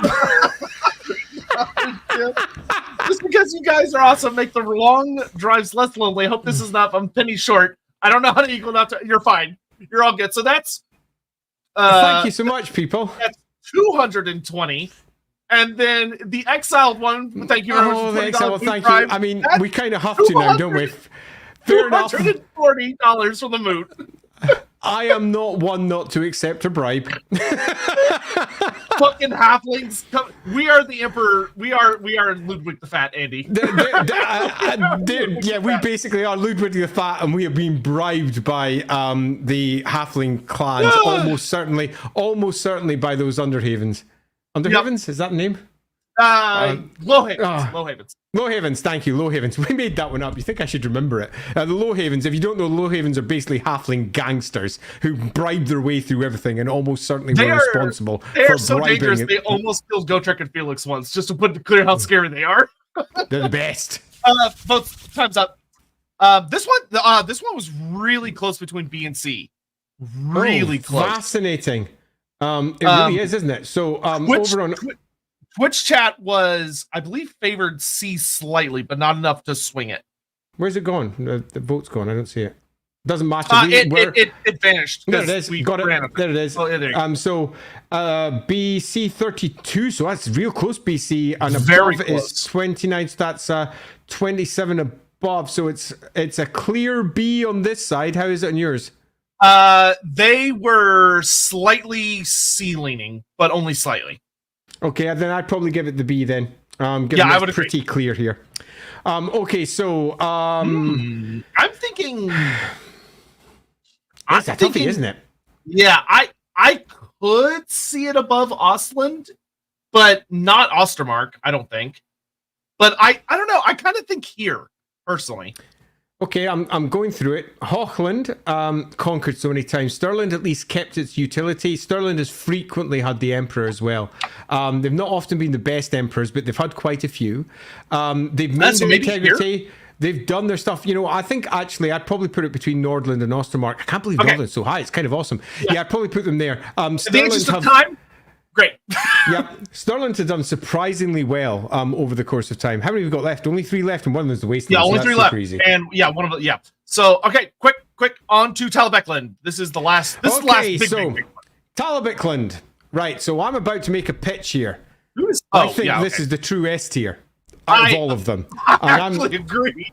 Okay, so Talabecland. Talabecland's land was smaller than this. Most of its eastern territory was once ruled by Reikland. Western territory was once ruled by Reikland. And over on the east was once ruled by Ostermark. The Talutans, which were the tribe, good old Kruger, whose name pretty much gives it away, he's close to Krieger, warman, good old first elector count, was particularly warlike. And this never stops. Ever. So let's give us a quick rundown because we don't have a lot of time. What has Talabecland done in its 2,500 year history? Sigmar went up to it and said, please join me. And they went, yeah, okay. They joined the big fight at the bottom and Sigmar said, please be part of the Empire. And they went, yeah, you know what? This is a good idea. They watched the Empire slowly but surely fragment over the course of 1,000 years. And then they eventually went, yeah, you're broken. You're actually broken. You know what? We're having our own empire. And they banned Sigmarism. And they banned Sigmarism completely. Because they, as far as they were concerned, it shouldn't have been a cult.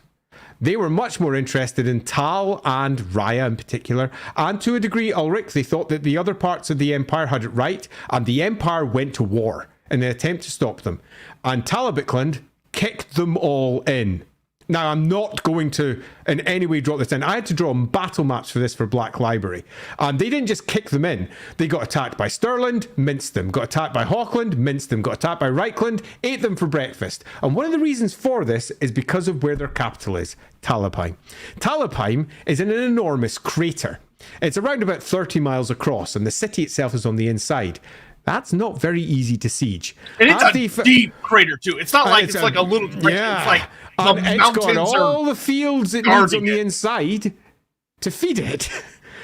And once you add that to the fact that they didn't outlaw magic, unlike Altdorf and Reikland, which did for a very long time, they were in a really good place, particularly because they were also supported by druids. They were nigh on undefeatable.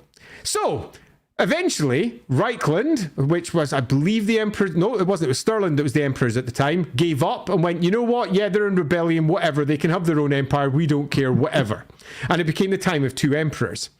And they continue to rule for over 1,000 years without influence from any other province. Indeed, they conquer Hochland, they conquer Ostermark, they conquer Ostland, they conquer a huge chunk of Stirland.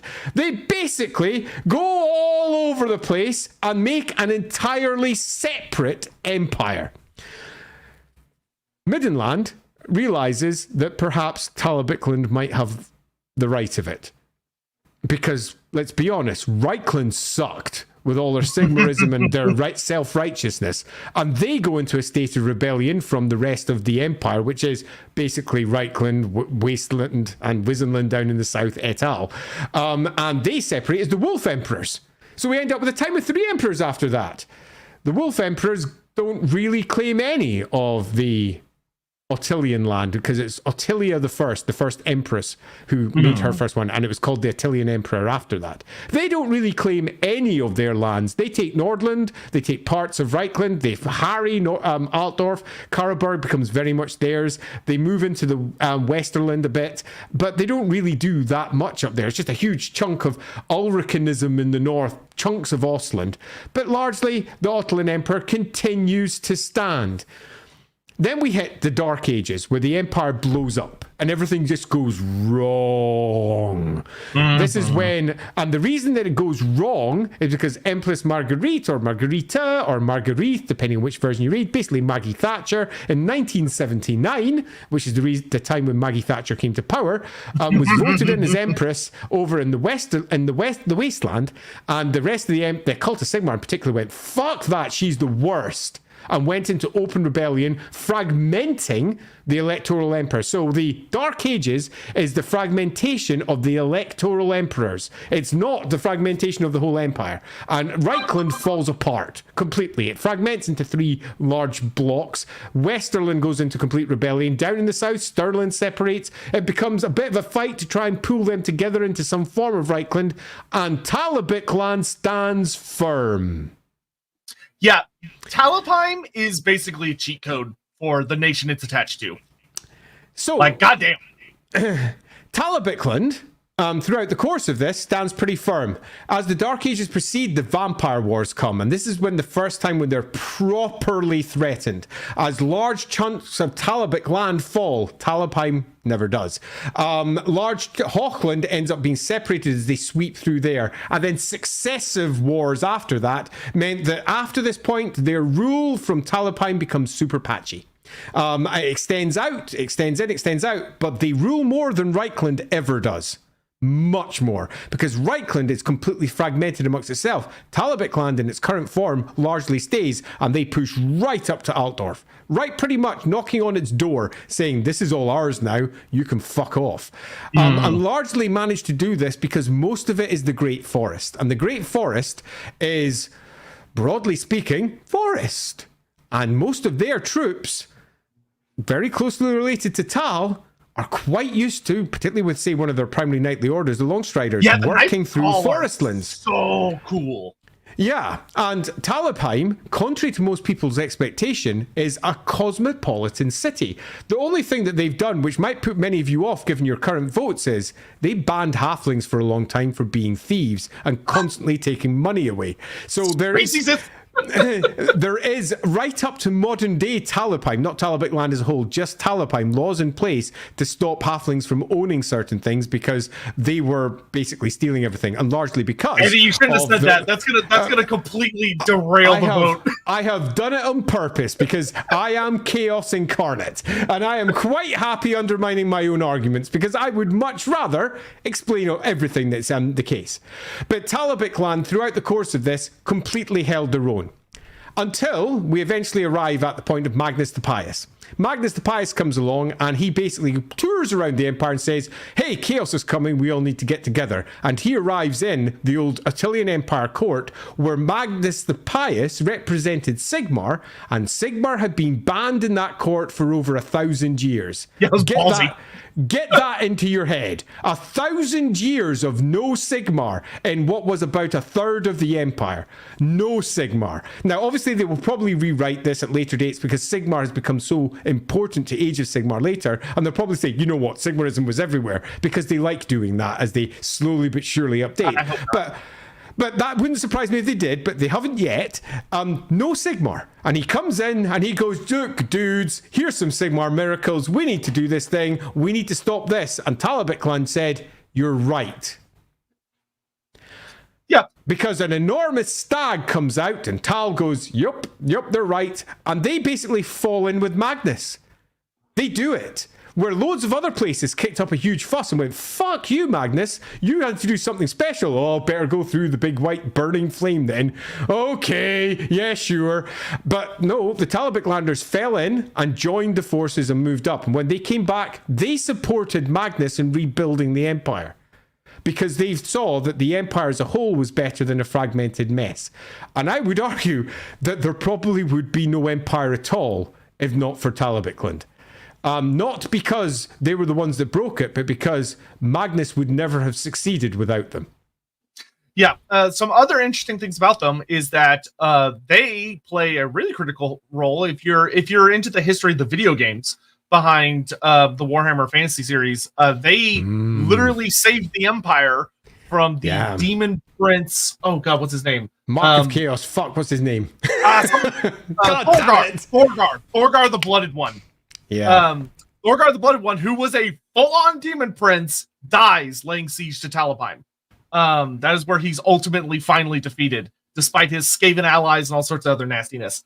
Talabheim is stupidly insane until it literally gets turned into a Nurgle bowl during the end times, which, fair, it is a bowl. Yeah, it's a bowl, and if you're going to do something, I mean, it's a nice place to do it. Talabheim's a super fun place because it's not really ever properly fallen. Although they keep on trying to undermine that and redo bits in the same way that Middenland is never truly fallen. I mean, hasn't it? Where did Grom get his bloody coach from? Seriously. Hey, it was the greatest heist of all time, okay?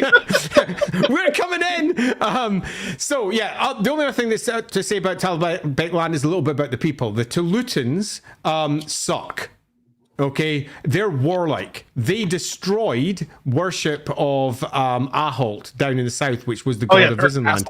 They destroyed the cult of Sul as they came in and they conquested and replaced it with Tal and Raya. They conquered large chunks of Reikland way before Sigmar's time, conquered it completely and wiped out the local gods entirely and replaced them again with Tal and Raya. They have been central to many of the conversions across the empire. You could argue that the empire is its current shape because the Telutans kind of let it be, but they weren't one that came out, conquered and took land. They went out, conquered, like Vikings went back and sometimes settled and then just became the locals. There's Telutans across all of the empire. Many people go the Teutogans are the most warlike of them, and you could argue that, but I would argue that the Teutogans are the most savage if you're looking at the individual tribes, where the Telutans, they just went for it. Yeah, there's an interesting thing, especially when you're like delving to the roleplay game and stuff. There are a lot of quote unquote dead gods, which if you know anything about gods, they're never truly dead.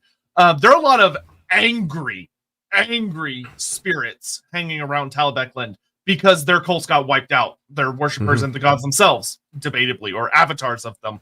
There is some spooky shit hiding just beneath the forest in Talabecland. Halt in particular, which is definitely a thing. So I'm happily undermining certain arguments knowing the popularity of the Moot, and I purposely put that out there. I could have said nothing, but I just literally couldn't help myself. You literally put Talabecland up against $240. What do you think? Yeah, I know, it's totally stupid, but I'm trying to be as unbiased as possible so that you can make your own vote and decide for yourself. But broadly, and summing it all up, we have the Tulutan tribe that supported Sigmar, that Sigmar did not conquer, instead he had to treated with them, and got them on side knowing that they were the worst, needed them at Blackfire Pass, got them to Blackfire Pass, formed the empire with them in conjunction, and eventually they fell out with what they saw as the corruption of Sigmarism.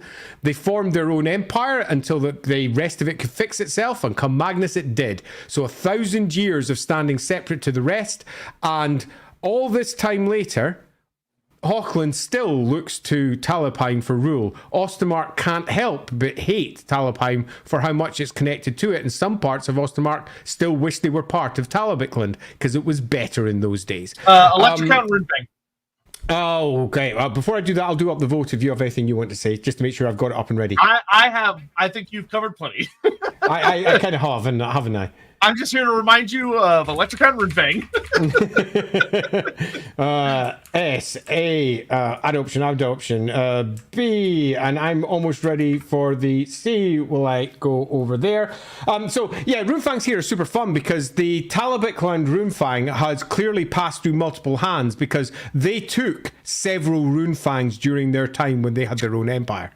So it's actually difficult to be certain which one would originally be theirs. Now, as I recall, originally it was Stonebreaker, and I think that's the one that I used over my one. I'm just going to check. Yeah, the original one was Stonebreaker. So that's Duras Baraki, I think. Let me go find my list. Yeah, Duras Baraki. Okay, so that's Stonebreaker, and you can see why, because the first electric count bore a tunnel through the side of the crater so that he could get into it. It started with a natural cave that moved through into the other side of the crater. So he moved through that. So the Runefang absolutely makes sense as the Runefang that was used by that particular what would be the Electric Count to make their way through the crater. Yeah, that's funny because that means he was using that rune for what it was actually intended for. Absolutely, which is super, super cool. Okay, so we've got our vote in place. Anything else? Any other loose questions while we set this up? Did you start it? I don't see it. I haven't. I'm just doing it now. If you've started yours. Oh yeah, I started mine a minute It's going ago. up now, everyone. If you want to go do your Talabecland vote, it's a fun one, and I know I've probably undermined the obvious choice, but go wild, people. All the Sigmar and Halfling stands being like, not mine. Yeah, if you're a Sigmar fan, it's fair to say Talabheim stood against you and won, and just won, flat out won. And if you're a Halfling fan, they're just racist. There's some lovely bits in Terror of Talabheim, which is one of the roleplay books that's set there, where some of the halfling characters have some issues. It's also a surprisingly cosmopolitan cities, I was going to say. The cult of Rena is unexpectedly the strongest cult in the city, not the cult of Tal. The cult of Tal is the cult of the rural countryside, and it doesn't really hold in the city at all. There's a pretty cool forest in the city, though, itself, isn't there? It's up to the north of the city where the Garden of Moor is as well. So you've got the main city itself, then up to the north there's a big huge forest, and there's a big open temple of Tal inside the city, inside the gods district where all the main temples are, but way up there's a huge forest as well. But inside the city itself, it's known as the City of Laws because they have very carefully taxed themselves into a position where everything is super, super strong. They're an interesting place, and surprisingly, the true success story of the Empire as a whole, where Reikland is more like a modern day arrival. Yeah, dance hall. All right, we can comfortably call Holy crap, we can call that one. Hey everyone, looks like Talabecland is S tier. Yep, right up there, and I'm quite comfortable putting it right. They're moving along one.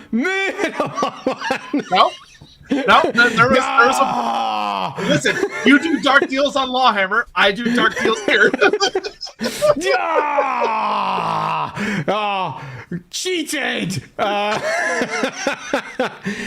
So yeah, I think that's entirely fair, and I would I'd probably place it above Reikland. Reikland is the Yeah, I obvious agree. S tier. It's the obvious S tier, but Reikland is only S tier because of the fact that its history says Sigmar came from there, and the Empire came from there. Very strong, and in the most current, recent edition, it's become the biggest city largely because of where it is, and not because it's especially great. Where Talabecland has been universally kind of great from the beginning. And it's weird how good it's been.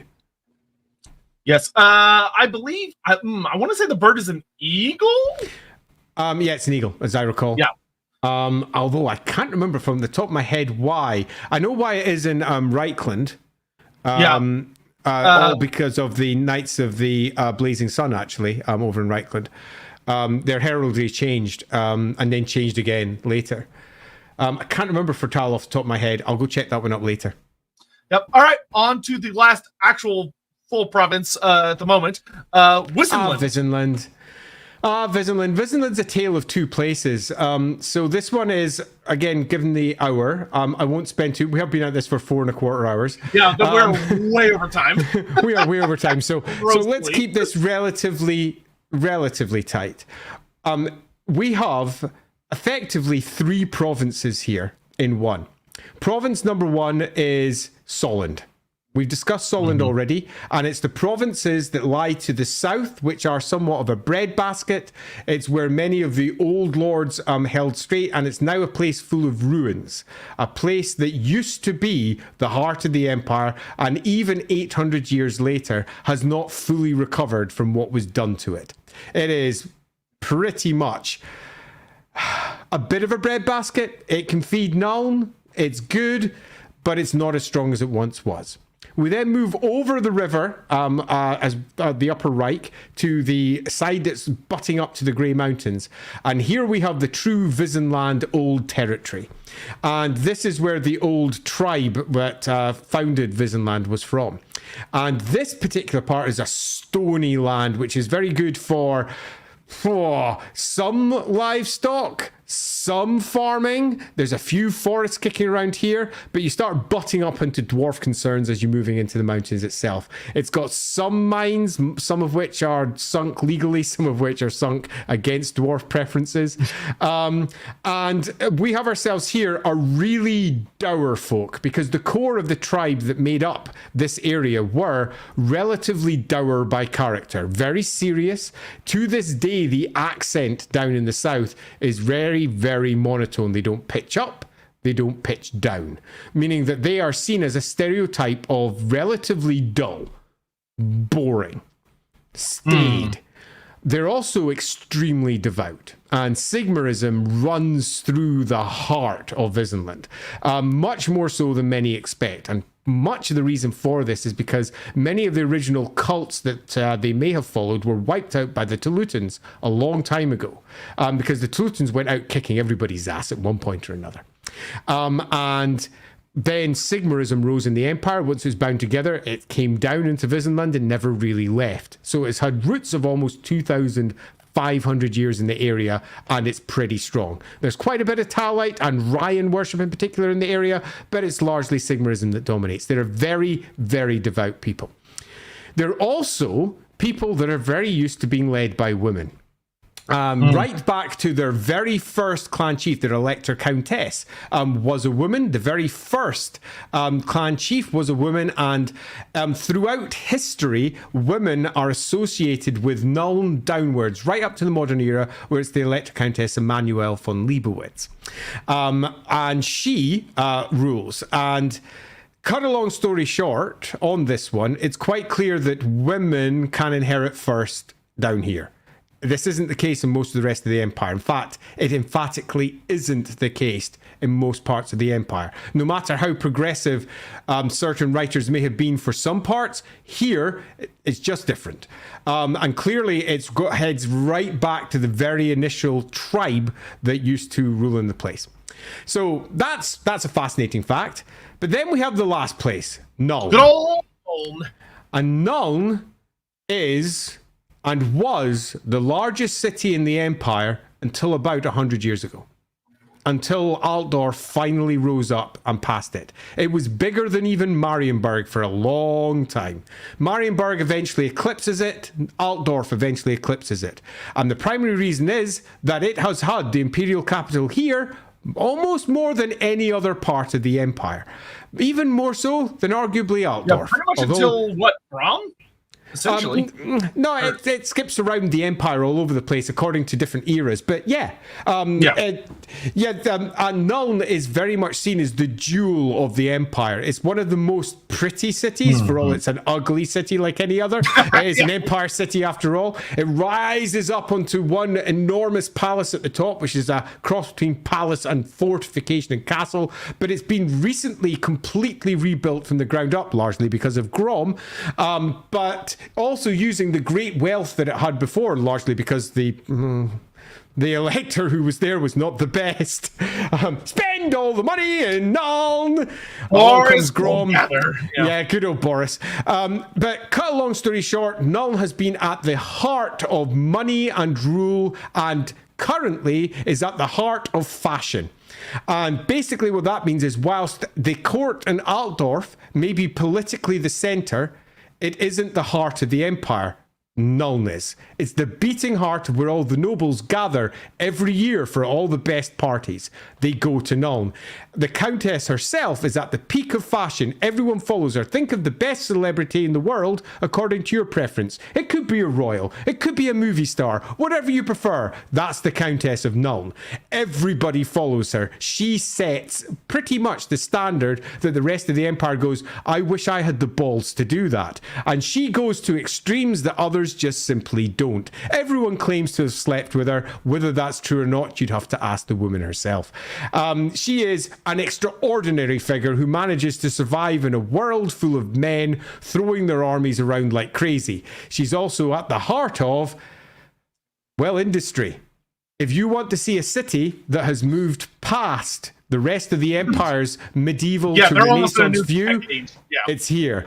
They are in a completely different era. They have industrialized, and with that, they have got large factories sitting down in the south end. And they're somewhat jealous about it too. It's all gilded up, and by that I mean guilds secretly protect their knowledge and their awareness of how to use their forges so the other cities can't gain its advantage. And because of that, Nulnar cannons are the best. Not just necessarily in the Empire, but almost the known world. Certainly the old world. There are barely anything better. Oop, interesting. Any special relationship with celestial wizards and their non-death colleges? Yeah, there's the court wizard in Nuln is a celestial wizard, which is just worth noting. I forget her name off the top of my head, but she's been there for a good 20 years or so, and is arguably more powerful than Elspeth von Draken. It's just Elspeth got added afterwards. There was originally a celestial that ran there. There's also a magical school for Nuln as well, one that was founded before the colleges of magic and got repurposed to the colleges of magic when everything changed. So Nuln is, cut a long story short, as impressive in Altdorf, but in very different ways. And it survived being the set piece of 2 Gotrek and Felix books, which is very impressive. And it has survived countless conquests where it has been sacked because it was the center of the empire. Basically, whenever a writer went, I'm not allowed to sack Altdorf, well, I'll just sack Nuln then. And that's what they use Nuln for. Even in greenskins and vampires have messed up Nuln a couple times. Basically, consider Nuln to be the wharf of the empire. Okay, that is what Nuln is. So whenever they want to show that somebody is hard, they have it sack Nuln. Because you can't sack Talabecland and you can't sack Middenheim, and Altdorf's too important, so we won't sack them. We'll just strongly squash Nuln, except for poor Tamerkan. Yeah, you know what? Credit to the Forge World writers that they're like, no, we're putting a stop to it here. It's one of the reasons I like that book so much is because they literally flipped and inverted the standard use for Nuln. And they used Nuln as the true bastion that it was and wrote an army that really pitched Nuln for exactly what it was. But there is downsides with Nuln and Wissenland as a whole. Nuln is a little bit like Reikland. And by that I mean it sucks the money from its surrounding areas. Reikland sucks from the rest of the empire. Nuln sucks from Wissenland. And Nuln pretty much gathers everything and pulls it all to itself. And that means that down in the south there's quite a lot of let's just say rebel feelings. In the same way that Nordland had its own rebel feelings against Middenheim, down in the south, that old Soland feel is definitely there. And there's that feeling of, we want to be independent again. Fucking Tamerkan ruined our shit. This sucks. We want to be free of the Countess, who doesn't care about the south. And bluntly, she doesn't much. Yeah, no. No, she doesn't. Yeah. She loves her Null. Tamerkan really stirred up some interesting relations there that unfortunately we didn't get to explore well within the setting of like them being like, the Electric Countess let Faldorf just fucking die. Like, where the fuck was she when we were getting murdered out here? Yeah, and she protects Nuln. That is what she considers to be the heart of it. And indeed, when she started her rule, it was a separate city-state. The rest of Wissenland, she pulls underneath her control. It didn't used to be under her control. She has expanded outwards. So let's cut this one up so that we've got a quick summary for Wissenland. Wissenland, ancient territory where women appear to be able to inherit first, possibly do inherit first over men, although that is never confirmed anywhere. The LAWhammer version, women inherit first because fuck it. Why can't we have it different in some part of the Empire? That's fun. So in my version, it's that. But in the Empire version, as in the one that's actually written, that's really unsure. It's got an ancient history. It has been sacked multiple times, but has always come back stronger. It has been the center of the Empire almost more than Altdorf itself, and has ruled the rest of the Empire for a significant period of time. Yeah, exactly. What was Gundam? I mean, no. In terms of what it offers now, it has, without compare, the best black powder troops in the Empire, the best cannons, the best handgunners.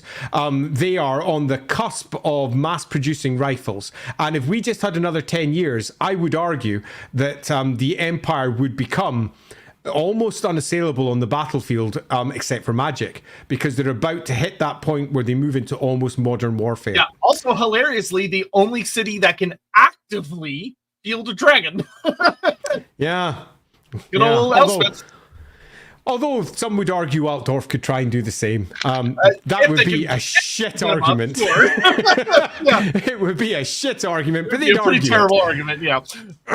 So, yeah, but there is downsides to Nuln in that Nuln as a city is constantly bitten from the inside by everything, be that vampires to cultists or anything else. But the same can be said for any city in the Empire, bar maybe Talabecland, in that they've managed to keep their borders much cleaner than most. Talabecland has definitely benefited from not being the main character of a lot of particular books. Oh, yeah. Damn straight. And when it is the main character, like, for example, in the computer game, it kicked ass and chewed gum. Oh, yeah. Yeah. So there we go. That's where I am. Do you have anything else you think we'd add to that one? Rinfang. Even though she doesn't tend to use it herself, though she can. A lot of people think she can't, but she can. Yeah, she totally can. The Runefang is, again, one of massive interest, because this is one that goes all over the place. So you have the original one that was written as Bloodbringer, and then was mixed up with Damas Vengrin, okay, because Damas Vengrin is Grudge Settler, which is actually the Soland Runefang, okay, and that which is also called Grudge Bearer, which is also called Light Shard, the Sword of Vengeance, a whole bunch of other things too. So the two Runefangs have been frequently mixed up. So it's difficult to say which one it is. But if you look at the actual character of them, though, it seems very likely that you'd want to drop the Sun one on some sort of sun thing, and the very, very devout, weird, vengeance-driven people that are the Wissenlanders on the vengeance thing. So it makes sense to me to drop Grudgeender, Damas Vengrin over on that side. And indeed, that's where it's been used in a couple of places. So I generally drop with Damas Vengrin and leave the Soland Blade to be something else, the Soland one. Yeah, and I will say, genuinely, deeply, in my opinion, one of the most interesting provinces in that the province is so different and so separate from its city. Like when comparing like Reikland to Altdorf, Talabecland to Talabheim, Middenland to Middenheim, Nuln to Wissenland is wild. It really is, and I really like it because of that. It's a place of multiple stories, and I really like that. But does that make it a better or worse tier? Entirely up to yourself. Yep. Fire it away. I don't have mine quite up yet because I accidentally tried to make it a Q&A, which which would have been fun, but Yeah, most definitely. It would be a sudden pivot. Yeah, it absolutely would. Just getting there, almost there. Let me add a B and let me add a C, and then let me press a question mark on that and go start poll. So you can now go and vote over on YouTube. It's hopefully up about now. So go take a check on that. Go take your votes. Do you think it's S, A, B, or C? S would mean that it is one of the best provinces in the Empire. A would mean that it obviously contributes a lot, but is it the best? We're not sure.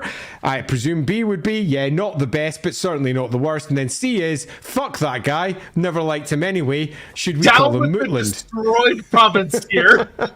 Yeah, quite. Here with the worst. Yeah, that kind of ended up being the dead province tier. Poor C tier. Yeah, totally. Solid.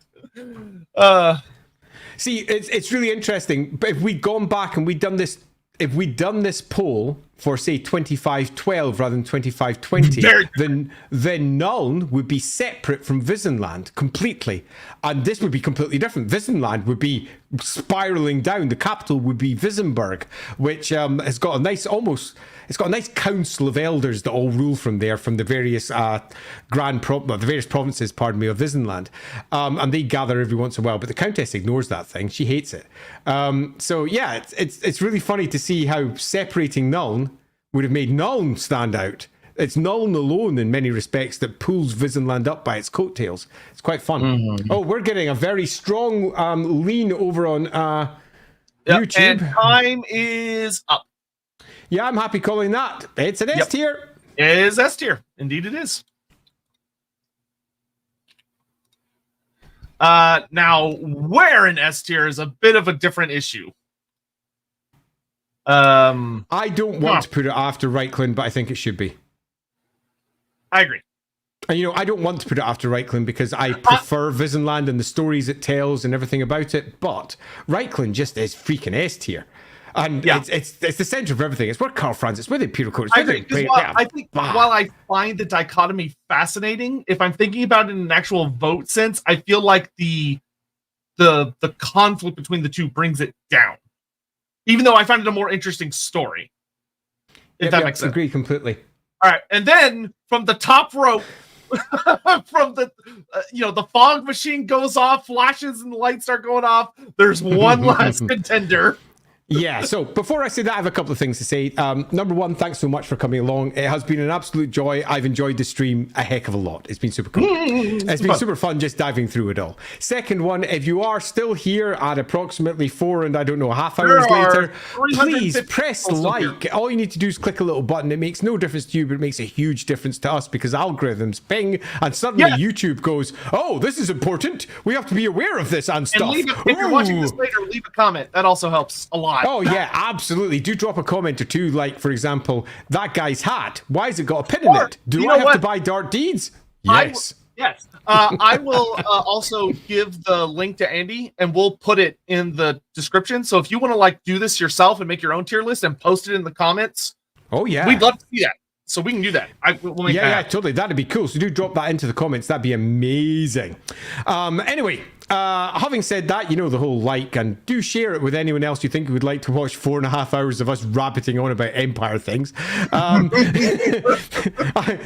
It's definitely the sort of thing I do. Let us now turn to the Wasteland. This is a cursed place. Now, you might go, no, it's not. It's fine. It's what? No, I'm good. Not because it's actually cursed. This is a cursed place because Games Workshop has variably written it. Oh, yeah. Oh, and I do mean Games really hatchet to this place. Variably written it. And at some points, it's been written beautifully, and at other points, really no. So, what is the Wasteland? Approximately 200 years ago, it's not even that long ago, it's like 100 years ago. 100 years ago, the Wasteland looked at the empire that had been fashioned by Magnus the Pious and went, we're done. It doesn't matter what the story is, why they did that, they bought their way free. Now, the empire at this point had been ravaged by Grom the Paunch. Now, this is the story that's not told. The story that's always told is that Dieter Goldgatherer desperately wanted money because he wanted to be rich. Oh yeah, Dieter the Fourth? But, yes, probably. But later they wrote a new story, which was that Grom the Paunch was also around at this time. And no one bothered to write these two stories together. So what actually happened is this. Grom flattened the empire. Grom destroyed the capital. Everybody fled. It was awful. The Westerland wasn't touched. And the Westerland looked on at the empire and took advantage and said, here is a lot of coin. Go do your own thing. But we're now separate from you. And the emperor at that point was so desperate, he said yes. And he would be maligned forever for this. And the Holzwig-Schlestons would rise to power off of the back of an emperor who arguably was just trying to save. Yeah, like he made the right decision. Now, he may have made mistakes when he was in Nuln, and apparently the stories of what he was like in Nuln. Yeah, he made a lot of freaking mistakes. He was a absolute bastard. Yeah, but that doesn't mean that what he did afterwards was incorrect. We have a story that should be written here, and it's the story of Marienburg and its rise. I have a few issues with the story of Marienburg. I'll get to those in a moment. One is the fact that it's called the Wasteland when it named itself. That makes no freaking sense. Who is going to name their own place the Wasteland when it was called Westerland beforehand? Why didn't it call itself Westerland? We can only assume that Marienburg was like, oh, look, money. And they looked out at all that territory and went, what am I going to do with this? Okay, next. The Wasteland is apparently mostly empty. And if that was the case, why hasn't Nordland conquered it and just taken it for themselves and filled it with cities and ships and all the rest? There is a lot of story that doesn't make sense here, particularly because in some versions of the Wasteland, the whole place is populated and there's farms and there's villages and there's towns. So we have ourselves a conflicting view of what the Wasteland is. But what is it really? It is a province from 2,500 years ago that has been kicking around as part of the empire for almost its entire existence. It was responsible for some of its biggest schisms because it was the most powerful of many of the cities. Consider it to be another city like Nuln, another city like Talabecland or Altdorf. It is one of the core, like Middenheim, cities of the empire, and it gets so powerful, fat off the money that it earned sitting at the mouth of the River Reik, that it managed to reach the point where it could entirely separate itself, and it supported itself in doing this with high elves. High elves from Ulthuan made a deal with them and went, hey, we'll protect you if you do this, because hey, they also gained advantage by Marienburg being completely separate from the rest of the empire, and they took advantage of this. And when the empire went to war with Westerland, which is often talked about, at the Battle of Grutzer Marsh. Grutzer Marsh is where the words River Reik are beside Marienburg. Yep. That there is in a giant marsh. It's right on the old territory of Seert. And the Battle of Grutzer Marsh took place around about 100 years ago. And at this point, the colleges of magic were banned because of all the horrors that had recently occurred. There was wizard wars and everything in Altdorf. It was truly bad. This pleasant thing right here. Yeah, it wasn't good. And so they went to war without wizards. And the Cult of Sigmar said that this was good, and the Cult of Sigmar said they would win. They didn't need wizards because the Cult of Sigmar could provide all of the divine support that they required. Well, turns out they were really wrong. They went down to the Battle of Grutzer Marsh. Marienburg came out with a whole host of... Oh, we forgot to mention the Tillian connection to Wissenland. Never mind. They came with a whole host of mercenaries, high elves, and this what was once the state army of Westerland. They came out and they kicked living shit. The army of Reikland was massacred. Yeah, it was bad. Utterly massacred. And it was bad. Now, could the Wasteland, the Westerland, whatever, have marched out from that point? Yes, they could have. Did they? No. They withdrew to the borders that they stated were theirs. They stuck to their deals, and they went back, and their directorate, which was the most important families inside the city, gathered around and in their own weird form of democracy continue to rule Marienburg and make it the largest, most influential and richest city in the old world. Not the empire, the old world. Yeah, it's money central. It's bigger and richer than Altdorf. At the very heart of it is the cult of Heindrich or Handrich, or there's a whole host of different names for Handrich, who is basically the god of merchants. And there's a great temple down there, but also attached to them is the god Manan, who is the god of the seas, who is exceptionally important to their people. Their fleet is arguably bigger than the Empire's fleet. It is certainly strong enough to hold all the primary trade routes, but importantly, it also has deals with High Elves, where the High Elves will not prey upon them as long as they follow certain trade routes. High Elves rule the seas out there. If you go out into open waters and you're caught, you'll be sunk. It's pretty much that, unless you have a deal in place. Marienburg has this. Marienburg is now a completely unique, separate civilization to the Empire. It has its own traditions, it has its own religion. Sigmarism is still down there. A lot of people still worship Sigmar down there because he founded much of what they now work with. But it's fair to say it's not part of the Empire. They even speak Dutch for some reason. Yeah, they've got Wastelander, they've got their own language, which is their own form of Reichsspiel, if you desperately wish to view it that way. But Reichsspiel is nothing more than the evolution of Old Umberrigan into a modern form. Cut it all right down. We have either Marienburg, the biggest city in the Empire, plus a relatively populated wasteland, or an empty wasteland with nothing in it that for some reason nobody claims. Yeah, it doesn't really matter what version. No, it makes no sense. It is a bit silly. It doesn't really matter which one you go with. What you can certainly go with is that Marienburg is the biggest city in the old world. It's the richest city in the old world. It has elven support, and it has changed its fortunes. Where beforehand it was one city amongst many, where beforehand it was a place that was being frequently raided by, for example, Norse. The place has been sacked like 3 times by Norse in its long 2,500 year history. It's not being. It's one of the reasons it has a big fleet now, is to try and stop that, and it hasn't happened again since. It's been a tough life for Marienburg because it's out basically on what is a great march, and by that I mean a border, and that border is the sea, and that sea is full of horrors, and they had to deal with it by themselves. And over the course of time, they learned to not only deal with it, but to better themselves, and eventually reach the point where they moved beyond Empire. So I think the Wasteland makes for a fascinating place. It's weird. It's either just Marienburg, and why the frick is it called the Wasteland, I will never know. Or it's an entire area like any of the other Grand Provinces, which is full of towns and villages that are all working towards supporting the biggest city, which is the only thing that makes sense, because Marienburg is so big and in the center of a giant marsh that it would be easy to starve out. A collection of islands, Yeah, some other fun notes. It's got such a large elven population that they have their own type, which is they're called sea elves as opposed to just high elves. They're considered almost a unique, distinct version of elves, which is really fun. They're not. They're totally not. It's total propaganda. They're just outer kingdoms high elves. Yeah, but you have a lot of elves when there are elves that are born and raised there. You have a lot of elves. There are a fair number.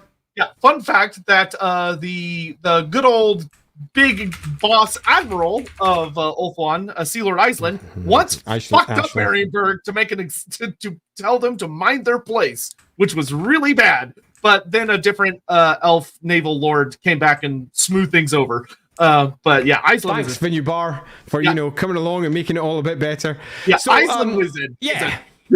Anyway, so let's get this last poll up and running. They do not have a Runefang anymore, correct? Correct. The Runefang is held by Nordland. Nordland still claims all of this territory for themselves. Yeah, Nordland's like, we're not a tiny province, we're gigantic. Yeah, we own the Warlord, we own the Wasteland. Yeah, it's also worth noting that having elven communities is by far from unique. Nuln has a significant elven population, several thousand. Altdorf has even more than several thousand, but the Marienburg one is the largest of the 3 with their enclave. Yeah, it's interesting. They have a massive mercenary population as well. Yeah, Marienburg, they have so many mercenaries, which is interesting, as opposed to like kind of the more general state army, which it kind of falls under that weirdness of like the whole thing with the Wasteland, because some authors, like Andy have said, have treated the Wasteland like it's empty. So they go, oh, well, Marienburg doesn't have a state army. It's only mercenaries. But it's like, that doesn't make sense. How would they feed themselves? And what the fuck is all this territory even the for? city. And who are the people who live in the city? You're saying you can't make an army out of them? What? Yeah, it's like I agree that they would have a very large mercenary population. But the idea that it's all mercenaries is silly. Yeah, absolutely. It's a bit of an odd one. I'm going to go check how this one's going. Matthew Lowry says, kind of like a late medieval, early Renaissance Venice. Yeah, very similar. Although you'll find that they try to pull upon those tropes for the princedoms down in the Tillian, obviously princes. Marienburg, sort of. But unlike, for example, there is no surrounding territory, because even Venice, although Venice largely was its own thing. Venice is quite fun. I like Venice. In fact, it's got a lot of similarities to Venice as I go back over Venice's history. You know what? Yes. Hockey, a lot of Famir. Big time Famir population around those parts. Totally. And this is actually where it is generally perceived that the Fimir had their ancient heartland, where they originally were way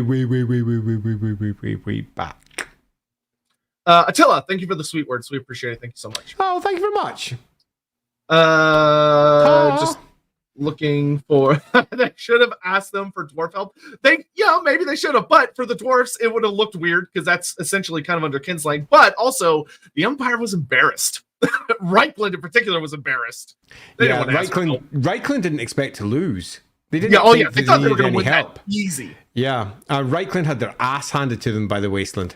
And actually, it reminds me a lot of, although not a great moment in our history, it kind of reminds me of the initial battle between like the Confederacy and the North, where a lot of people went and were spectating the battle as like casual watchers, being like, "Oh yeah, this will be a thing," and it was a horrible fight, horrible and ugly. Like, I would not be surprised if there were Reikland nobles and other people from Altdorf that were like, "Oh, let's go watch."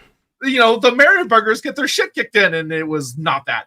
It was not that at all. Bogged down in the marsh, high elf mages throwing spells, no way to stop them. It was ugly. Okay, so this vote's changing a little bit this side, so I'll give you an extra few moments before I call it in this one.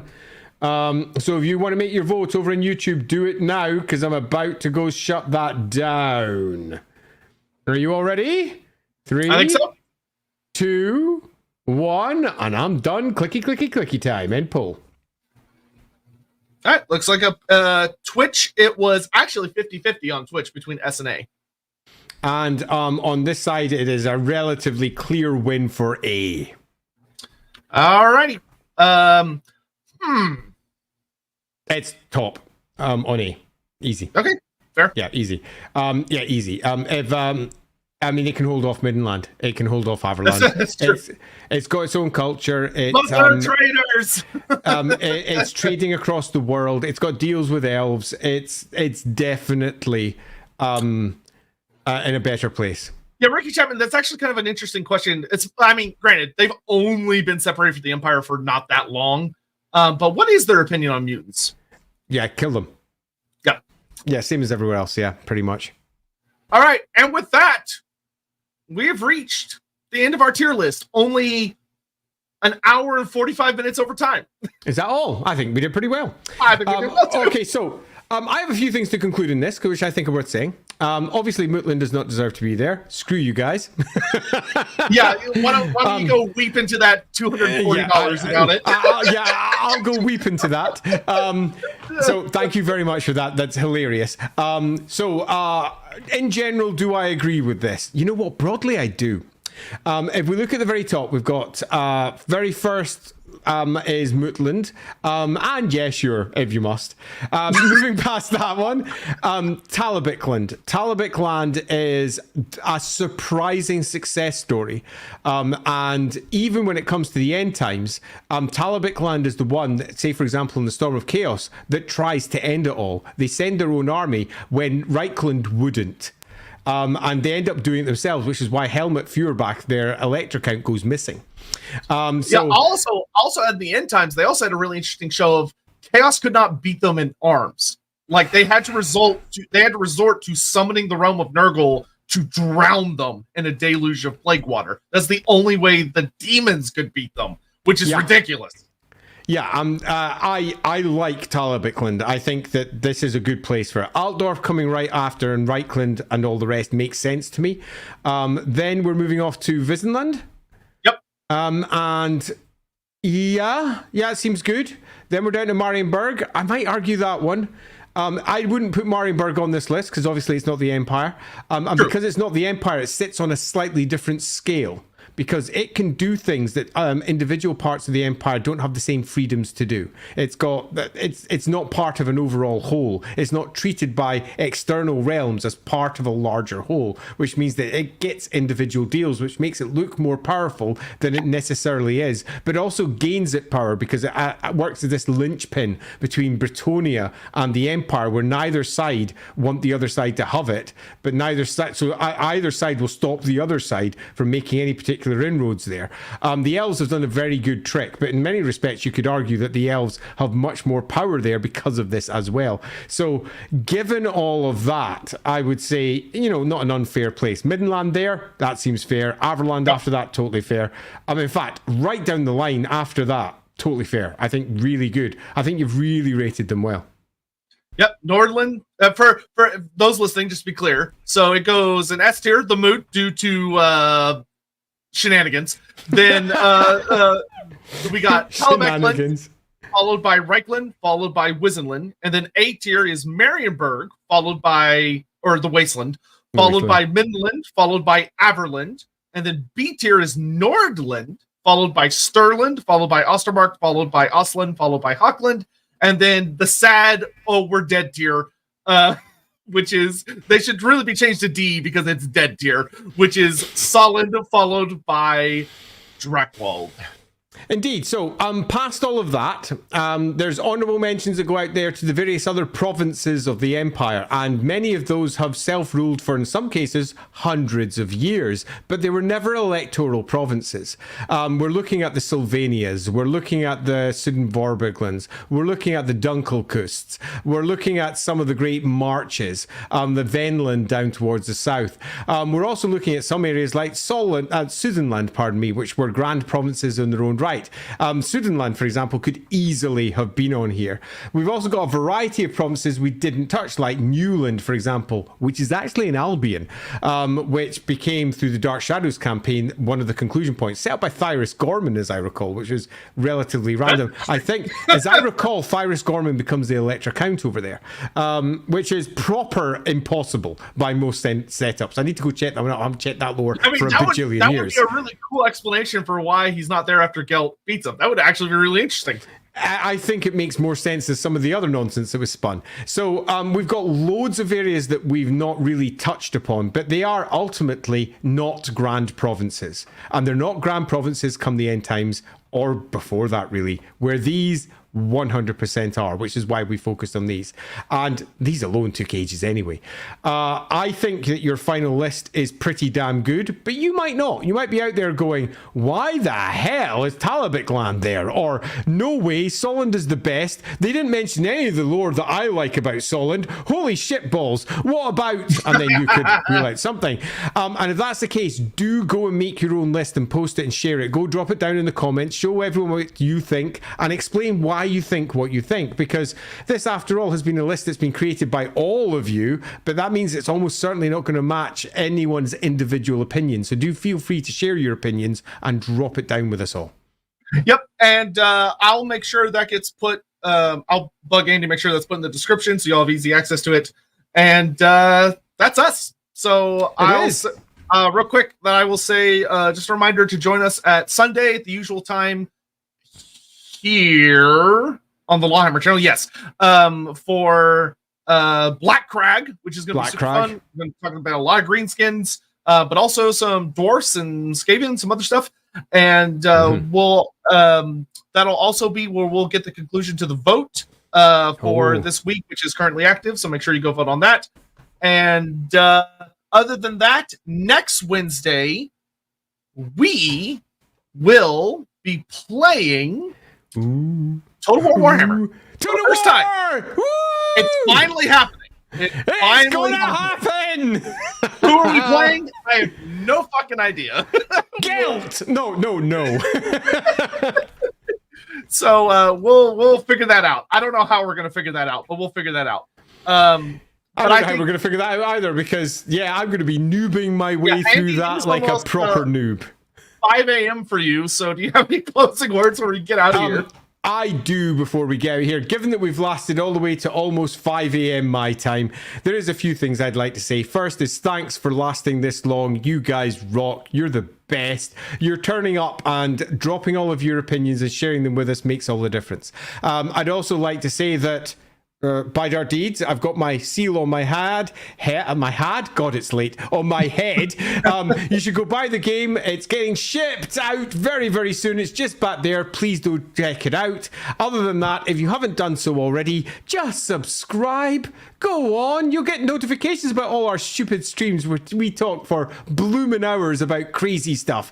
Go hit that subscribe, not just here, but also over on the Loremaster's channel, because we know for a fact that many of you are watching each week but not pressing that subscribe button, and because we are greedy little people who like to see those numbers go up, please press the subscribe button. It makes all the difference on our side.